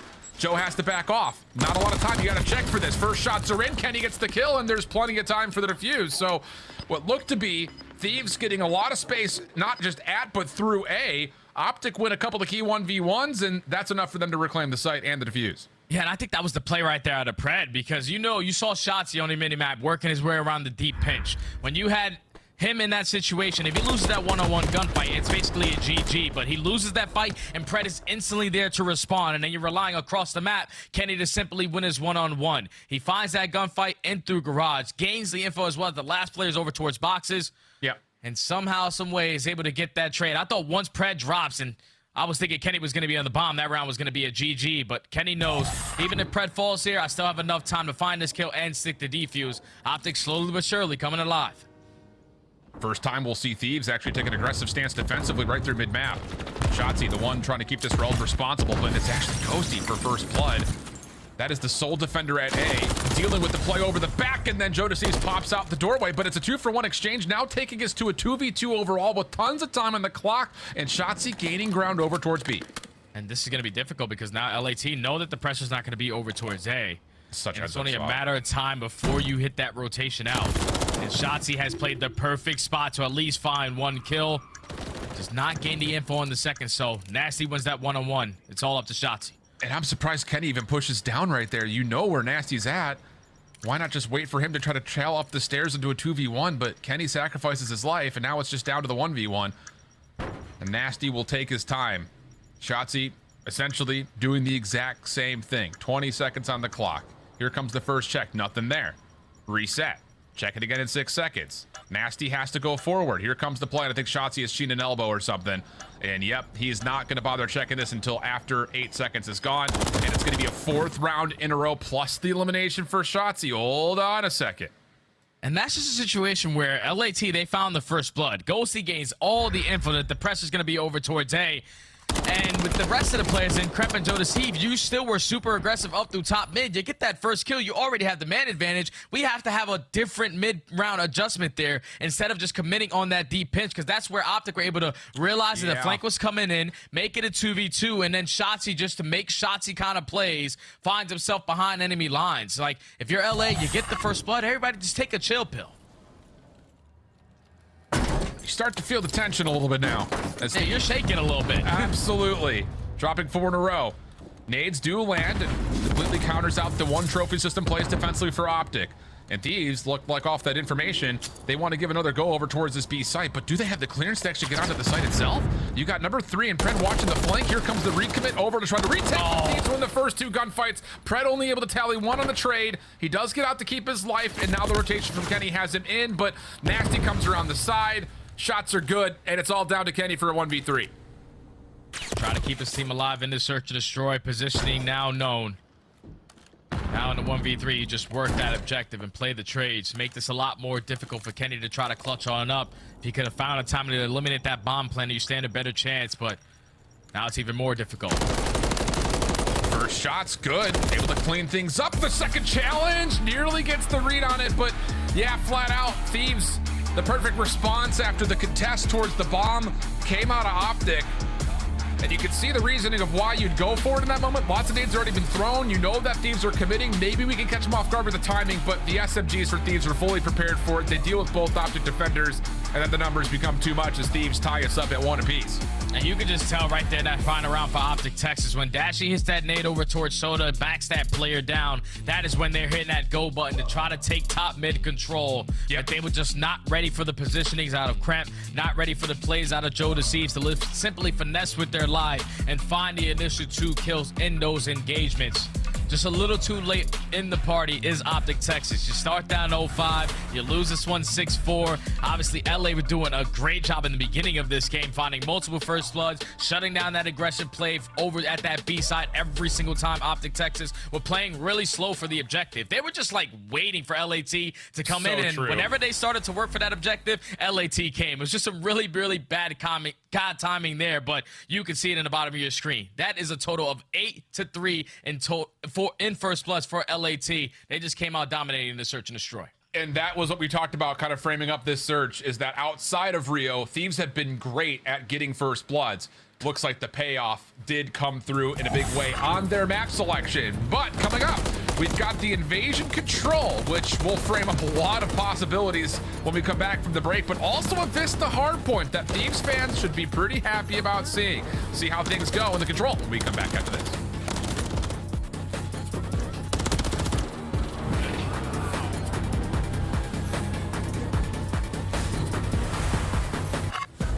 Upgrade your game with the Scuff, the official controller of the Call of Duty League. The Call of Duty League is brought to you by Monster Energy, the official energy drink of the CDL. The Cataclysm Pack is available now. This bundle includes the Cataclysm Operator Skin, Dystopia Weapon Blueprint, Iron Lung Charm, Vroom Animated Calling Card, Alpha Vinyl Guiding Light Emblem, and Scratch Tally Weapon Sticker. Use these items in both Call of Duty Modern Warfare 3 and Call of Duty Warzone. Available in store now using Call of Duty points.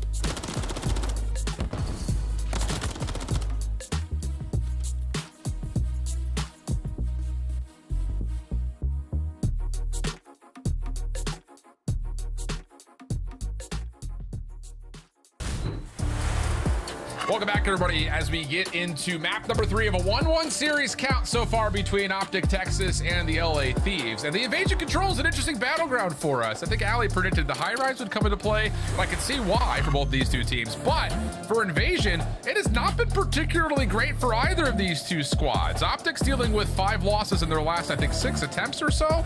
And then on the other front here for LA, they've played it quite a bit here in this Major 3 qualifiers, have not found a single win on it yet.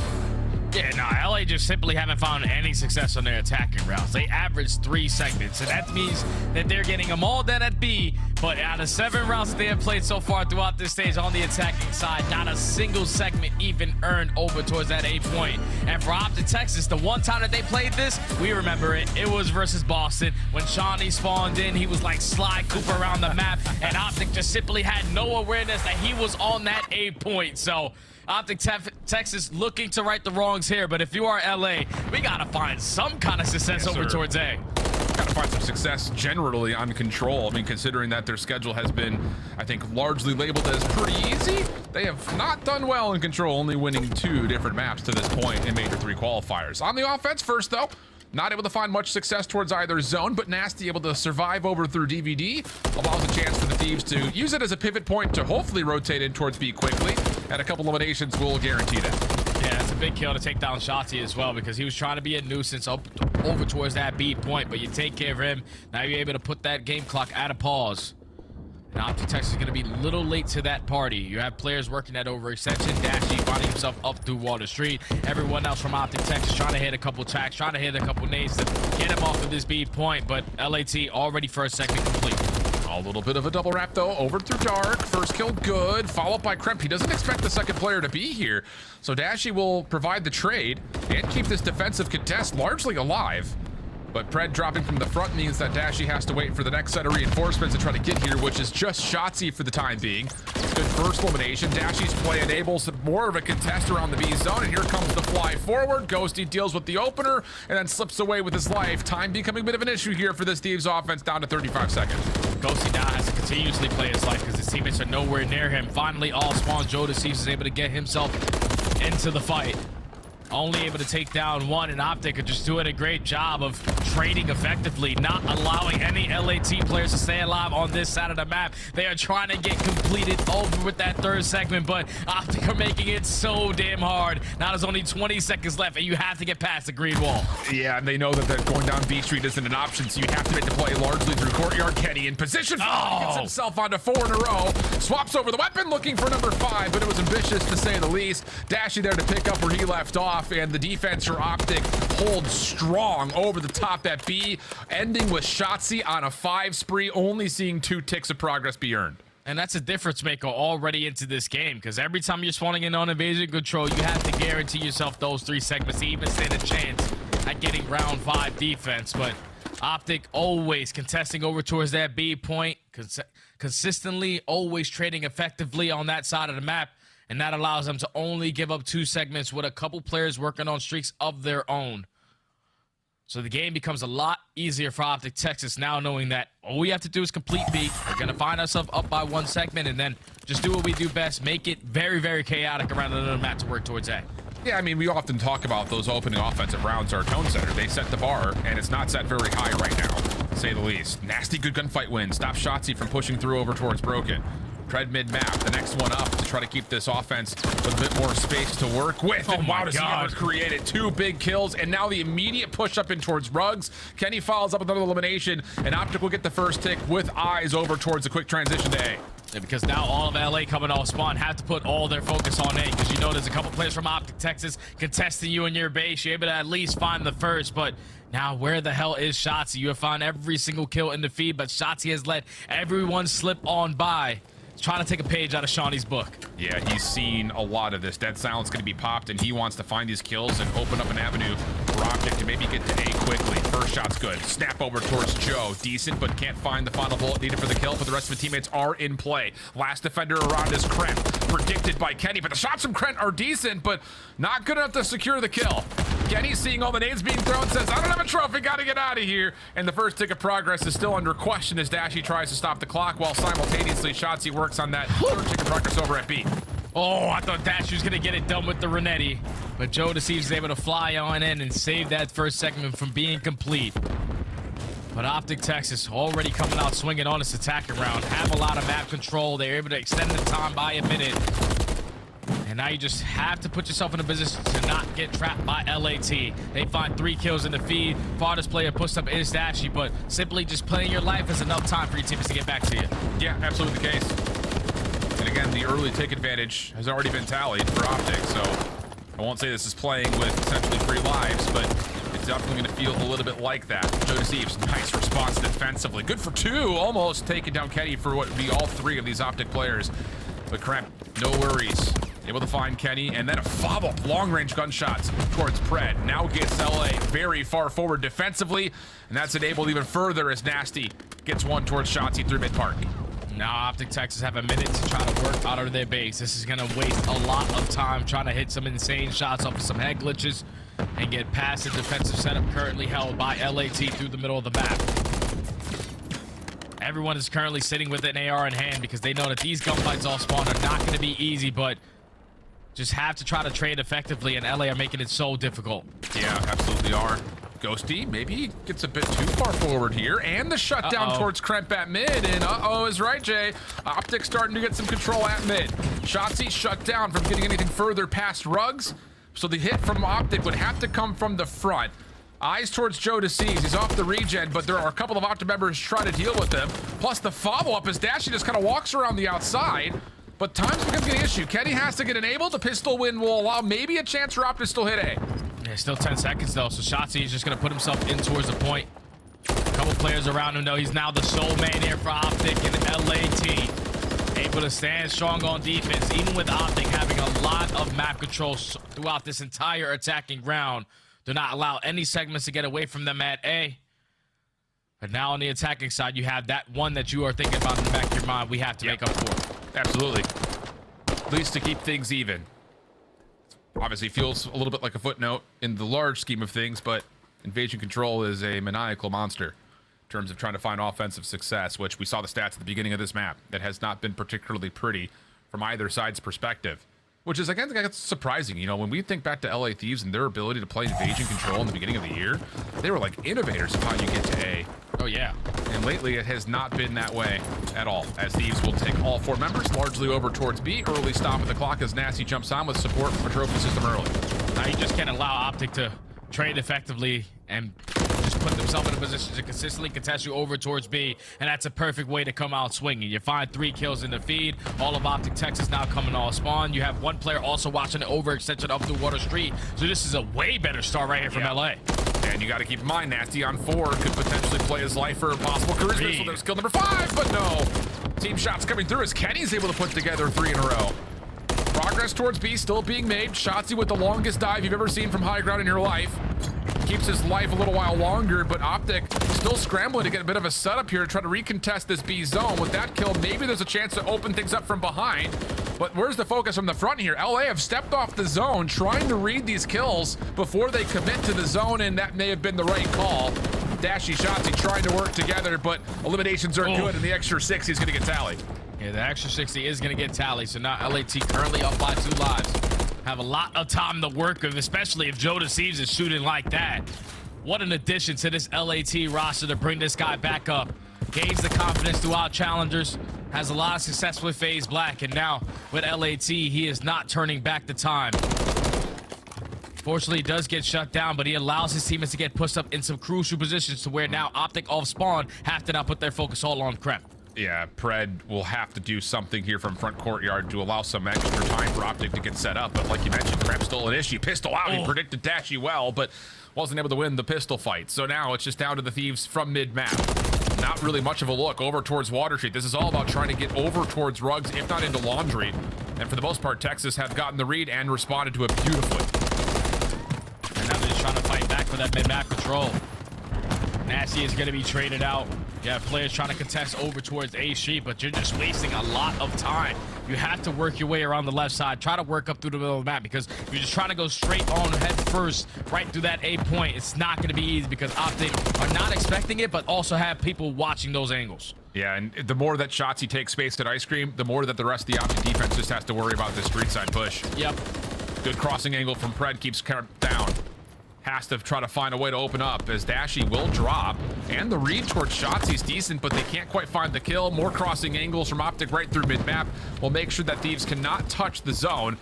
And they're just looking for Ghosty now, and the hunt is already on, and they've got a pretty good idea where he is. And yep, it's only a 1-for-1 trade. 10 plays 9, 23 seconds, and Thieves still struggling to get out of spawn. And that's where the communications are on point, because last week it was Optic Texas leaving Shawnee alive, not accounting for everyone, but this time they were not going to allow that to happen.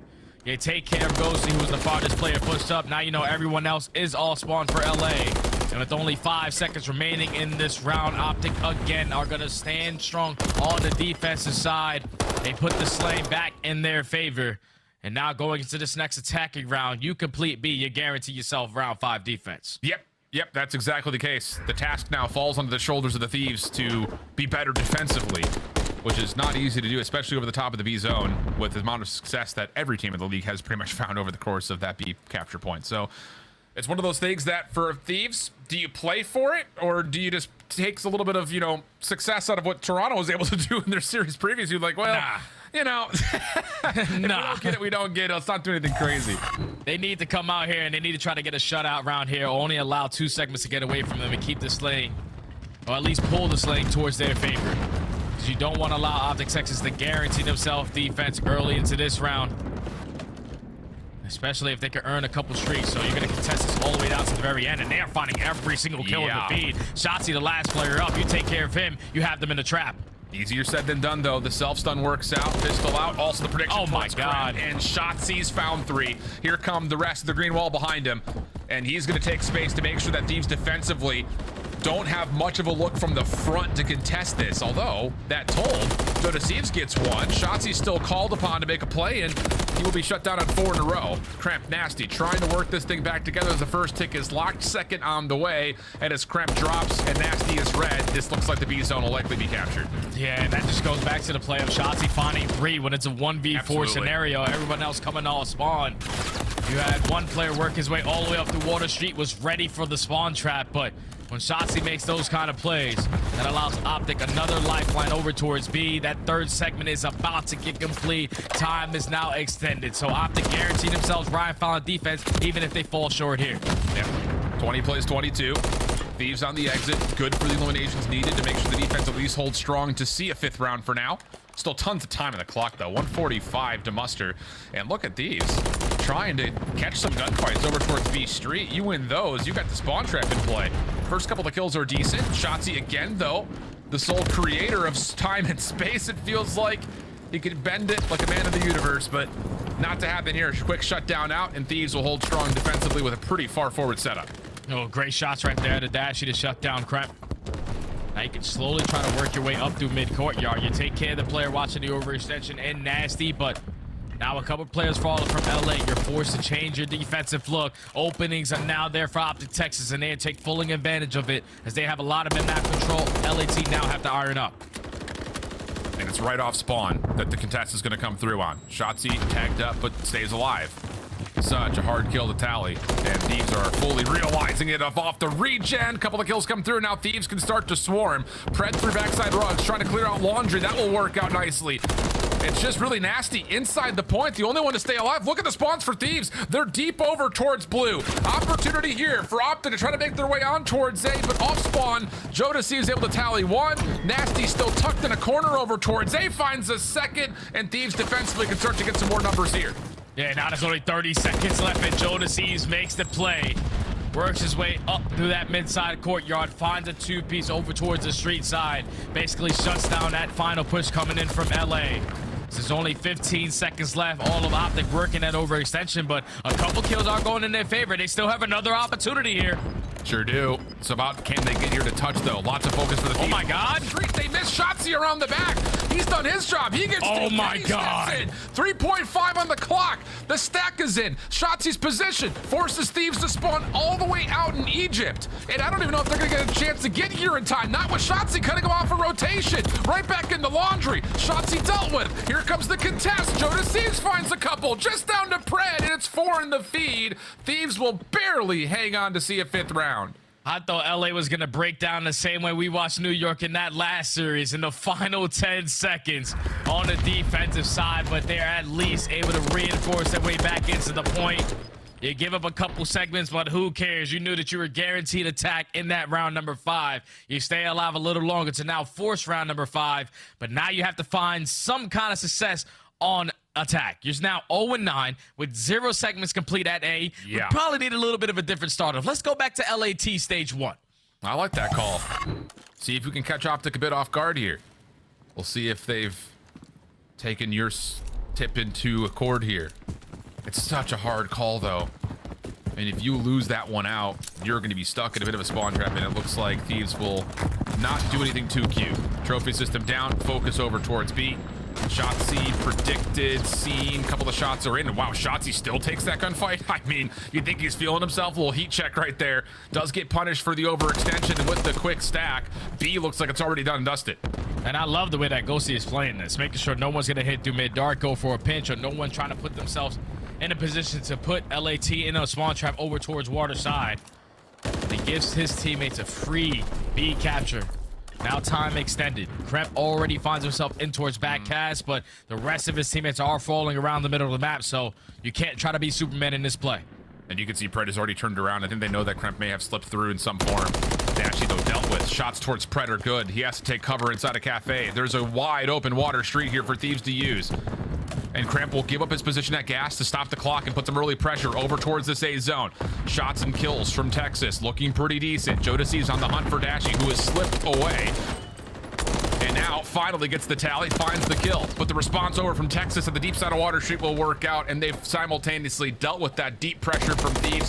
Defense setup, only a half tick of progress has been earned to this point. Yeah, first push already shut down, and now you best believe someone from Optic are going to put themselves in towards that point to make sure they work down that first segment.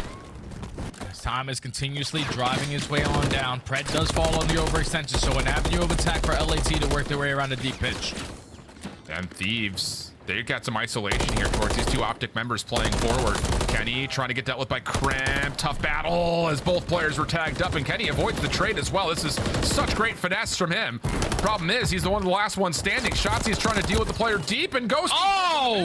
So now it's just down to Kenny. Tries to step in, and Thieves have pushed the spawns away from Texas. 2 members on. First tick done. Pred trying to cut off a reinforcement. Clean towards Kremp, but you gotta go. You gotta get over towards the zone. Second tick of progress is in. There's still tons of time keep in the back of your mind. So Pred needs to clear it and then also stay alive, and Kenny will be the savior for now. But as previously mentioned, minute 10 on the clock. LA Thieves coming out of spawn quickly. Still a lot of opportunities here for LA. You just have to work your way out the overextension. With Kremp finding a double to the map, everyone all spawn is jumping with their hands up in the air saying we have another shot.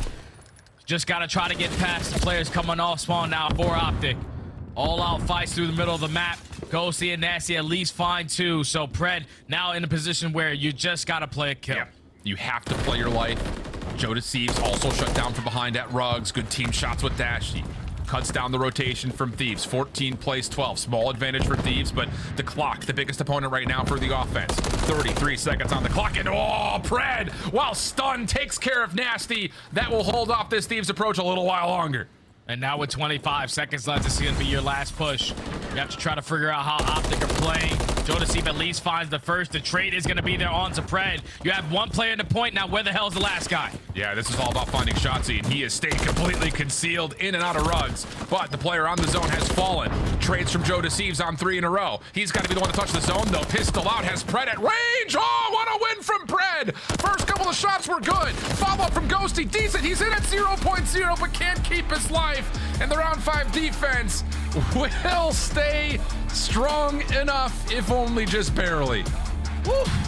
That one got scary. I don't know what it is about round 5 defense. You think you have them locked up, but the last series showed us that anything is possible. Even with 10 seconds left, LA almost were able to squeeze that victory out.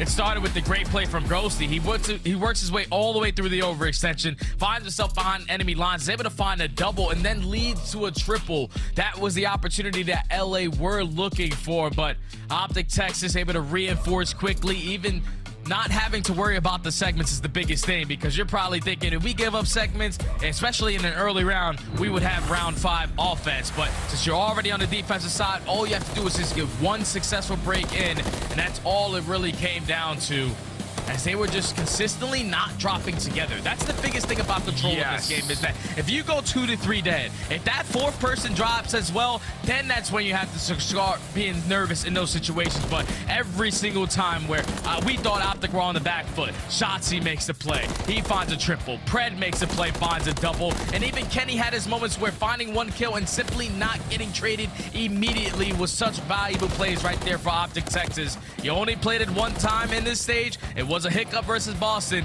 but at least you feel a little bit better getting this victory the way that you did here. 100%. I mean, it legitimately comes down to the wire a couple of different times through. And this is almost where it kind of starts. Like you mentioned, Ghosty on the back. You think that's enough for everything to get going, and it absolutely is. But it's just the recovery of the individuals, that last guy standing, to give Optic a chance to come off of the very deep spawns and have a chance to save the round. And boy, did they do it a couple of times over. I will say, honestly, that stun kill from Pred was another major small difference maker. He drops in Cafe, that's also laundry gone, and you're completely split up if you're Optic's defense. So heroic individual gunfights, and all Kenny can do is kind of say, Texas map 1 was a little bit easy. You showed fight in that search and destroy, but you eventually fell short. And then when you get to an invasion control, where they used to be one of the best teams in the game at it, just now they know going into Major 3, we have to make sure we're playing, getting reps on this map, because when we score up against Atlanta FaZe, or we score up against Toronto, or even New York, we're most likely going to have to play some invasion. So you just want to make sure it's still up to par with the top teams. They find themselves up 2-1 in the series, and now they're going into a Vista where they're feeling pretty damn good, because the team that they went up against in Miami were able to beat the hell out of Toronto on this map, and they beat the hell out of Miami on this map. So Optic, they're loving the new map so far. Yeah, at least off the 1 time they've played it, right? Because on the other front of things, you look at the overall record for Thieves and you see 2-2. Wow, that's just okay. But one of the losses was a 3-point loss to Vegas in heroic comeback form. And then the other was Seattle Surge, where they lost by 100, but Surge played the map incredibly well. It just did not allow Thieves to find any success anywhere in the middle of the map. And you have to imagine that they've gone back, re-looked at that, and reestablished what they could do. But when you take a look at how things have gone and when Optic get going, boy, do they ever. 19-12 in map number 1s, where they barely win out if they do, but map 4 is often where they come and close out series. They don't often see a lot of map 5s, and the 17-5 record of map 4 has been a major reason of why. Yeah, because when you go through the first couple of maps, it's all about the warm-ups. Obviously, at map 1, you're getting a feel-out, but when you get to the map 4, you're already locked into the series, so guns are already firing on all cylinders, and this is where Optic usually find themselves in the advantage. I love myself some Vista because of how fast this map can play out, but we saw it in that last series. It's simply all about this rotation. From P1 to P2, from P3 to P4, you just want to have backside burger over towards fountain side, because that is where you're going to be able to dominate and control majority of the map for some great time. Indeed the case, and here's a look at more of the breakdown statistics. Again, talking about Optic's 1 time playing it, they were really fluid in terms of how they rotated around the map. Well, that had not been necessarily a success point for Thieves in their most recent matchup, which is why their rotation percentages really hit a lot. But when they do get there, their hold percentages have been great. So it feels like a pretty even square up based on the small sample size that we have. So let's have some fun, friends. Lock on in as Texas will start us off with the first 3 kills. Oh, that is a perfect break off for Optic. You find every single kill in the feed, and now you know that you are securing those spawns. Just in case it gets a little bit scary, Kenny is looking at that angle to make sure no one is going to come behind enemy lines. But that is just the perfect start if you are Optic Texas, continuing to have those guns firing on all cylinders into this P1. Yep, absolutely the case. Good trade backs, though, for Thieves. Neutralize the last 20 and allows the chance for them to even earn a little bit of time of their own. Pred, whoa, we think he's feeling the hot hand. He is all over it right now. Jump up over towards the backside bridge. Denied by Joe Deceive, so it has to come down to the ARs. Trying to clear things out, and that's more than fine for Kenny and Dashi as they'll go 3 for 2. Last one standing is Ghosty, and whoa, makes good on that. 3 kills for him. Nearly gets the full team wipe, but Pred will keep one last little bit of contest and keep the Thieves interested on P1 while the rest of the green wall rotates over towards 2. Yeah, they're already going to be over towards the next HP. But you at least have a couple players from LAT taking a lot of ground. Joe Deceives works his way up through top Burger, able to eliminate that first player, find a second as well. But the spawns have not yet flipped. LA is successful on the break. But you're more focused on finding these kills and chaining it to that rotation as well. Trent, eyes on a number of different places he could be contested from. Not a lot of support here yet for Thieves. Good bounce up, though. Finds himself a 1-for-1. Preddo on 3 in a row. And Nasty trying to play oversight on the backside of the hill will be also denied. So 4 kills, a full team wipe, all of it going the Aussies' way. 7-4 start, and Optic looking good for the scrap time. And I love how LAT on your minimap, but just everyone cutting their losses. Everyone hitting that rotation over towards the next, but you have to make it count. The initial gunfights have to go in your favor, and Optic Texas already have a read on it, that they are applying pressure through the back end. Nasty's able to find a double. Kenny finds the farthest player pushed up in Cramp. And this is going to be a rotation won by Optic. You just have to eliminate these final 2 players. And again, it just feels like the same things that we saw in map number 1 for LA. First on rotation, not able to find the opening gunfights. Is also reminiscent of when they played Seattle. A lot of the same things were occurring. So now you have to hold this thing essentially from the front if you're LA. First couple of kills are decent. Trophy system also keeps this setup relatively safe, but they don't expect Predator. Just walks up, finds kill number 6 for the Crews. Not able to take the 7th, but again, Optic with the proximal spawns get here so damn quick. Yeah, but that spawn right there to Pred, he's now going to know that the pressure's coming in through the back. He only is able to find 1 kill, but once he drops the Cramp, now someone is going to put themselves in a position to contest him, and it's none other than Shotzi, who's sitting at 5 in a row trying to get the 6, but Joe Deceives is able to take care of him.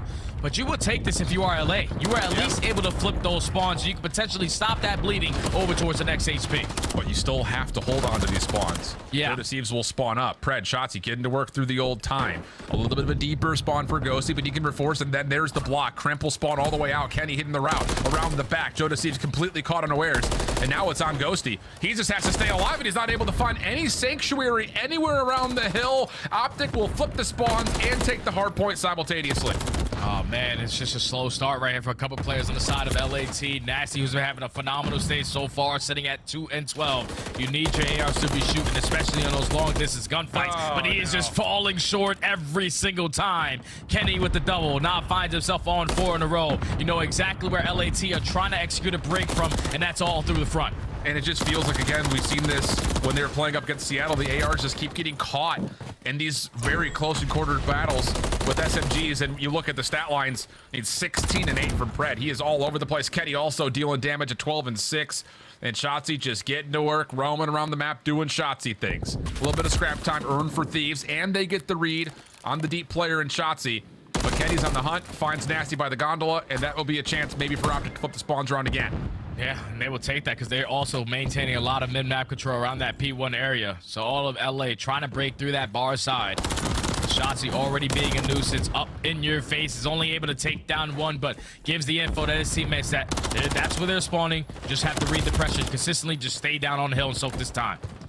3 for 1 though. Thieves cooking up a little bit, but Shotzi off the off spawn comes through unpredicted and reduces it just down to Joe Deceives. Semtex toss, but Shotzi slides away. Pistol out, help from Pred. Oh man, it's just like you called from earlier, Jay. You don't deal with all 4 of them. Optic are going to come back with the fury, and boy have they ever. 140 to 62, scrap time looking good, and Thieves also getting tested at mid-map, trying to rotate back into P1. Yeah, and this gets scary because LAT do not have the preferred spawns, and this can lead to a perfect chain out of Optic Texas.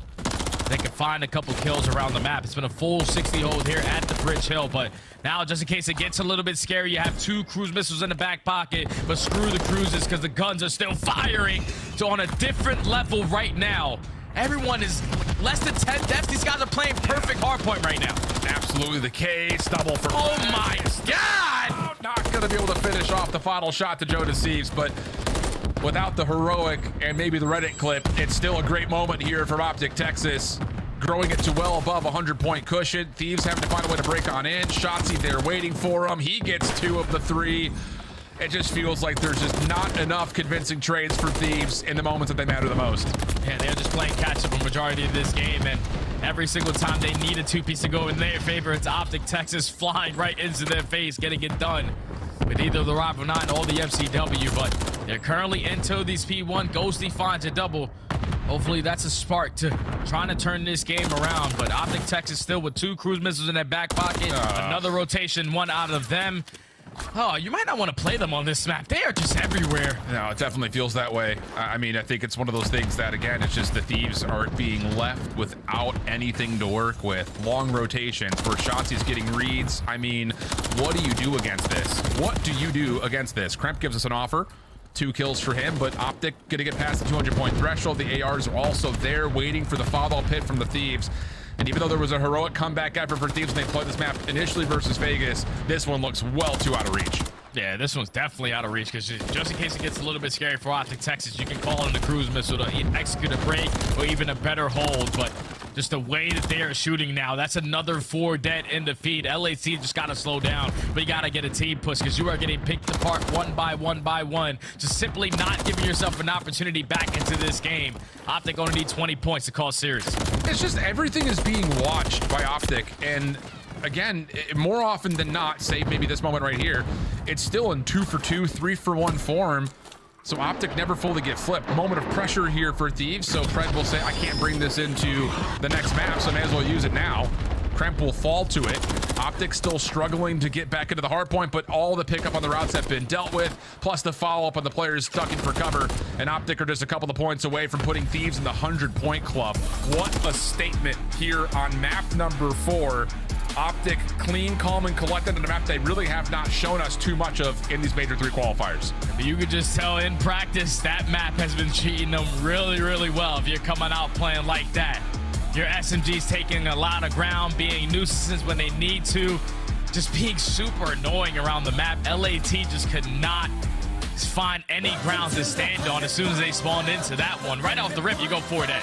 And then everything after that is all a chain effect. But I'm pretty sure that's actually going to be our second 100-point club on the year. LAT were the team that got it done the first time, but now, unfortunately for them, they're on the backside of that. As Optic Texas now put themselves at 6-1 in the stage. I don't know if that's going to put them up a seed. No, that's going to guarantee them that 3rd seed. Yeah. But the play maps that you haven't played in quite some time, at least in the first 2, you come out on the Vista. You only played once throughout this stage, and you look absolutely stunning from start to finish. LAT just didn't have a response. Optic Texas, the better squad today. Bro, production's out of left field with this music, by the way. I mean, what? Someone call an adult because production needs one badly. That is too much. It's too much. But for Thieves, this whole matchup was too much. Oh, goodness. That is going to be memed forever. I don't know who gets credit for that. I don't know if you want credit for that. But well done, production, well done. 250-86, the call. And with that, like you mentioned, in a battle for the 3rd seed, Texas will take it. So we know who our top 3 will look like overall. And after what was a very tight series, again, I got to give credit to the Thieves for putting up a hell of a fight on the sub-base hardpoint, even though, again, trends were going against them. Same thing can be told with the heroic effort on the evasion control, but not finding a way to take either of those maps sees us lacking of the Karachi search and destroy, which I think Texas fans would have been fine to see for what it's worth. And overall, I think, Jay, that's a hell of a statement. And I think, again, from the listen-in from map number 1, plus the all-gas, no-breaks map number 4, Optic is taking everyone very seriously this major. Yeah, they're taking everyone very seriously, but they're more focused on taking that one team who has been beating them for the last couple of months, and that's been Atlanta FaZe. So they come out swinging, but that's enough from us. Enough for the qualifiers. Let's get ready for that tournament. Back to the desk we go. Did that tomato just throw shade at my audio guy? I think you're an adult, Nick, by the way. Welcome to the 100-point club, LA Thieves. Optic closes out Major 3 qualifiers. I want to know whose vocals that is. Where did we even find that? How is it? We have very talented people behind the scenes, and we can't leak it because you'll see it on someone else's broadcast soon. Nameless, can we talk about this game, though? Yes, it's Optic Texas. What happened here? I mean, unbelievable performance, right? Like, Fred had himself a day. The man was going off. But they took turns. I mean, you saw Shotzi also in the control dropping 7,000 damage. That is absolutely disgusting. Is that good for an SMG? They get a little dicey. You know, I love what Optic did here. Obviously, we see sub-base, which we haven't seen in a while out of them. Making sure it's polished when we get over towards that major. Now 5-0 on the season on that map, and you see why. Punishing them, putting them in that P3 spawn, securing the rest of the map from there, and then a masterclass on Vista, sort of having this one in that back pocket. That now puts 3 maps out of the 5 in the rotation where Optic haven't ever lost this entire season. That's incredible. They got a lot of reps on them, too. Question is, who else is at their level when it comes to hardpoint? Is it just Atlanta? And Toronto. Yes, those 3 are the best hardpoint teams right now.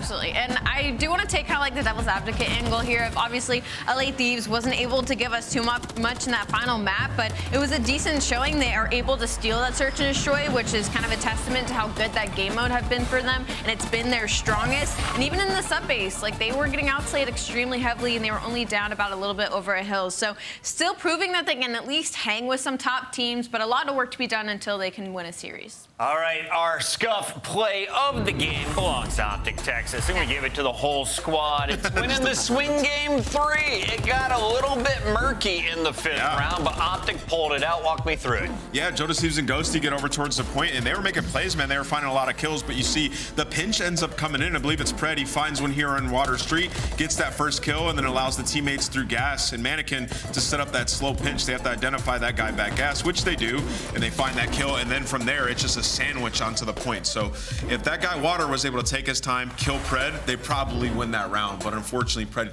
makes a heads-up play. I feel like that part of the map has the most clutch moments that we're seeing currently on a regular basis. So we're going to see more of that coming up next week in Toronto, but it's Optic with your play of the game from Scuff tonight.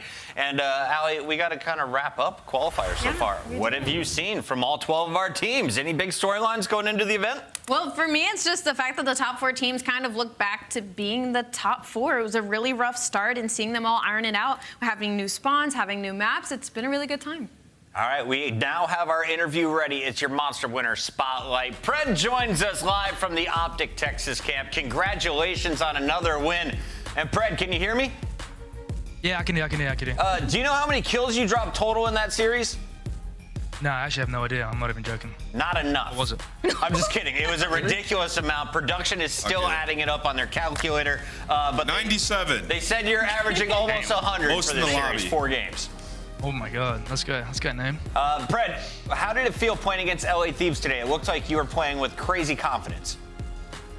Yeah, you know, the major's around the corner, so we're just trying to, just make that final push and just get, get ready for the tournament. So yeah, man, we just took this match really seriously and just, not that we don't take other ones seriously, but like it's just like the match before the tournament. So it was just that type of vibe.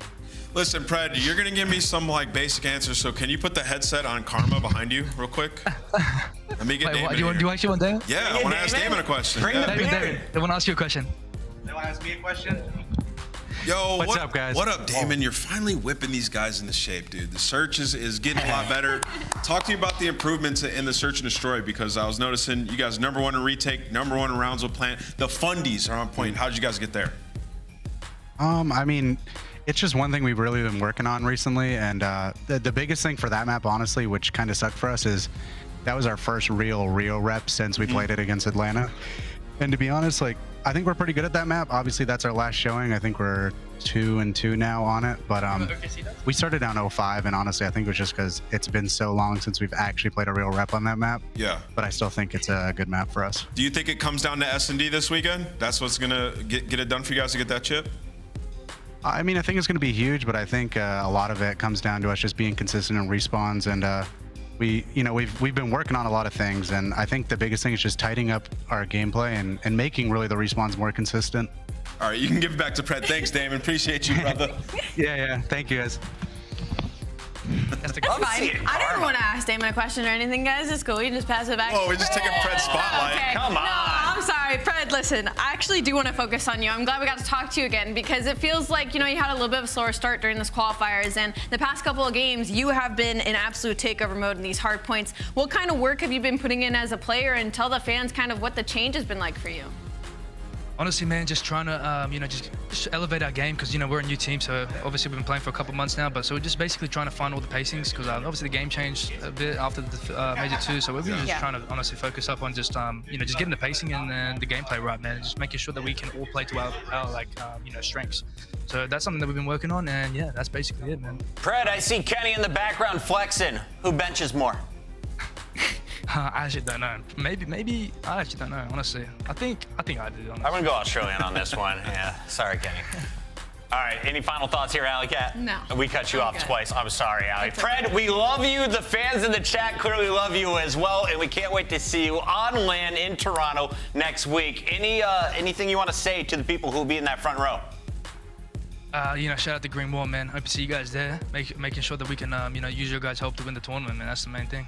Awesome stuff, man. Can't wait to see you in person once again. That is Pred. That's Optic Texas with the final win of the qualifiers. And we got to recap the whole day because now we got to announce the schedule. We got to revisit and the bracket. How we got there. Let's get it. The bracket's still to come. So much stuff. But first, back to the start of the show. Nameless, where did we see you get your first prediction correct on the day? Listen, it was an easy call. We had the Miami Heretics, and Real showed me that he is the Real deal with the cheese, too. He was frying the entire series, man. This guy, especially the map one, it was flawless rotations on the Miami Heretics.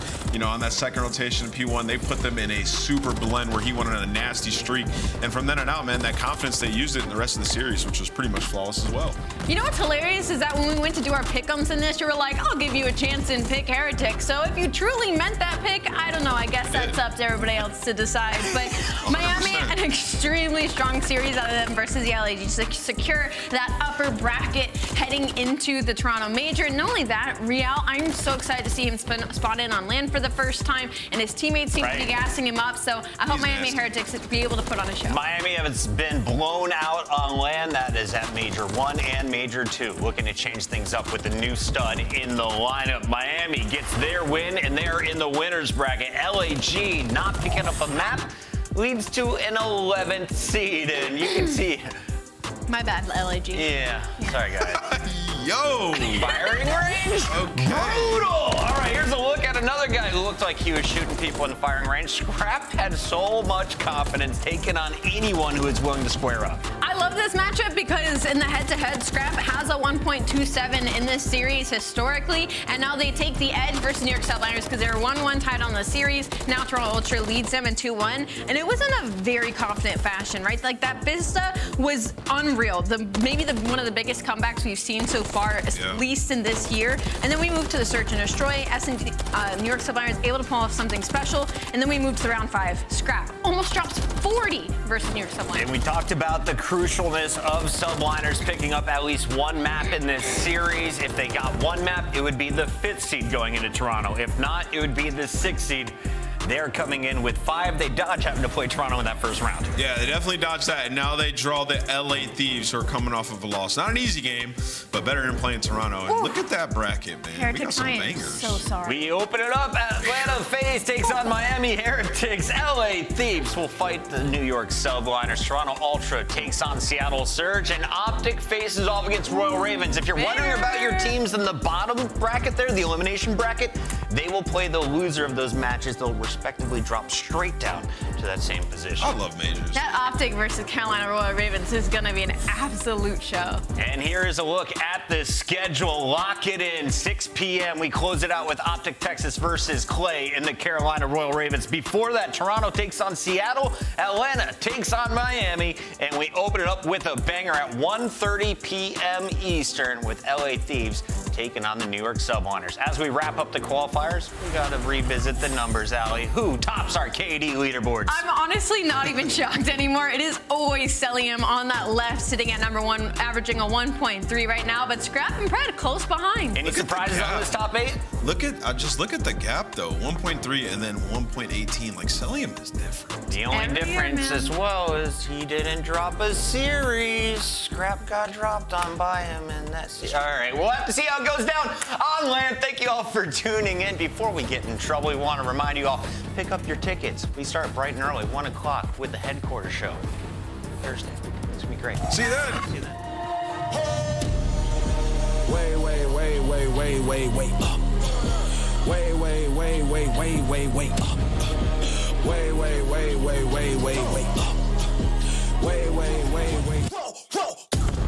Going back and forth like it's east and west, but the whole team up, say that's north side.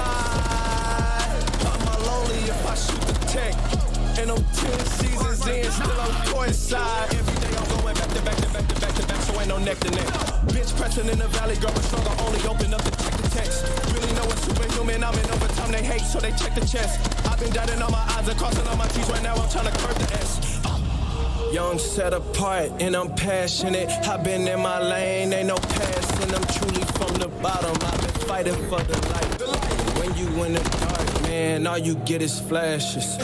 My whole team know that it's do or die. On the top, I see newer highs. I'ma make a move when I make a move. Ain't no thinking, I let you decide. On the gas with the vision, I've been out to get it, here to do it different. Ripping through the tension, rallied in the streets. Now we in the building and it's going way, way, way. Way, way, way, way, way, way, way. Way, way, way, way, way, way, way. On the gas and I'm smashing it. I've been in my lane, I'm probably crashing it. Way, way, way.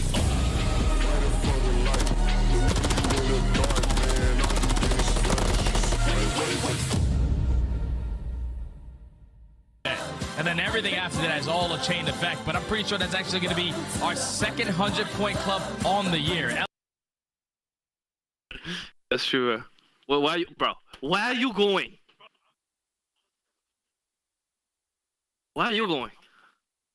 Dude, you're gonna get in trouble, bro. Why are you We're gonna like get it? fined. All right. What the f is that? All right, we're game ready. Hello, and then Actually, about looking in the thing. You're an idiot, bro. he's not in here. Join the game. I thought the guy's missing. That's it. Oh, there he is. There he is. Hilarious. He was on the stream.